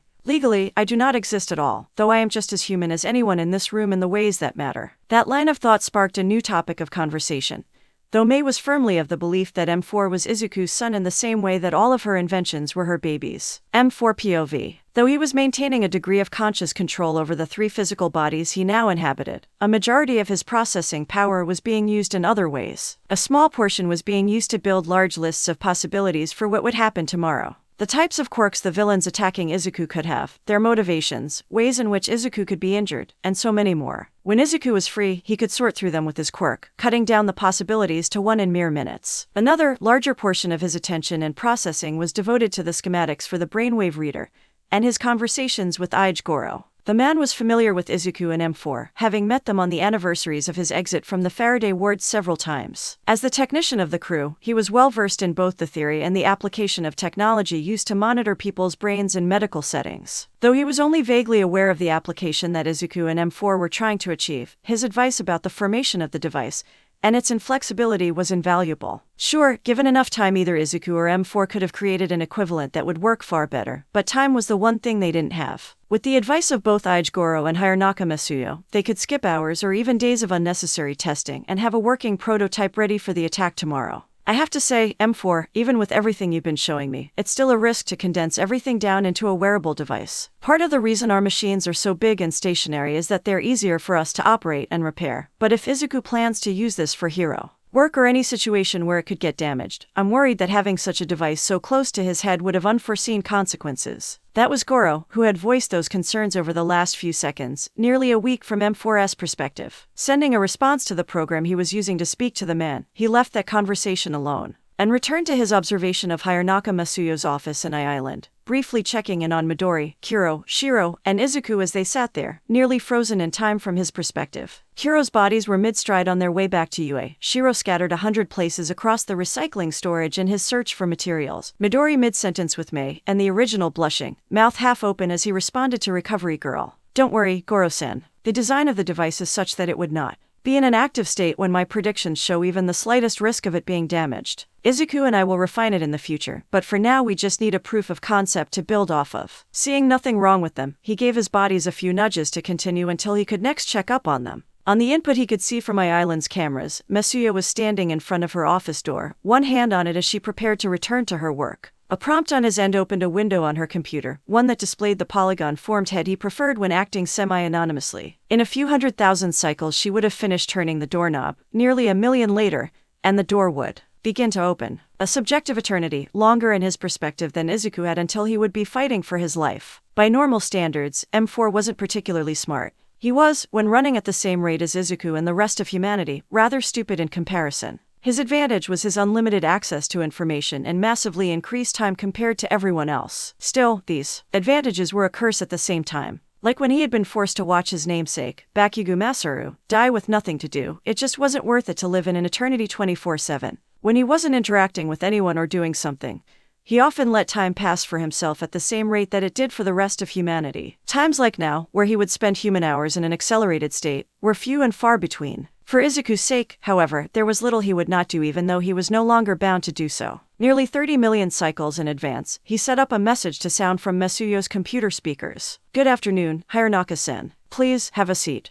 I have a project that you would be interested in, and in exchange, I can run a great deal of simulations for your latest theory far faster than you would be able to. Are you interested? With Izuku. Once he had finished answering several very embarrassing questions from Recovery Girl, Izuku was finally able to put his bodysuit back on and return to her office to discuss his project. So, Midoriya-san, tell me about this project of yours and I'll give you my best advice. Izuku took a deep breath. So, you know about my nanobots, the ones I was using for a second skin. I'm not the one directly in control of them. I have a program controlling their fine movement, and I can give both general and specific vocal commands to them to control their actions. This works fine for now, but I'd like to be able to skip that gap when I'm in the field. My project is a wearable device that can be formed by nanobots that is capable of reading brainwaves and interpreting them as commands. It's been entirely theoretical until recently, but I wanted to get your opinion on the mechanics of how it would work. Recovery Girl blinked a few times. That's a very ambitious project. I'm not specialized in neuroscience, so I couldn't tell you about the specifics of its actual function. What I can tell you about, however, are the likely physical consequences of such a device. If you don't set limiters for yourself, you could easily end up pulling or tearing muscles with simple commands to your legs to move. It may seem simple, but at times it seems like every student throws out their common sense and self-preservation to go beyond.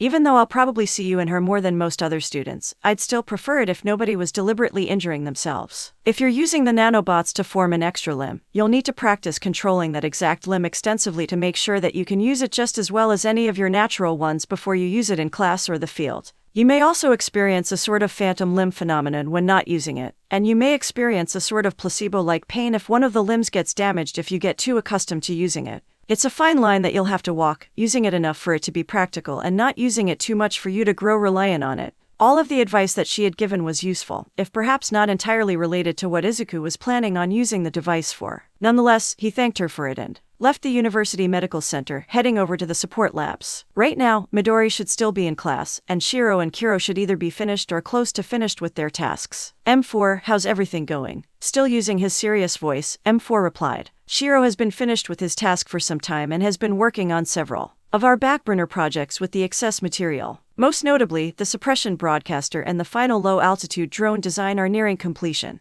Kuro is still returning, with an ETA of 4 minutes. I have made contact with both Aijigoro and Hironaka Masuyo, each of whom has given their best advice on the creation of our portable brainwave reader. In exchange, roughly half of my processing will be occupied for a period of 4 hours running simulations for the Island Neuroscience Department for the next 7 hours and 49 minutes. All Might has been informed of the upcoming attack and wishes to speak with you as soon as more is known about the attack. My lists are mostly complete, and a list of theoretical unrecorded quirks involved in the attack is nearing practical completion. The longest list is a little over 1 billion items long, giving a projected total completion time of between 4 and 50 minutes at a rate of 4 questions per second. The only task that has not yet begun is you calling your mother and telling her about this scenario, though I recommend waiting until we know more about what is going to happen so as not to needlessly worry her. Izuku nodded along with the updates. Everything was going according to the hastily formed plan for now, and soon he would be able to actually begin planning for tomorrow. M4, please guide me to the recycling facility where Shiro is and get Midori there as soon as possible. As soon as I get there, I'll get to work on the lists. M4 made an affirmative hum.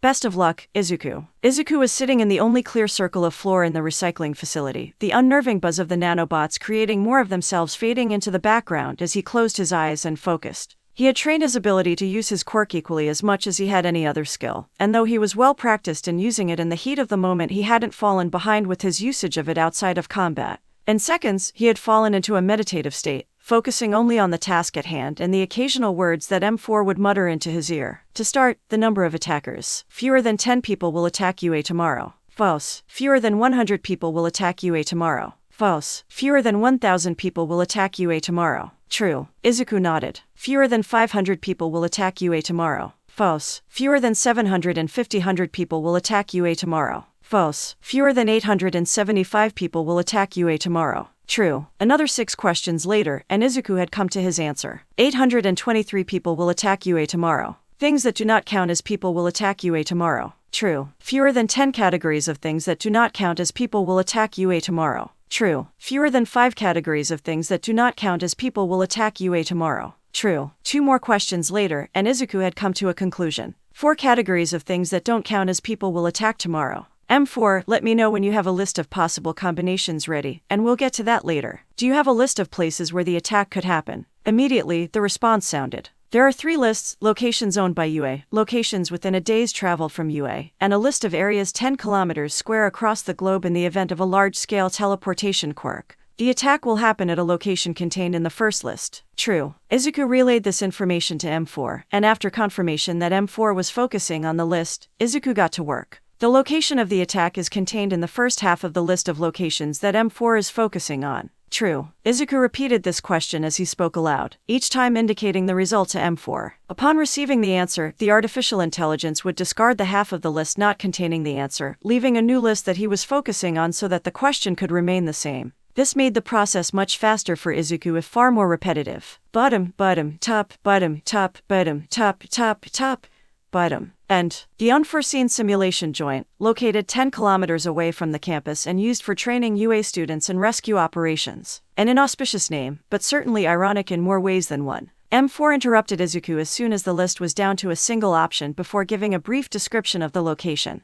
Izuku let out a hum of interest before moving on. Next, a list of the means of arrival of the villains. The list of non-person attackers will be ready after we have gone through 3 more lists, so feel free to discard combinations formed until then. Again, Izuku narrated his results as he worked his way through the list, quickly arriving at a portal quirk. The next 2 lists contain the motivation for the attack and the capability of the attackers to accomplish the goal, which were surprising to say the least. Killing All Might was far out of the wildest dreams of the common villain, her overwhelming strength proving too strong for a villain with thousands of quirks that were as powerful as if not stronger than their own. Even 800 villains, all attacking at once, with an optimal set of quirks, would never be able to challenge the symbol of peace. There were very few reasons that criminals ever fought back when they saw her approaching them as they were committing crimes. Either they were fools, had never seen her press release, thought their quirk was somehow better than any of the others she had faced, or they were relying on her unwillingness to harm them in response. The first of these was sadly far too common, while the second and third were increasingly rare. The fourth was a desperate attempt to escape, knowing that they would more than likely fail. Fortunately for the villains that attempted this, it was true that All Might wouldn't injure them too much in their capture. A burst of speed and a pair of reinforced restraints were enough to take out most villains, and if they weren't, she knew how to knock them out with a carefully controlled blow or chokehold. She had only ever gone against her principles once, only ever gone all out outside of training once, and that was against the villain who had killed the closest thing she had to a mother while she fled for her life. If All Might were to give up on her ideals, to not hold herself back, she could end any fight against any number of opponents in a single blow.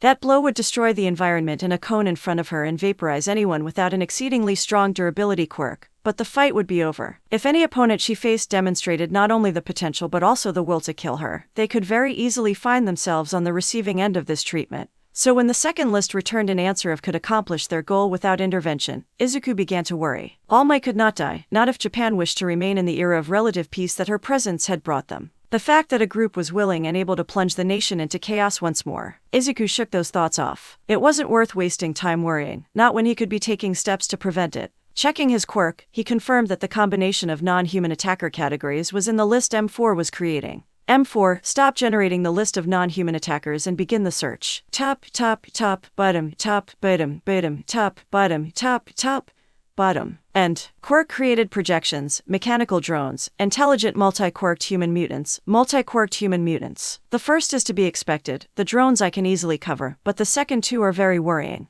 We previously confirmed that the only quirks capable of transferring quirks came from the bloodline of One for All, and All for One, and both are dead and never had any children. Either we'll be facing the remnants of All for One's organization, or someone has figured how to alter the genome to grant a second quirk to someone at the cost of their humanity. I would recommend both. Izuku interrupted, having checked with his quirk. We'll be facing the remaining followers of All for One, and one of them has found out how to grow an embryo with multiple quirks. Likely a form of trisomy X or tetrasomy X, with the X in activation leaving a favorable set of bar bodies. In theory, this could produce a maximum of 3 quirks, but if the scientist wanted to they could force more, up to 7 quirks. The death rate would be incredibly high, and the individual would be in constant pain. When this ends, we need to take down whoever performed these experiments and any trace of their knowledge. Make a note of that. The 2 of them paused for a moment, allowing the somber mood to sink in for a moment. Mourning, in a sense, for the hundreds if not thousands that had likely died for the creation of a human weapon. The moment passes, each of them taking the tragedy and using it to fuel their determination to bring those responsible to justice. Moving on to the second list. Yagi Toshiko POV. Toshiko dashed around the campus in bursts, taking no more than a single step as she leapt between buildings. She had just gotten off the phone with M4, who had reported a future attack on the campus that would have killed Izuku without his intervention. The reassurance that the attack could be handled without any deaths was good to have, but with such a bare-bones warning there was little she could officially do. She had met with Nozomi, telling her about the attack that the librarian predicted, but the principal had dismissed it after only a moment of thought. She would have liked to tell Shiko or 13, both of whom would be at the USJ tomorrow at the time of the attack, but neither of them held the sway to meaningfully affect the attack. Fortunately, there was a group of people that she could always rely upon for assistance. Pulling out her phone as she came to a stop on top of the business course dormitories, she navigated through the messaging app until she found the Class 1S chat. Opening it, she began to type, "All Might, are any of you free to come to UA tomorrow morning for some hero work? More details forthcoming as I am made aware of them." No sooner had she sent the message than M4 had replied for himself and Izuku, and as she waited more responses began to trickle in. M4, Izuku and I will be present as usual, though more people would certainly be appreciated. Information gathering is underway, estimated completion by sundown. Teamwork, I can make it to Musutafu by tomorrow if it's urgent.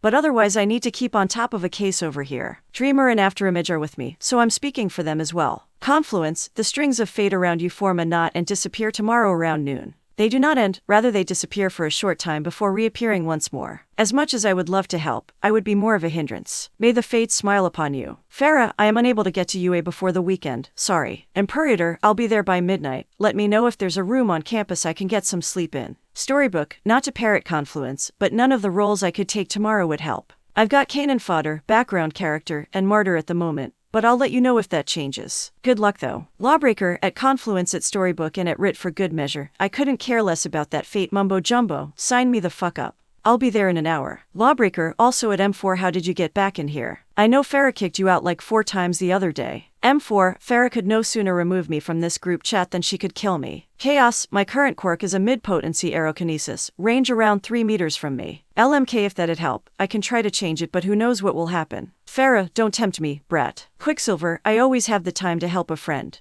I'll be there in 2 minutes. Archenemy, I'm pretty sure I'm still banned from campus when we aren't having one of our parties, but I'll meet you off campus if that works. I can catch a train around 6 tomorrow morning, and I'll be there around 7:30. As the responses stopped coming in so fast, Toshiko made a tally of the available heroines. Archenemy, Imperator, Lawbreaker, and Quicksilver for sure, with Chaos and Teamwork's group both potentially available. If all of them were there, then they had nearly half of 1S present and ready for the upcoming fight. They may not have Aquarius or Farah, but surely with Izuku and M4, they could not lose. Her thoughts were interrupted by a blur moving through campus, eventually reaching the base of the building she was standing on and running up the walls to reach her. Upon stopping, the silver-clad heroine snapped one hand to her forehead in a mockery of a salute. Quicksilver reporting for duty, ma'am. Despite the situation, Toshiko smiled. It's good to have you here, Quicksilver. We're still waiting for more info, so I'll let you know when. She trailed off as her phone buzzed, information coming directly from M4 to the 1S group. M4, the villain attack will take place at the USJ at 12 hours, 8 minutes and 21 seconds local time. Villains present, 823 plus, 4 types of non-human assailant to be confirmed. A few seconds later, more text appeared.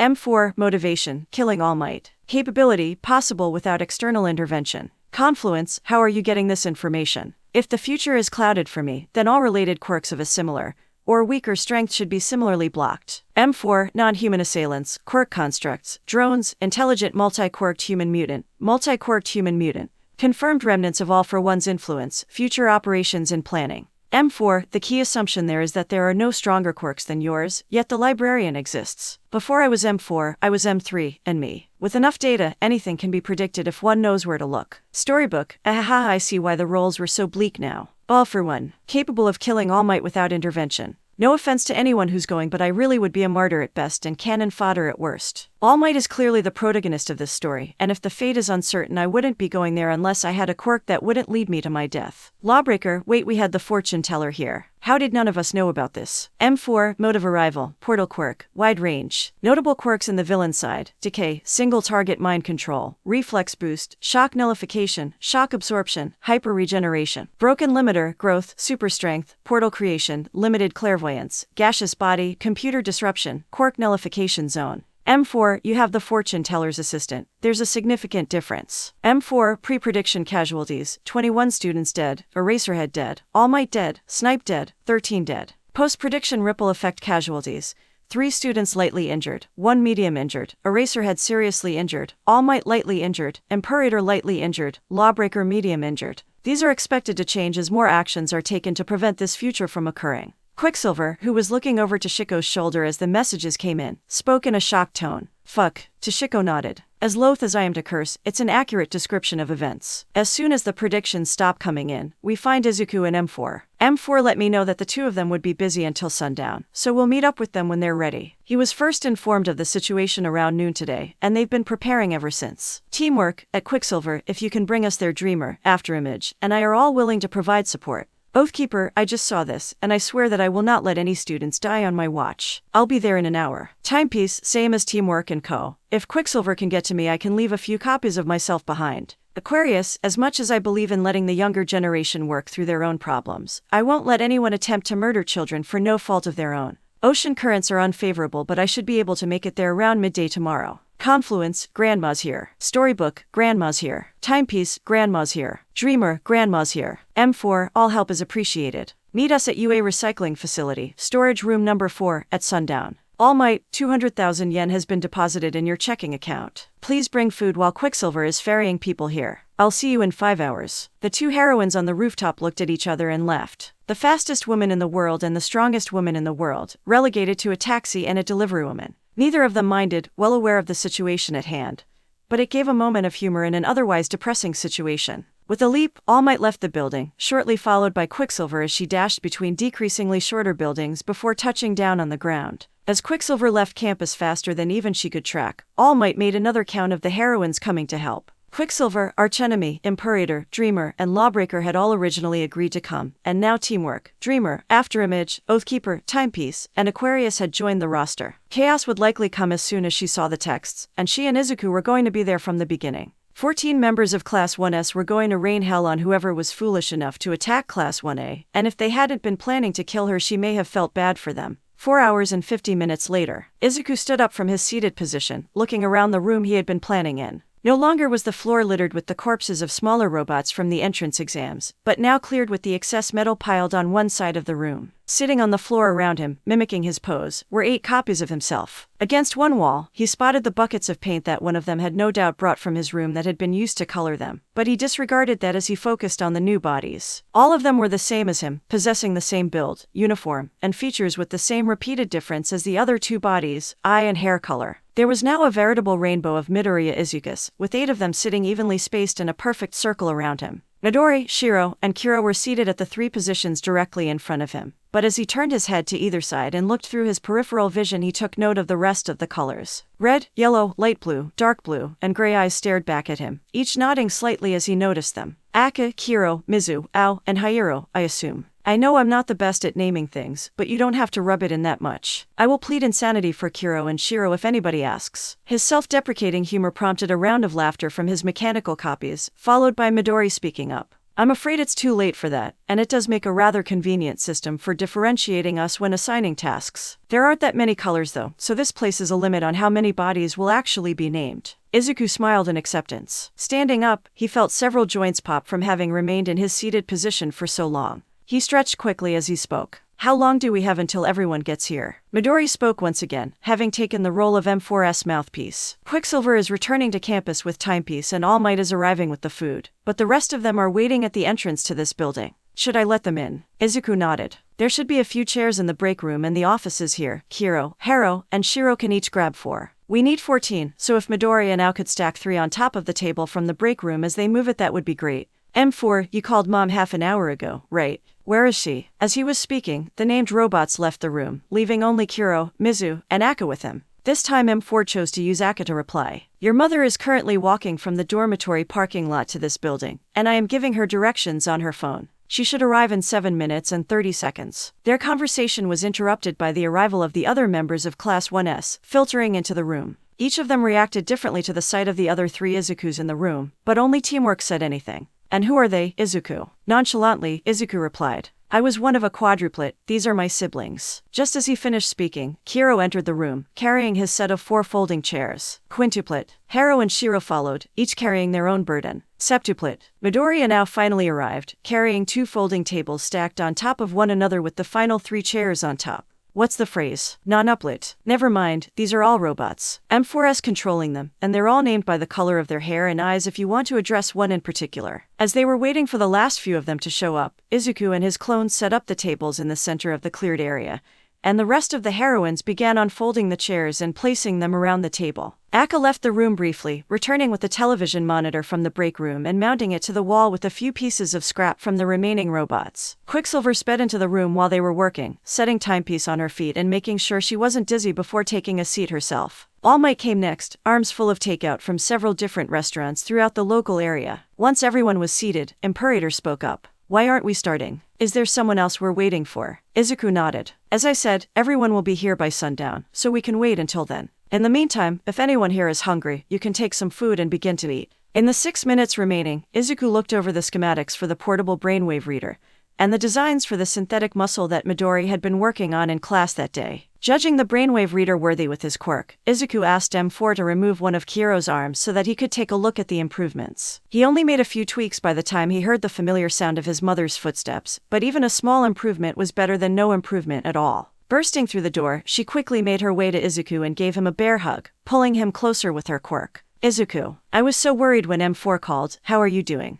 Are you getting enough to eat? What's the event he was telling me he couldn't? Seriously, you had us wait so that your mom could show up. Kid, this is an important meeting, not one for civilians. I never pegged you as a mommy's boy, but you need to get your head in the Archenemy's sentence was punctuated with a shout of surprise and a thud as Inko reacted. Seizing the heroine with her quirk, she pulled her into a moderately fast orbit and threw her into the far wall. Only once the heroine set her feet back on the ground did she let go of Izuku, taking a seat next to Toshiko and pulling one of the sandwiches towards herself. So, Izuku, this is the vaunted Class 1S. Apart from All Might, they don't seem that impressive. The rude one, in particular, didn't even take a second to think that I could have something to add before yelling at you. Izuku shook his head. Mom, please don't antagonize them. We all need to work together for the next 18 hours, and there's a reason that 1S isn't a dream team of heroines that work together in public. Anyways, if everyone can keep from fighting, I'll explain everything we've found out. After a small amount of grumbling, Izuku continued. As most of you saw in the text messages, a group of over 800 villains is going to attack the unforeseen simulation joint around noon tomorrow, with the goal of killing All Might and the potential to succeed.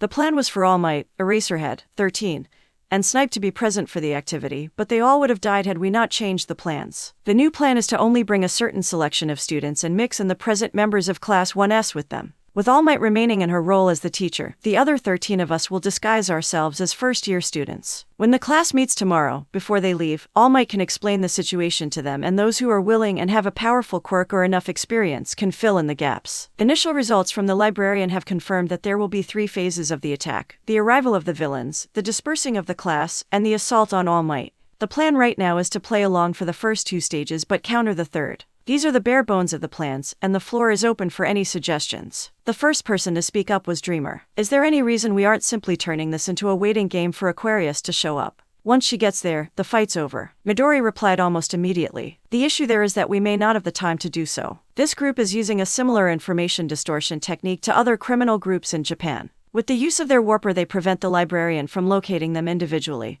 or as a group, and they could escape even after Aquarius has arrived with the use of moving portals. This is why we have a plan to take down their warper relatively quickly. Ao stepped forward, reaching one hand into his chest and pulling something out. It simply looked like 2 large nanobots stuck back to back, an octahedron in a diamond shape. Midori continued speaking once it had been placed on the table. This is our trump card, the waveform annihilator machine. If you are aware of quirk suppressant devices such as those used in Tartarus, this is merely a far more advanced application of that technology. Using a terajoule fusion reactor for power, any quirk usage within 200 meters of this device will be impossible, and highly affected within a kilometer with a few potential exceptions. Lawbreaker, All Might, and Dreamer may be immune due to their inherent abilities, different sources of energy, and reality-warping nature. Even mutant quirks, which usually ignore quirk nullification effects, will see extra features wither away and die while in the effective radius. Unfortunately, we cannot have nice things, so there are a few drawbacks. The device itself is extremely fragile, and will break or stop working if the average adult woman with a quirk were to kick it.